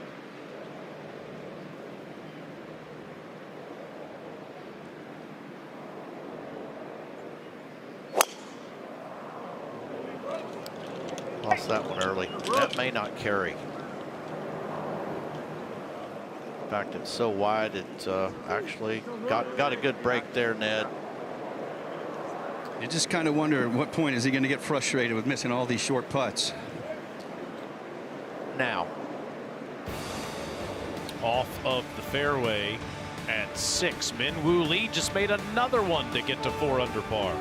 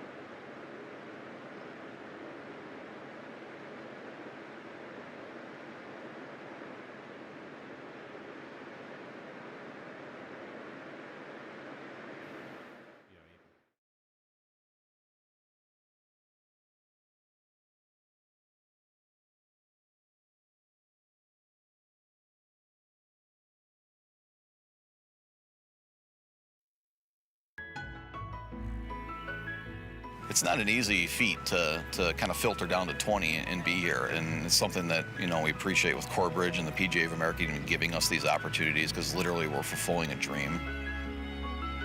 It's the top of the dream pool. It's actually really hard to explain, you know, words just don't do it justice. You almost got to feel it to believe it. Hello, how are you, Chris? What's up, man? It has been a little different. Get my own parking spot, which is pretty cool. I think the whole experience of just having my family here, and actually as I was practicing, I kept hearing da da da da da, and I turned around and they told me I got Scheffler's autograph, so it was pretty important for them to tell me that. These are my daughters. They designed my golf balls. This one says Bryce is #1, and it goes a lot farther, I can tell you that, with their love on it for sure. Yeah, it's just a good reminder of what matters. Good luck this week. Thank you. That's what makes this week extra special, is you can change your life in just a week.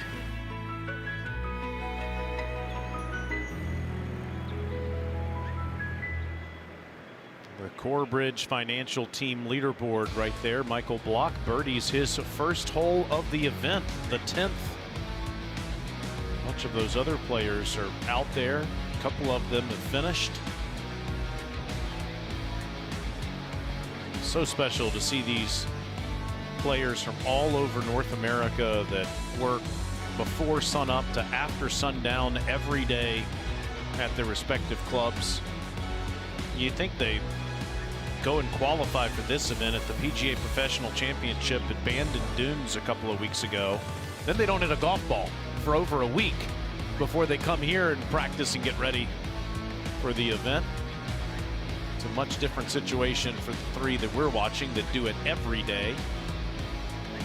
You don't think they snuck out and hit balls for an hour occasionally? Well, I was talking to the head pro at Jackson Hole, Wyoming, Ben Holland, yesterday.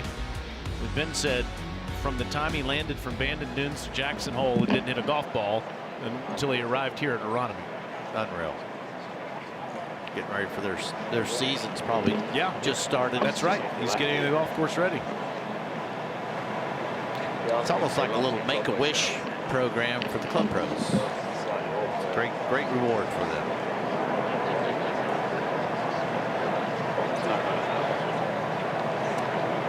Just doesn't feel enough to get a little bit. There is a very dominant, large ridge. We call it lots of different things. Not the bunker, but on the green. That bunker's well short of the green that we're looking at. A little bit of room left there. Got to fly it past it, and there's a little backstop. And he does have that backboard you're talking about. It comes up 3 yards short, though. It'll zip back to the front of the green. 85, playing right at it. It's basically in a swale. That's short. Sure. Sure.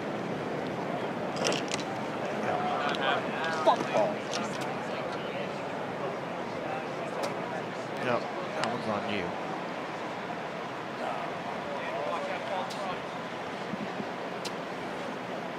Now Xander caught a little bit of a break. He's found some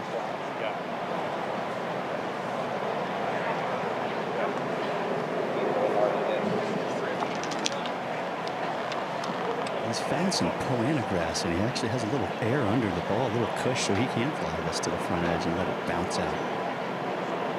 Wants to carry it about 80 yards. Go. That's the ridge.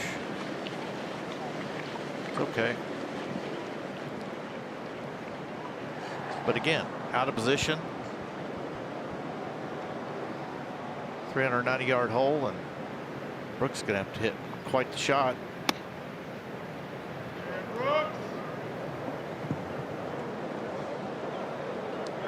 Even better than the other two. But that putt's got some business in it still. So, point being, it's 390. It's a nothing hole. Pin looks easy, and nobody's got a great birdie putt. Not plays so quickly that you have to show a replay.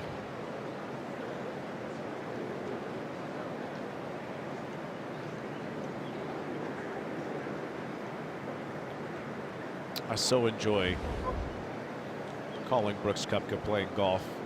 Doesn't use a yardage book. #1 in approaching the green, and as fast a player as you'll ever see.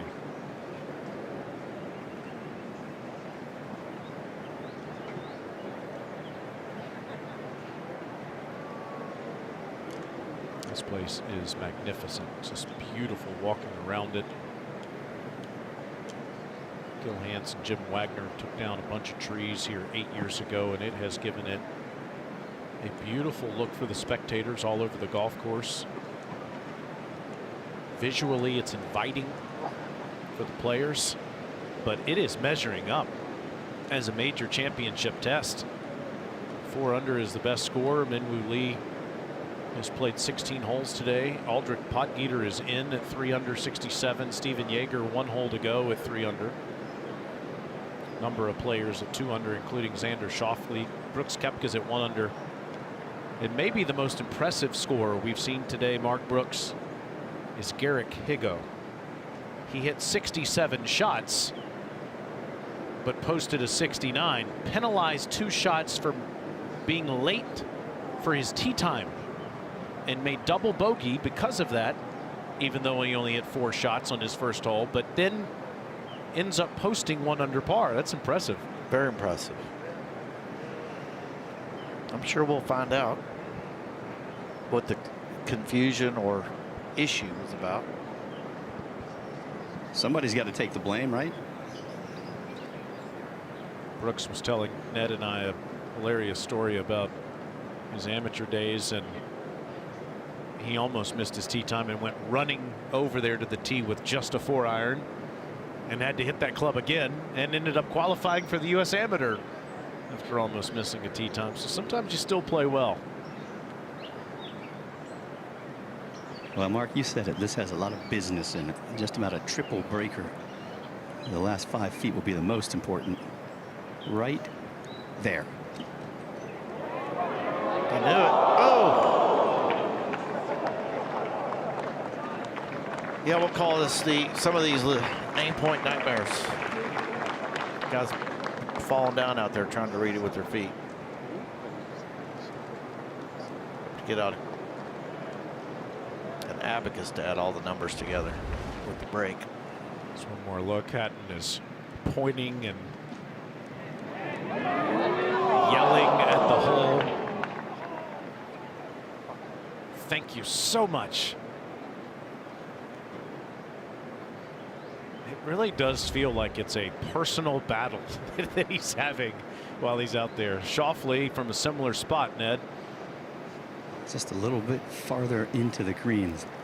Means you can use the ridge to scrub a little speed and then drift it in from left to right. That had enough pace. You can tell from the get-go. Wow. That's surprising. I thought he was going to throw it out high and use that spine.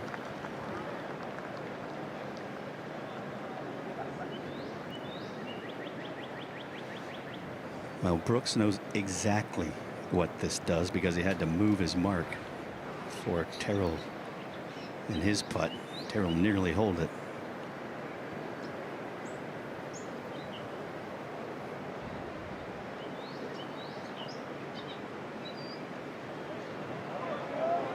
Still not a very high percentage play, so here we are in a little nothing hole, and still got almost 4 feet left for get this group to escape with 3 pars. Ball striking has been as good as you'll ever see through these first 15 holes at 1 under par, but running a bit hot because that club has not cooperated. No, but the greens are doing their job. They're protecting. They're protecting very nicely. And I'd say that hole location on number 3 was the only one where you went, that one's pretty tough. Like really tough.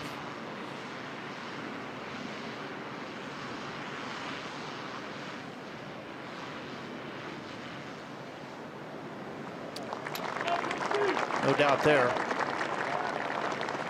Xander stays at 2 under. Jordan Spieth back in the fairways 2 under.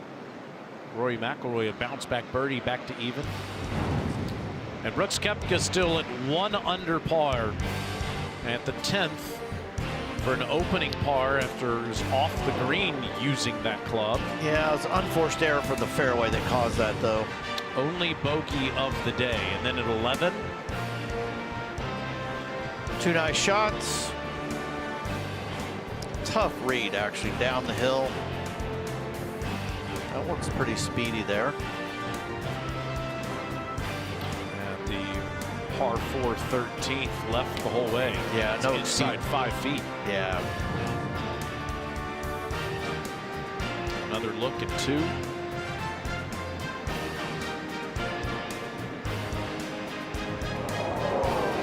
Can't really cuss the speed. Speed's been good on those. Best approach shot of the day. Inside 4 feet. I know, but we didn't show the par putts he's been making. He's made a handful, you know, multiple 5-footers for par. Right in the middle. Best on the PGA Tour, hitting it into the green. Outside the top 100 once he's on it. You see this blind tee shot that Xander Schauffele is going to have to contend with here at 7. Another reverse camber, meaning dog leg right, fairway goes the other way. It's like driving around a curve 100 miles an hour and the road's tilted away from the curve. They'll figure it out. Again, not an Not a long hole. Downhill, back hole location. Very accessible if you can get it on the fairway here.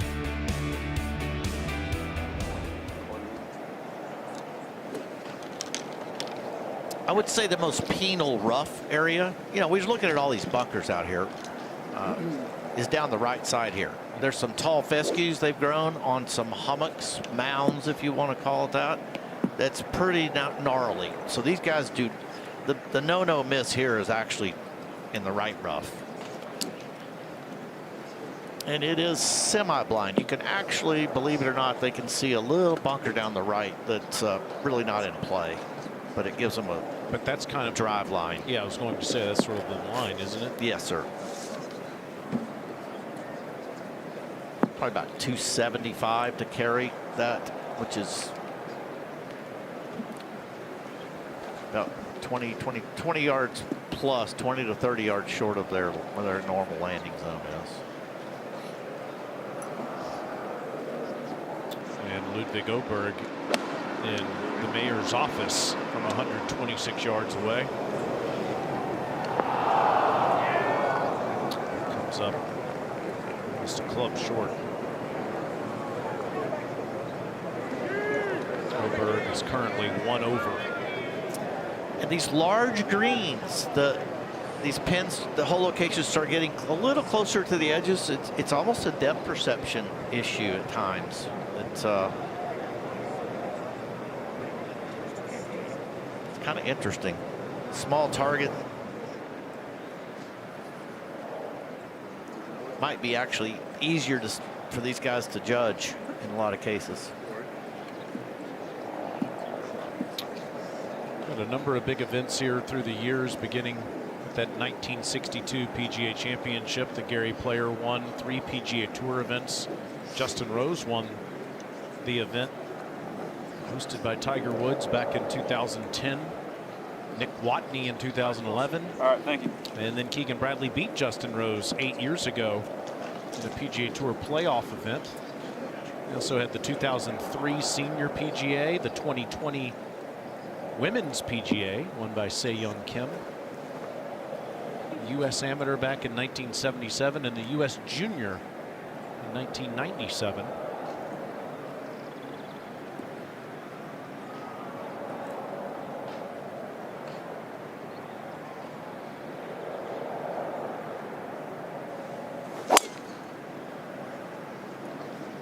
And this is headed towards those hummocks. Really hard. Oh my It goodness. should have been left of them. He cleared them.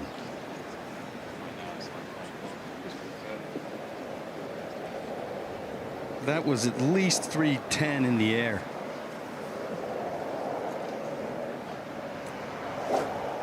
And right into the cold wind.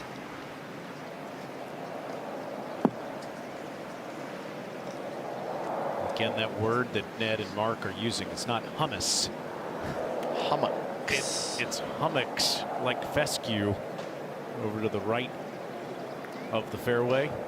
The hummocks are the mounds. Yes. We would call those mounds.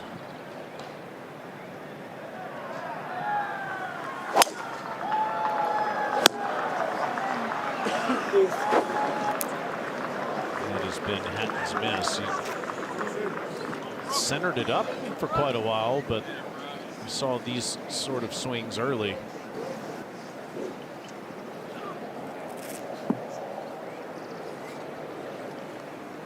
Can you eat scrapple in the hummocks? With a straw. Sounds like a Dr. Seuss situation. If that's flared up, it won't get them all. It will not get them if that's flared. There's that grass we were talking about. Hope he's not in there. Was it in there? It is. That's bad news. It is indeed. That's bad company over there. This is Philadelphia, Pennsylvania, hosting the PGA Championship in 2026.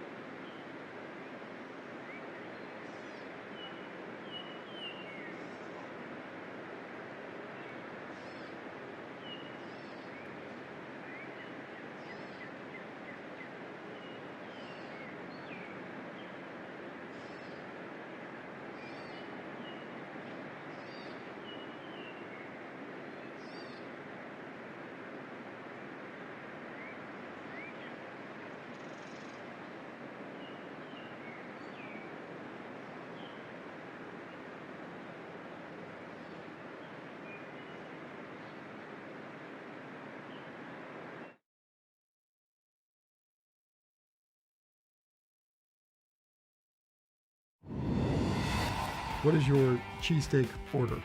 Isn't there just one Philly cheesesteak, or are there multiple different options here? Unfortunately, I don't eat cheese, so I'm like a cheesesteak without the cheese guy. I mean, pretty much everything on it. Yeah, loaded up peppers and onions, melted cheese. What else can you throw on it? Because I'll probably have it. Cheese, onions, use a little mayo. Pretty simple. A regular cheesesteak, no onions. I don't think I've ever had one, so whatever anyone recommends.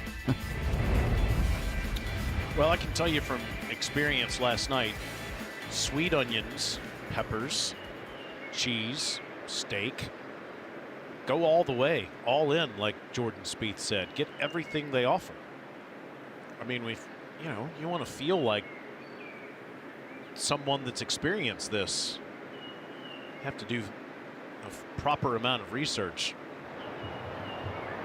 Meanwhile, Brooks Koepka is knee-high in the hummocks.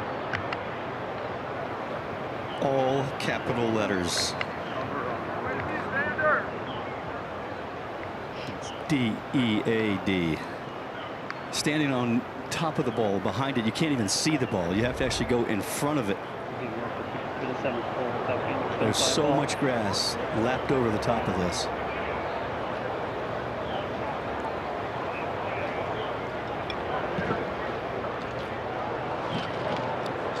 Just has a wedge in his hands, Ned. And he's going to have to use all of his power just to get it back to the fairway. This could go just about anywhere. It's a guessing game. I promise you, standing over the ball, he will not be able to see it. Well, they'll typically just shoot straight left. He's trying to find somewhere on it. He's trying to find somewhere to practice that's somewhat similar. Again, it's just in a whirlpool of this thick grass.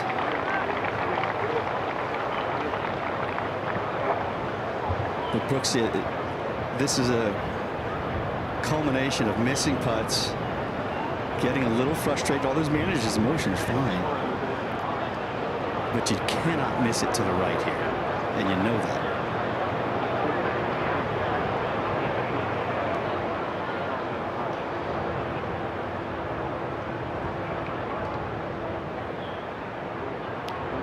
Yeah, this might be one of those rare times you'd have a little red X in your yard if you go over here.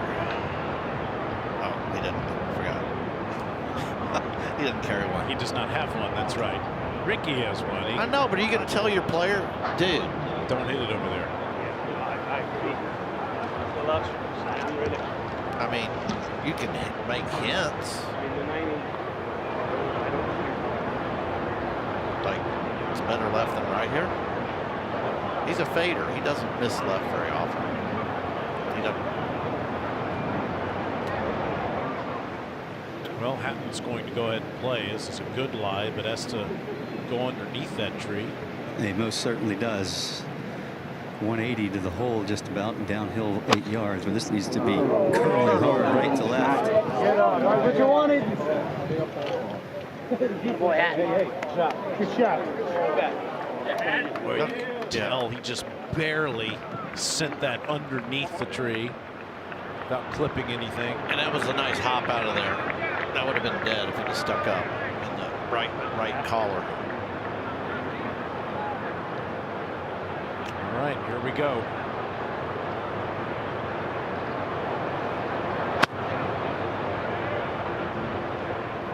Got it out. Got it way more now. Be an awkward lie from there. Ned, if that's his second shot, he got it just up there in front of the left bunker. That was outstanding. and you know, not only does it say how much power he has, but it also tells you how technically on point his golf swing is. To be able to keep the face at all square through that grass and be able to advance it, what was that, 100 yards, 120 yards? Yeah. That might be one of the best shots he hits all day, frankly. Meanwhile, this is where you want to play from. This is where you make your money, Taylor, right here. Only miss is long. If you miss it long, you're in trouble. But a couple yards downhill, back into the breeze.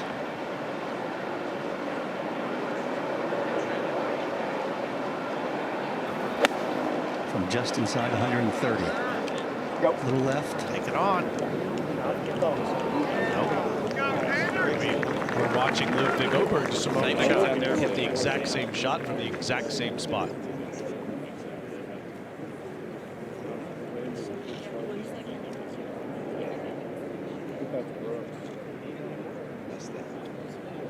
Well, the lead is 3 under par.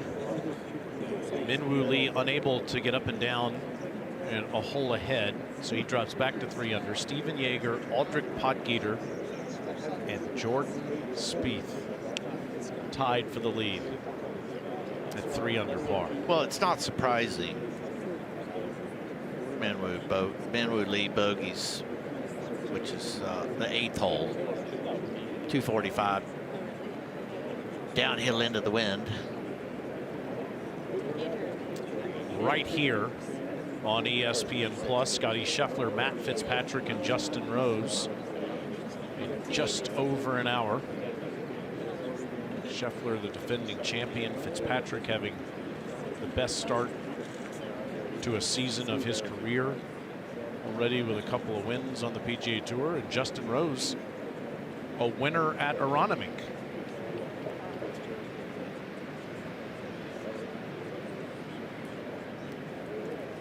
You imagine all the chatter if that name stays at the top of the board for the next couple of days.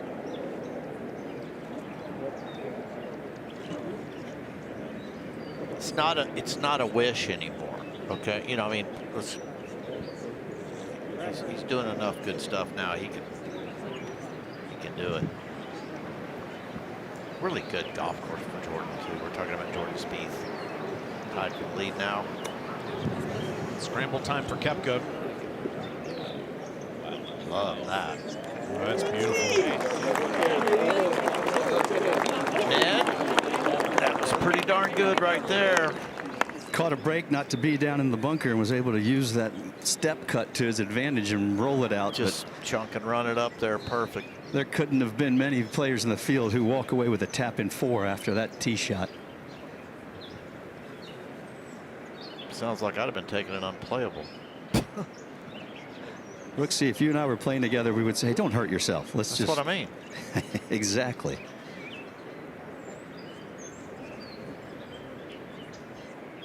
Ed, if you turn around, you'll see Jordan Spieth's ball's even further down there than where Schauffele just hit it.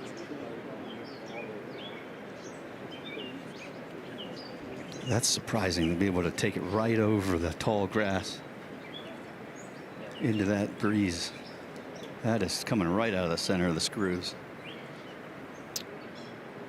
Lengthy putt from Newtown Square to Philadelphia. And halfway between he and the hole, one of those spines, a wave. And it picks up a tremendous amount of speed as it works back to the hole. And it's one you do have to be a little leery of, because if you run it 5 or 6 feet past, it can catch the back edge and run all the way off the green.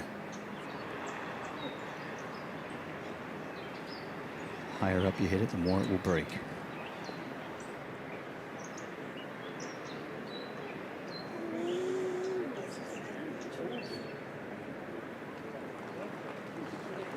Not too bad from 53 feet.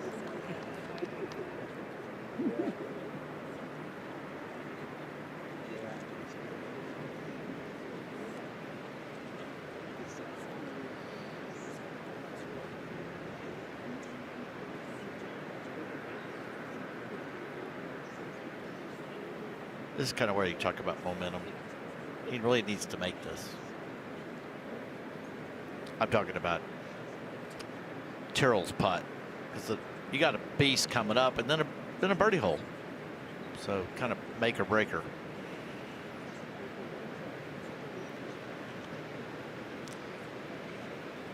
.30-footer.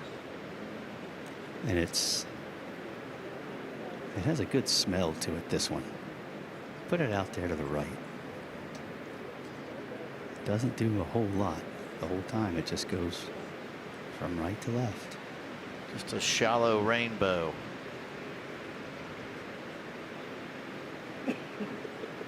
hook.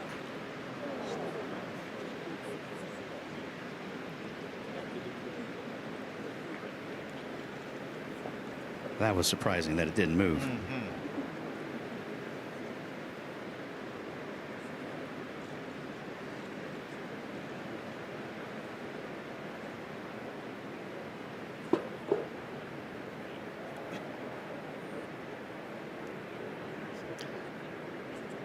Five feet, 5 inches.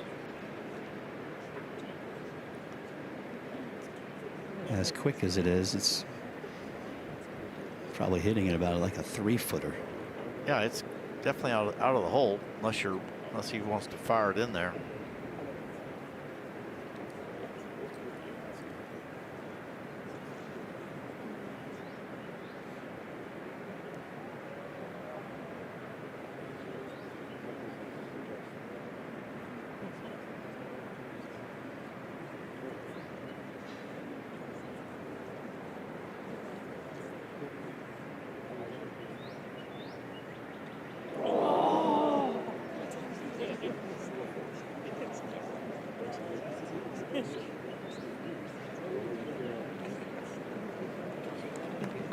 Get rid of that ball. Fiery Englishman, rather agitated with that.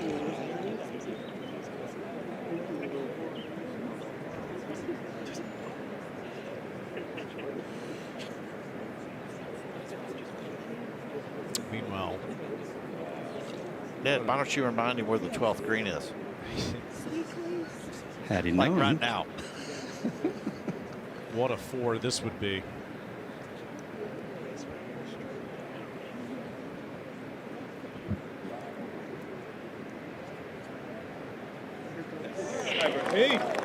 See, he looks different on the par putts. See if to square those up, yeah.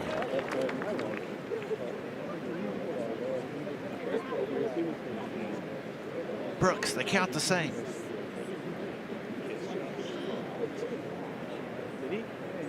Those kids.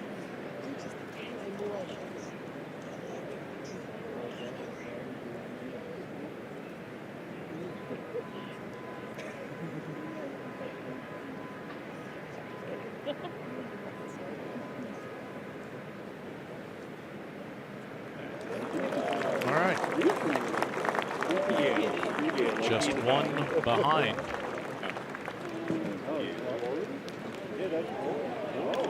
Here's a souvenir for a fan as he heads over to the par 3 8th. How about the elevation change here? This is an adult roller coaster ride right here. You have to be tall enough to get on this one. 245 yards. Plays down about 10. You can see the average score there.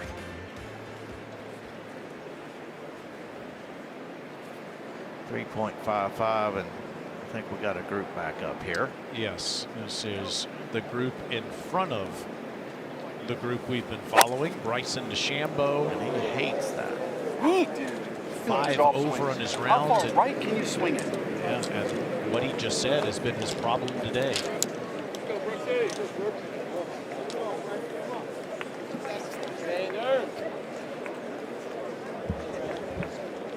We'll come back in just a moment and watch our group play the par 3 8.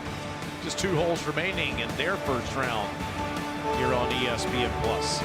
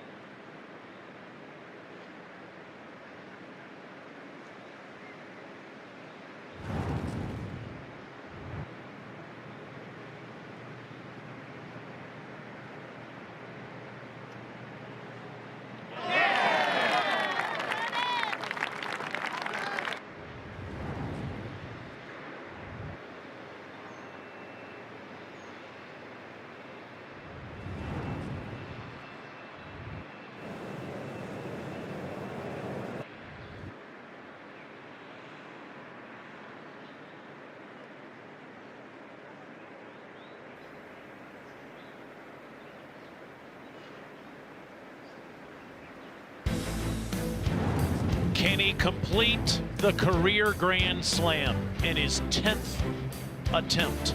Jordan Spieth for birdie at 16. 1 under through his first 7 holes. Turning over to the first. Another look at birdie under the hole.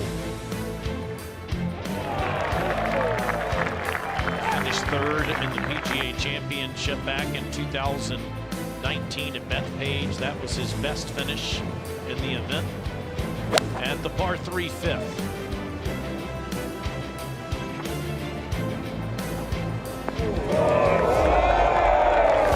Almost a tap in. Just 1 bogey in this round to go with 4 birdies, including this one just a little while ago at the 6th.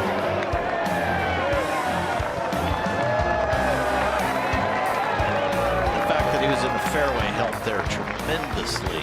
Great angle. That is terrific play from tee all the way through putting on the green. The only thing, and this is a pretty big thing, that's been preventing him from winning this year is he's had a bad round, and he just can't shake those bad rounds. He talked about that earlier this week in his press conference before the big event began, and maybe the difference between Jordan Spieth and this man, Scotty Scheffler, is Scotty is so good at finding a way to shoot the best score possible in that bad round. And that has been the issue with Jordan Spieth.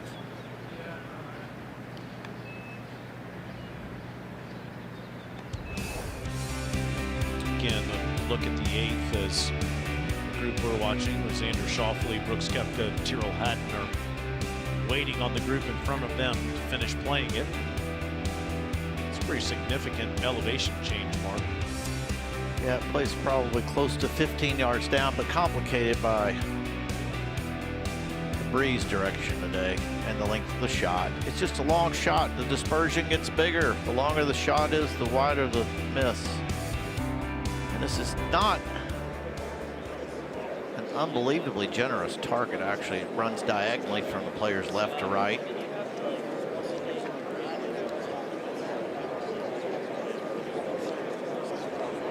It's almost like it's got a trough down the middle of the green from the left front to the right rear. If you get outside of that, you're kind of pitching over and down something.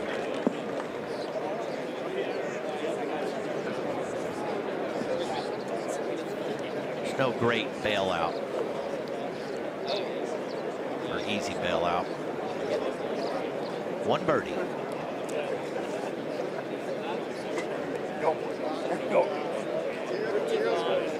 And we're approaching, we're a little bit larger sample size. That's, don't test my math, but 63 players thank played you. it. Yeah, you did that. I was close. Almost half the field.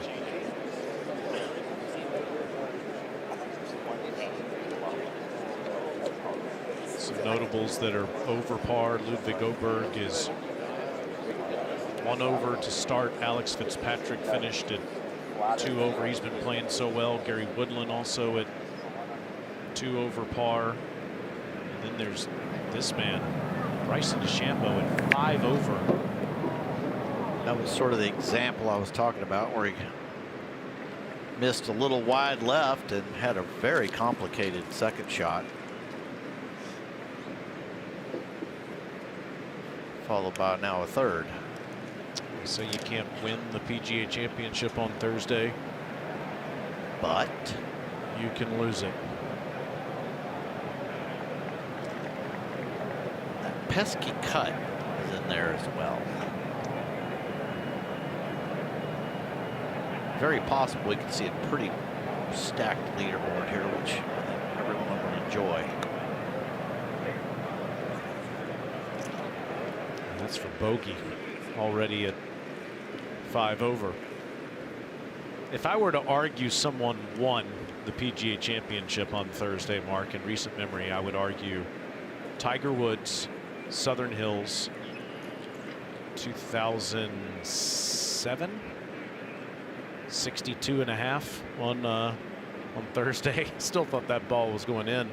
63 first round, and then Brooks Koepka 63 first round Bethpage back in 2019. Brooks is the last wire to wire winner. I can song whenever I agree.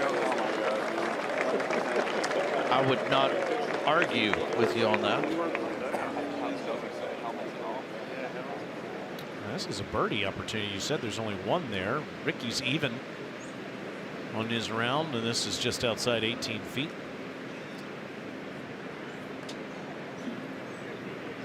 And following this hole is a pretty good birdie opportunity. Only the second par 5 they'll face for the round.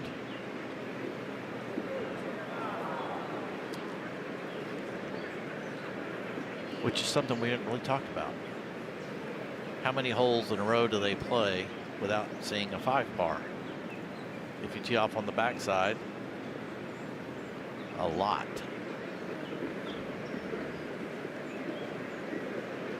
Played 10 straight holes without a 5-par. Yes. Which is a long stretch for the, you're always looking for, where's that 5 coming up? We were talking about over par rounds by notables. Rory McIlroy 1 over and has outside 15 feet for par back on the 7th green right now. But this is probably the biggest eyebrow raiser of the notables. We may have missed a stroke here somewhere.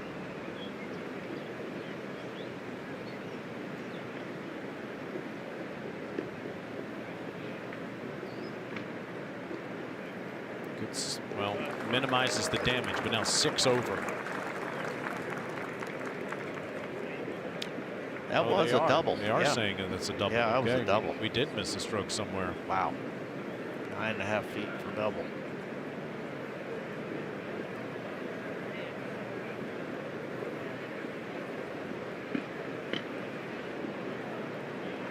That is definitely not part of his game plan to miss back-to-back cuts and majors when you're only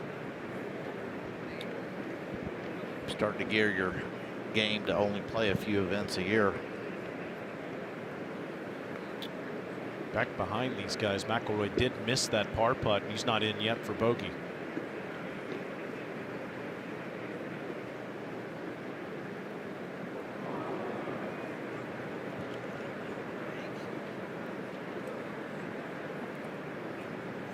So my quick takeaway, we're not done, and well, we won't have probably that much time at the end of this. They're not hitting as many fairways, I think, as everybody assumed. It was just sort of, you know, blast away. We'll hit all the fairways if we're in the rough, no big deal. They're not doing that, and the greens are doing their job. Well, that's exactly right. And Rory has hit 5 of 13 fairways today. That's my point. And we wouldn't call this windy, although it is a different direction than they've had, but just a cool breeze.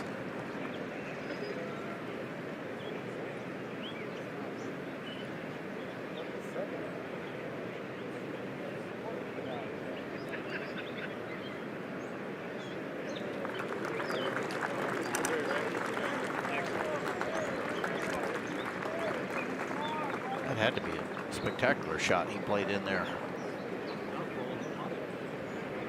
Go figure out how to make 4 at the last, and even par's a pretty good day. 10+ minute wait, and now it's Xander Schauffele's turn.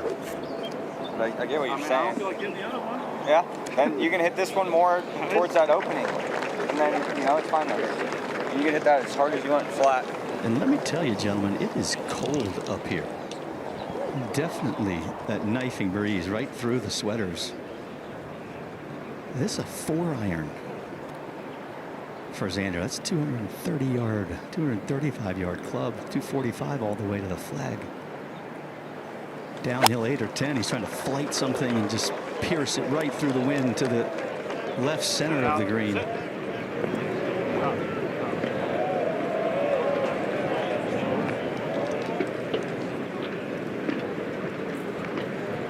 That was pierced. Did that go long? Just over the short of the hole, but just in that swell, right in the bottom though. Neither he nor Austin can believe that. I liked the play though. He was trying to play 15 yards short of the hole, 40, 50 feet. Well, Koepka just changed clubs because of it. He had his 3-iron out, and he now has gone to the 4-iron as well. He doesn't need to leave any here. Same line as Xander's. That will not get long if it's where I think it is. Thank you. That got hung up. Xander's sneaky. You got to be careful getting it, sticking your eyes. He hadn't played with him much in the last 4 years, so you might not be so sure about what this kid's capable of.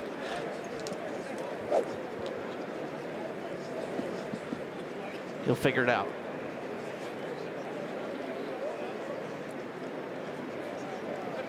Well, the trusty old 7-wood. For Tyrrell, this is going to need a shot clock on it. It's going to be in the air for so long. I was going to say, you got to try to figure out how to peel some spin off this thing. That is well left. Left of the people. And took a big bounce.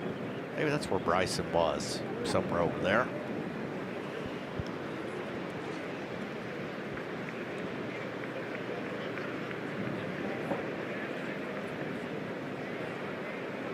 Tyrrell at 2 over and left of the green. Koepka 1 under. A long attempt here at this challenging par 3 8th, and Schauffele just over the green. Aldrich Potgieter and Steven Yeager both shoot 67. Min Woo Lee just turned in that score as well. So all 3 of those guys are in at 3 under. Max Gracerman also at 3 under. And Jordan Spieth just made bogey at 7, so he falls back to 2 under par. We are 41 minutes away from Scotty Scheffler, Matt Fitzpatrick, and Justin Rose on the first tee. You're telling me Jordan Spieth bogeyed that hole from that drive? I am. He came up 70 feet short of the hole in the middle of the fairway from just outside 120 yards and was unable to get up and down from there.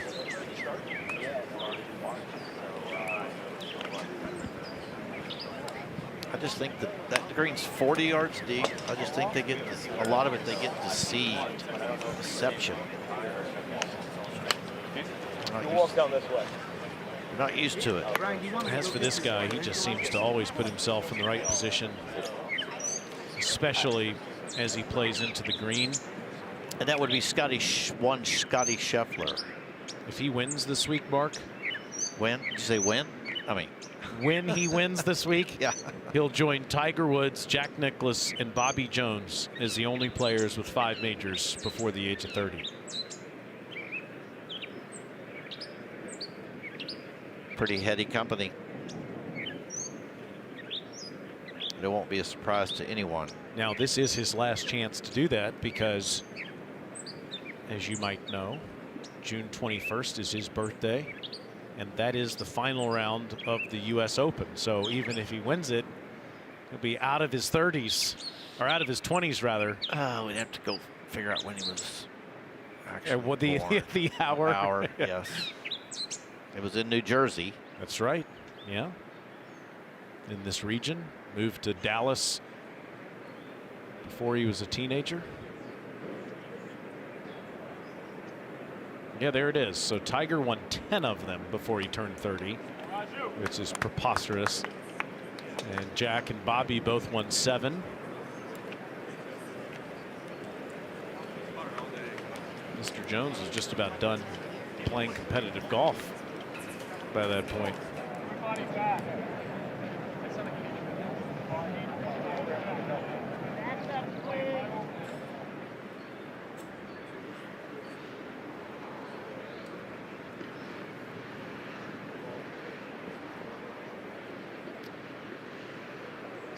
Hatton is going to play through the gallery over there left of the 8th.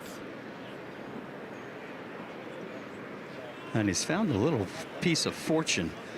He's actually on the crosswalk, the walking path rather, that goes down the 11th.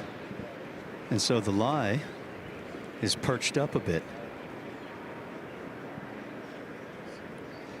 Doesn't mean it's an easy shot by any stretch of the imagination. It's one thing he has going for him. He is also back into the breeze. That should help stop the ball.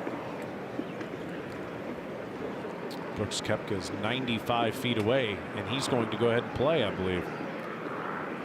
They had putter out. Still looks like he does. It's on the way.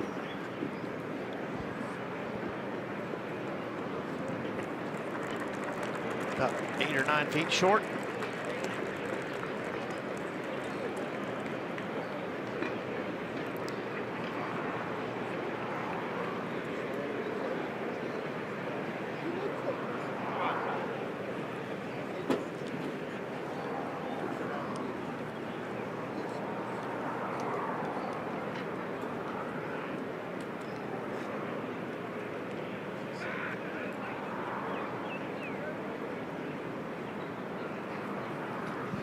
Just about 50 yards for Hatton. If he doesn't fly it all the way to the green, it will bounce right back at him off of the knuckle. And if he flies it halfway to the flag, it's going to hit the skid plate and bounce forward. We've seen Xander get out of position a couple times. He's played for 4, and that kind of feels like what Tyrrell needs to do here. Could it land in the flat bottom of the swale and go forward? That could, but that'd be dicey. Okay. If you get that wrong, you're going to be right next to Xander.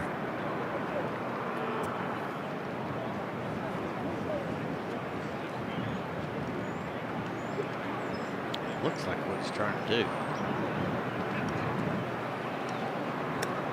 That's what I thought. Oh! That's what I thought.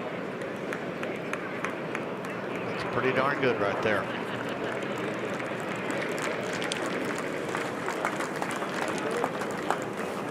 That left to remain at 2 over. That's from his Lynx golf eyes. He saw that.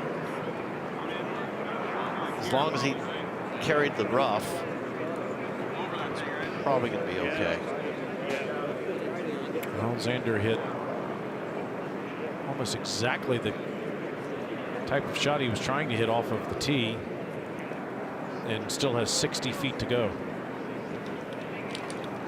There's just no way that 4-iron could go this far. They were playing for the front mouth of the green. And the problem back here now is twofold, because the first 20 feet of this from off the green is about the same angle as a staircase. So you've got to give it a good hit. And then once it gets on the green, you saw it with Tyrrell's, it races away from you. If you could knock it 8 or 10 feet past the hole, Brooksy, that would be nice. Have an uphill par putt. You just have to look at it like it's just a long putt. You just have to read the whole thing. You're putting on a crazy green, and it's just a long putt.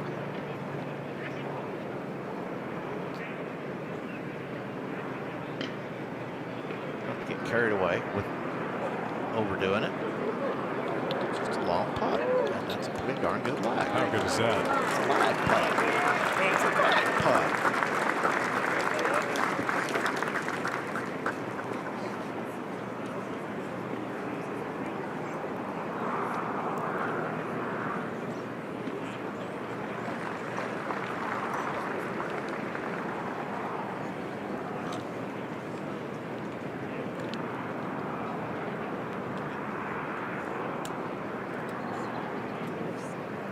Tyrrell's 26th in the world. He's been as high as number 5.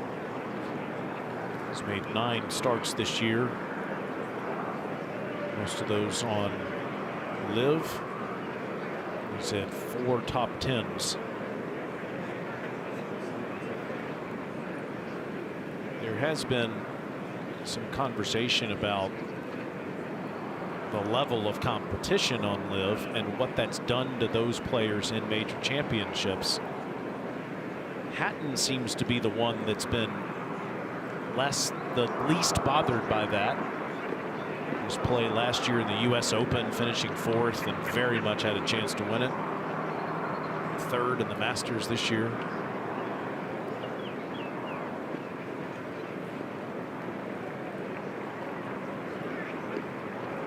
He's just waiting for the 10th green to clear.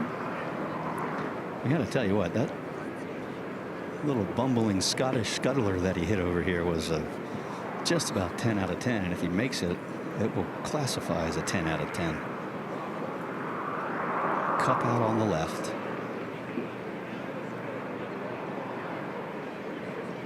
That's a 3.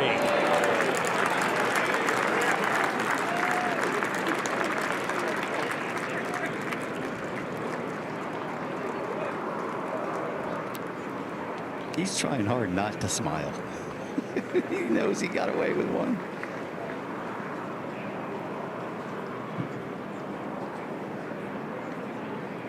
Well, Mark Brooks, we've been saying it all day. When you have just a little bit of a weakness, golf finds it, and it has been wearing Brooks Koepka out, and he has, as you said, another one of those. But it's for par. He putts those different. When he's putting for par, they go in. He putts those different. On the nearby 10th green, he made his only bogey early this morning. That was a tough putt. That was a big swinger.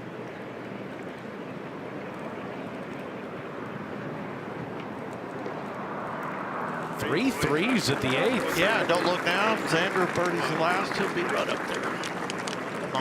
If not leading.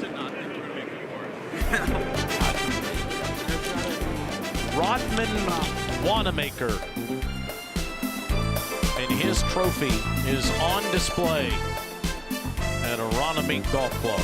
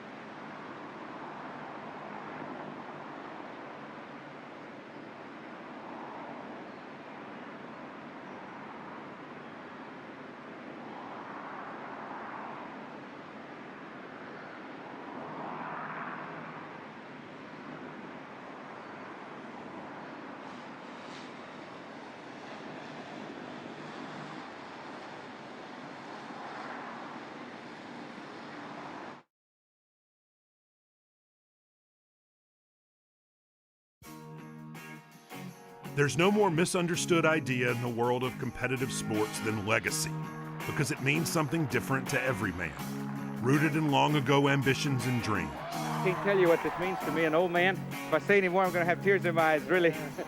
And so the true prize of a major championship isn't a sterling silver trophy or an enormous check, but something that lives in the distant mountain mist of tomorrow. What it means is a mystery, even to the golfer who wins it, and can only be revealed in time. Think of all those thrilling moments this event has given us through the years, and is there another one waiting for us come Sunday afternoon? Xander Schauffele was tied for the lead going to the 72nd hole 2 years ago at Valhalla. Barely missed a fairway bunker at a par 5. With an awkward stance, was able to hit his second shot just short of the green, wedge it up there to inside 10 feet, and make the putt to win the championship. Now here he is on a par 5 to finish on Thursday. Tee it high and let it fly. Wind off of the left.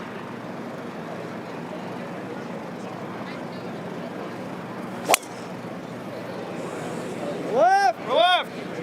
We go left. Left. And that was the worst swing he's made all day.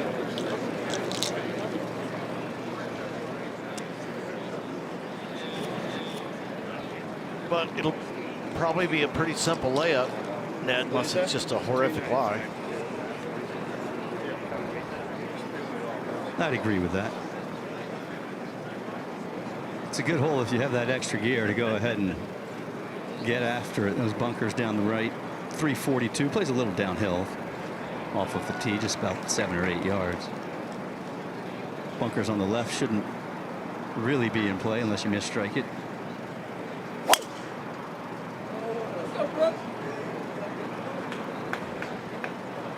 One up the right side, should hang on.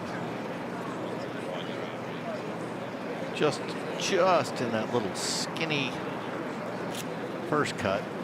And I mean, it's like 2 feet wide. And it just kind of bubbled down to the bottom, too. And that is the 17th green to the left there. So get familiarized with the golf course.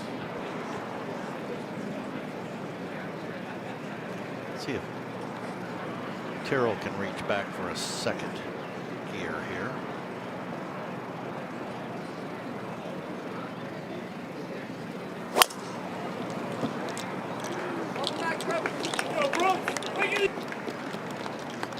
Also trying to hang on, and that one does.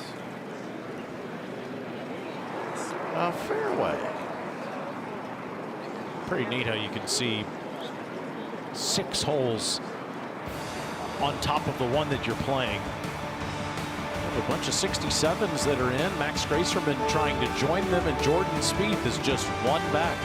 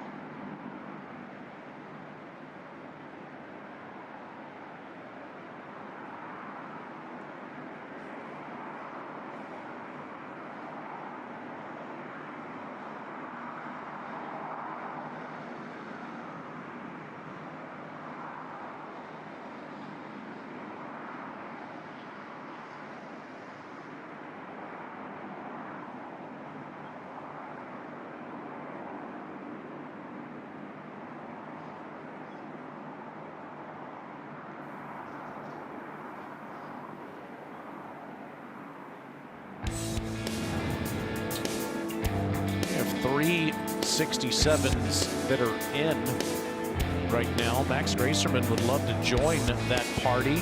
Early birdie for Gracerman to start. Then at the 5th, even longer than that, par 3.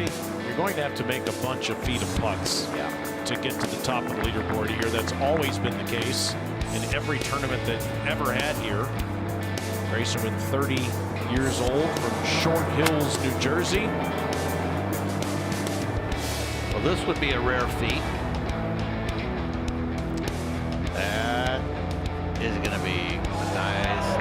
Copper Pool. That love tap out of the left rough. Grew up less than 2 hours from here. Nice birdie at 15. And then at 17. Uh-oh. Bonus number 2 coming? We don't know. Wow. It's just stealing, isn't it? Oh my gosh. He did just bogey the 18th though, so that's 68. One behind those leaders. 7 fairways out of 14, I'm telling you.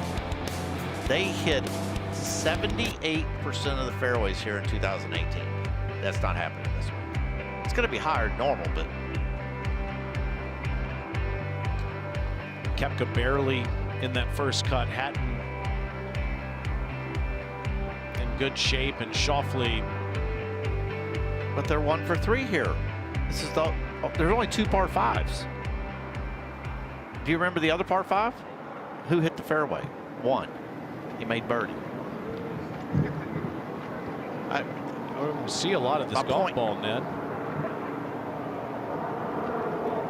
Well, for Xander, he does have a decision to make. Ball's actually sitting down in a depression, but there's not much grass around it, so he can get plenty of club on it. Needs to carry it 235 yards if he's going to get it to that front right bunker. 6 up slope here. It's like 10 right here. So that one's 6 to that. Sure. You know what I'm saying? Yeah. I mean, it's if we lay short of it, it's in 90s, 95 is for sure. Yeah. Short is just bad. The longer shot in, that's it.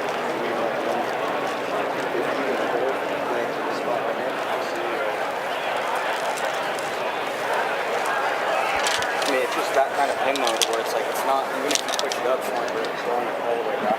Sure. Even if you hit it to 20 feet, you're on just taking a shot, right? I think you should not hit that one lane.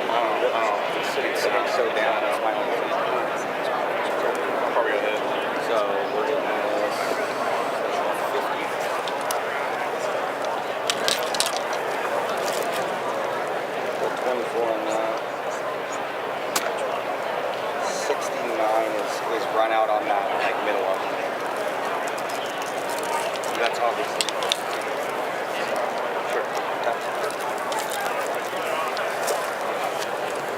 I got a wedge, guys. Yeah, you're good with that. A little bit of help. Well, the bunker's drawn to the left, a 185 to carry. It sounds like he's maybe playing it short of those even. He's got a wedge out. Yeah, so that's the smart play. Just keep it in front of him. Great shot.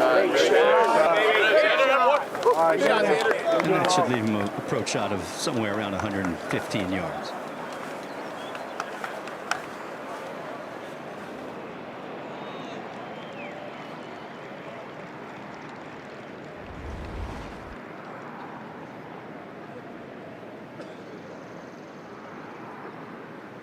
Just going to make sure he gets steep on it. And Hatton now from the fairway. 280 to go. And off of a little launching pad high into the air. He didn't like the strike. Got it up there. Believe it or not, that ball landed 10 steps over the front. It's in the right, just off the right. That's impressive from 278 yards. Koepka's going to need to run something up there out of this lie. Yeah, just in front, Ned. Right front center. Excellent golf shot. Yeah.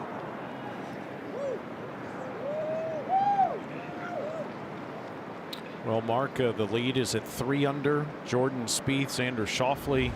Schauffele's at 2. Spieth actually just fell back and now is at 1 under. As you see, another strike from Brooks Koepka, who's also part of that group that is 1 under par. Rory McIlroy 3 over after just making back-to-back bogeys at 7 and 8. What surprises you, either good or bad, or in total?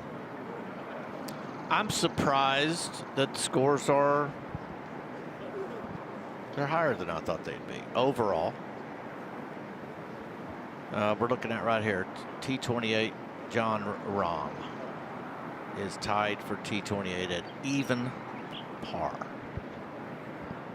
And based on these conditions, I would have thought this could be this. The way they all talked and thought it was just blast a driver and wedge it on the green. We're talking 2-3 under par cut. I don't see that happening.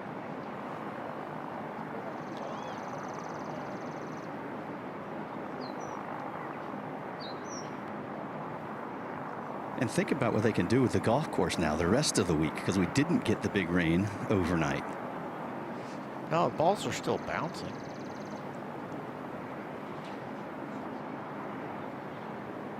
I mean, this late into the first round, there's only 10 people at 200. We'll see what happens this afternoon. I mean, a lot of it's going to depend on this forecast, and it's supposed to blow a little bit every day.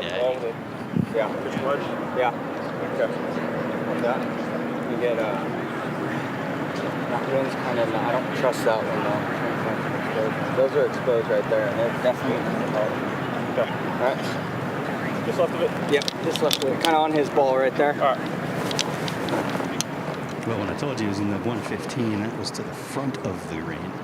It's actually 141 all the way to this back hole location. A little bit below his feet. Start at the center of the green. Use the wind. Use the slope.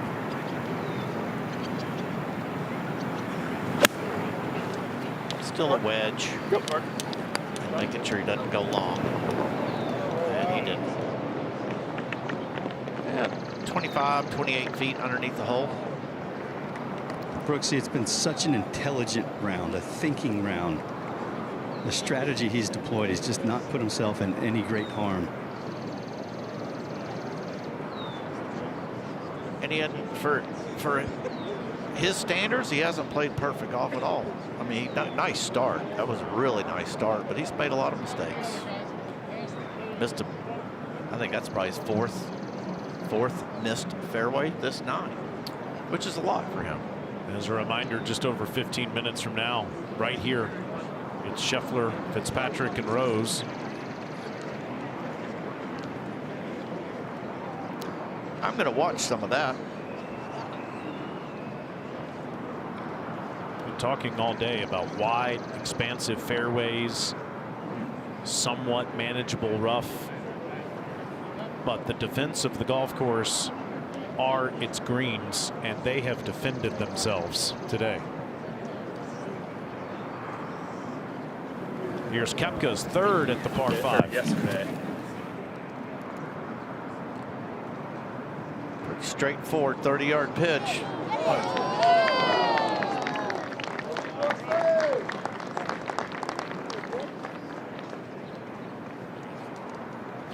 And that for a closing birdie in 68.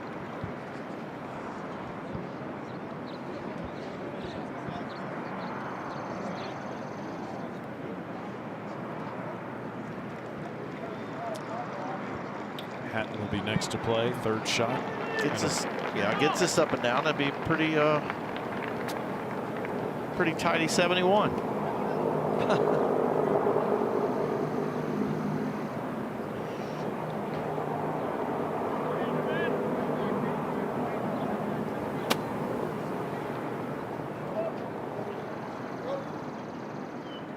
That came out sideways on him.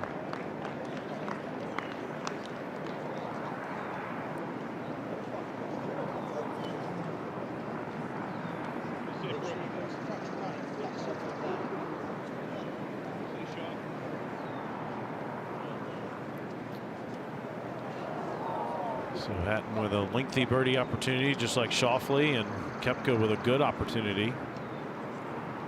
Although that club has given him fits today. Who's that? Mr. Koepka. What do you think? I think do we see that same putter tomorrow? Yes, the glass is half full. I'm going to remind him how many par putts he made. We're going to be shooting 75. You can't miss them all. But a lot of those par putts were the product of he not did very miss good, them all. not very well gauged first putts. Well, but I'm with you. I'm a half full guy, so correct. We have twisted minds, golfers. You only remember the ones you miss.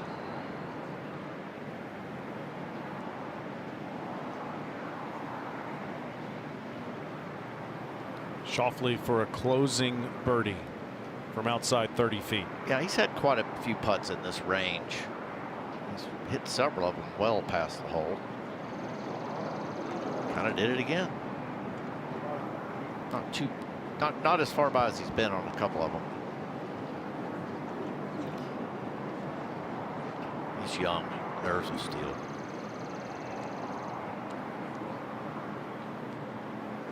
I like the tap ends.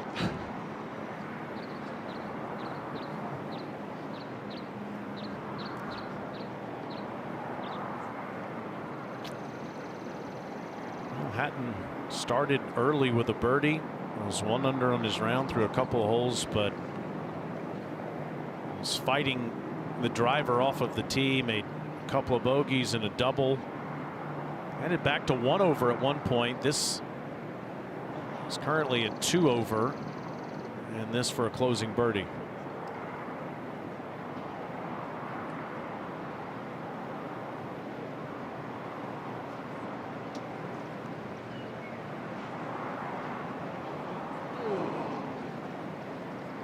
Number of close calls that have agitated the Englishman, and that's 72 to start.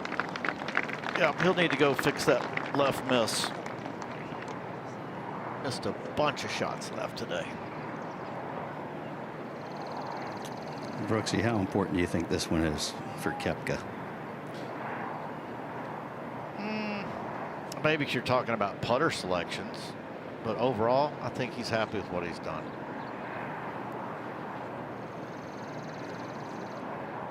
Just hit it where he's looking. Left. It has been the left miss all day. There are 113 people that have teed off. He's 113th in putting today, but second in approaching the green, which has been the story of his season. Ball striking clinic, but just 1 under. If there's good news out of all this, he has to feel like he is right there with a chance with the way that he's hitting the golf ball. Now Schauffele.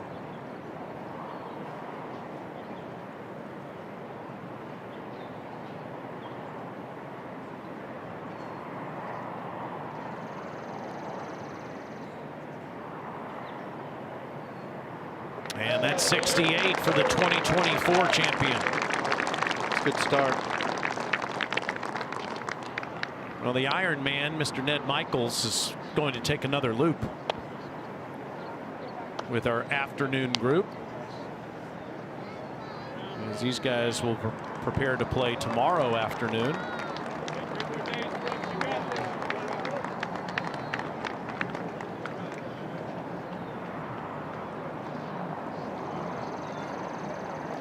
Scotty Scheffler, Matt Fitzpatrick, Justin Rose in less than 10 minutes.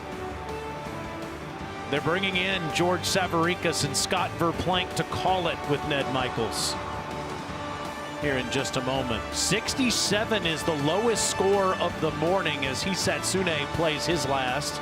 He could change that. And Schauffele 1 behind. Brooks Koepka, the 3-time champion, is 2 back. Thanks to Joe Taylor, Chris Ohlmeyer, and our great crew. For Ned Michaels and Mark Brooks, I'm Taylor Zarzer. We appreciate you watching our feature group coverage this morning of the first round of the PGA Championship. Stay tuned for Scotty Scheffler, who's coming up next here at Aronimink on ESPN+.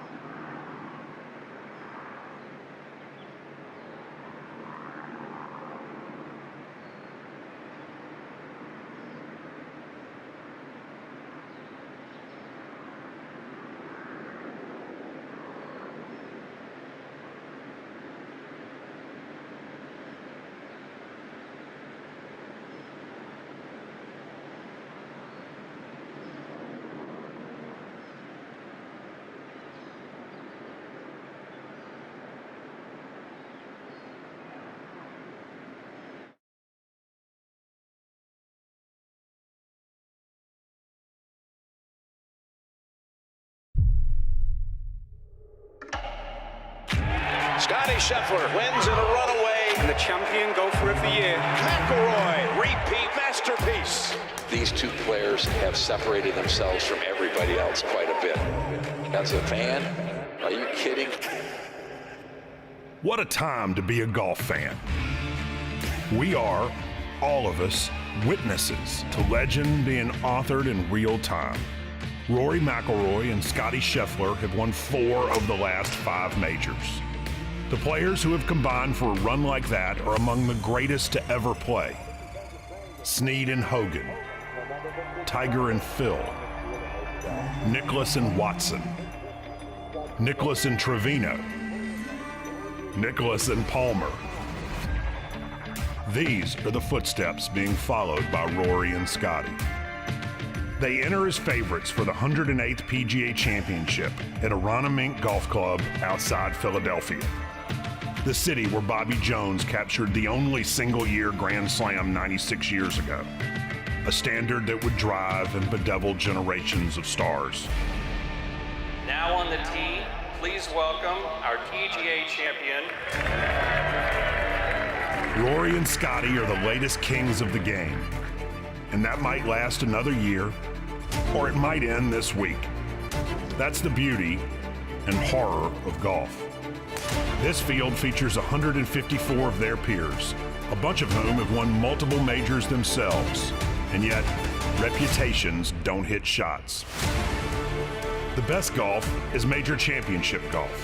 4 tests a year, and while the absolute best majors might be when 2 players emerge from the pack, this pack has plenty of talent, all driven by the same desire to rewrite their own stories. Golf is a forever game. That's what a major championship is for. History.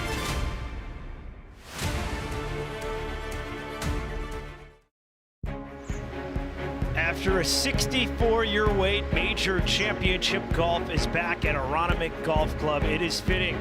In the city that birthed a nation, downtown Philadelphia, we are less than 15 miles away, all part of the America 250 celebration, the summer of sport in Philadelphia. The wind is up a bit for this first round. Scores have been more difficult than we were anticipating as ESPN and the PGA of America proudly present the 2026 PGA Championship. Today it's first round feature group 1 live from Aronimink Golf Club in Newtown Square, Pennsylvania. George Savarick is pleased to be sitting alongside Scott Verplank. We have Ned Michaels out there following along the action, and our feature group this afternoon is a good one. All 3 guys have won this season on the PGA Tour.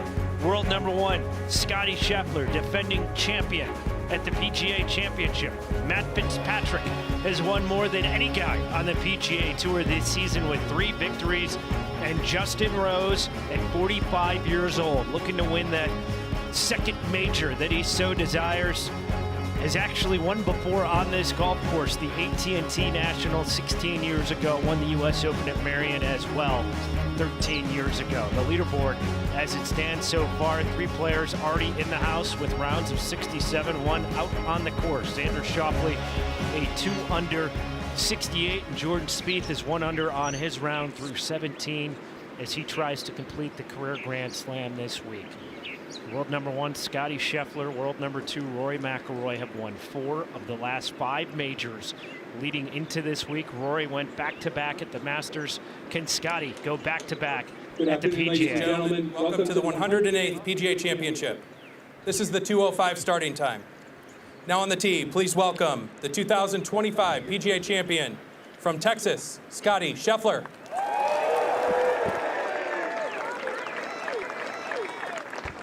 Old school setup here, Scott, with the first and 10th holes sharing 1 tee box. Yeah, it really is, George. And it couldn't be, it's playing downwind right to left off the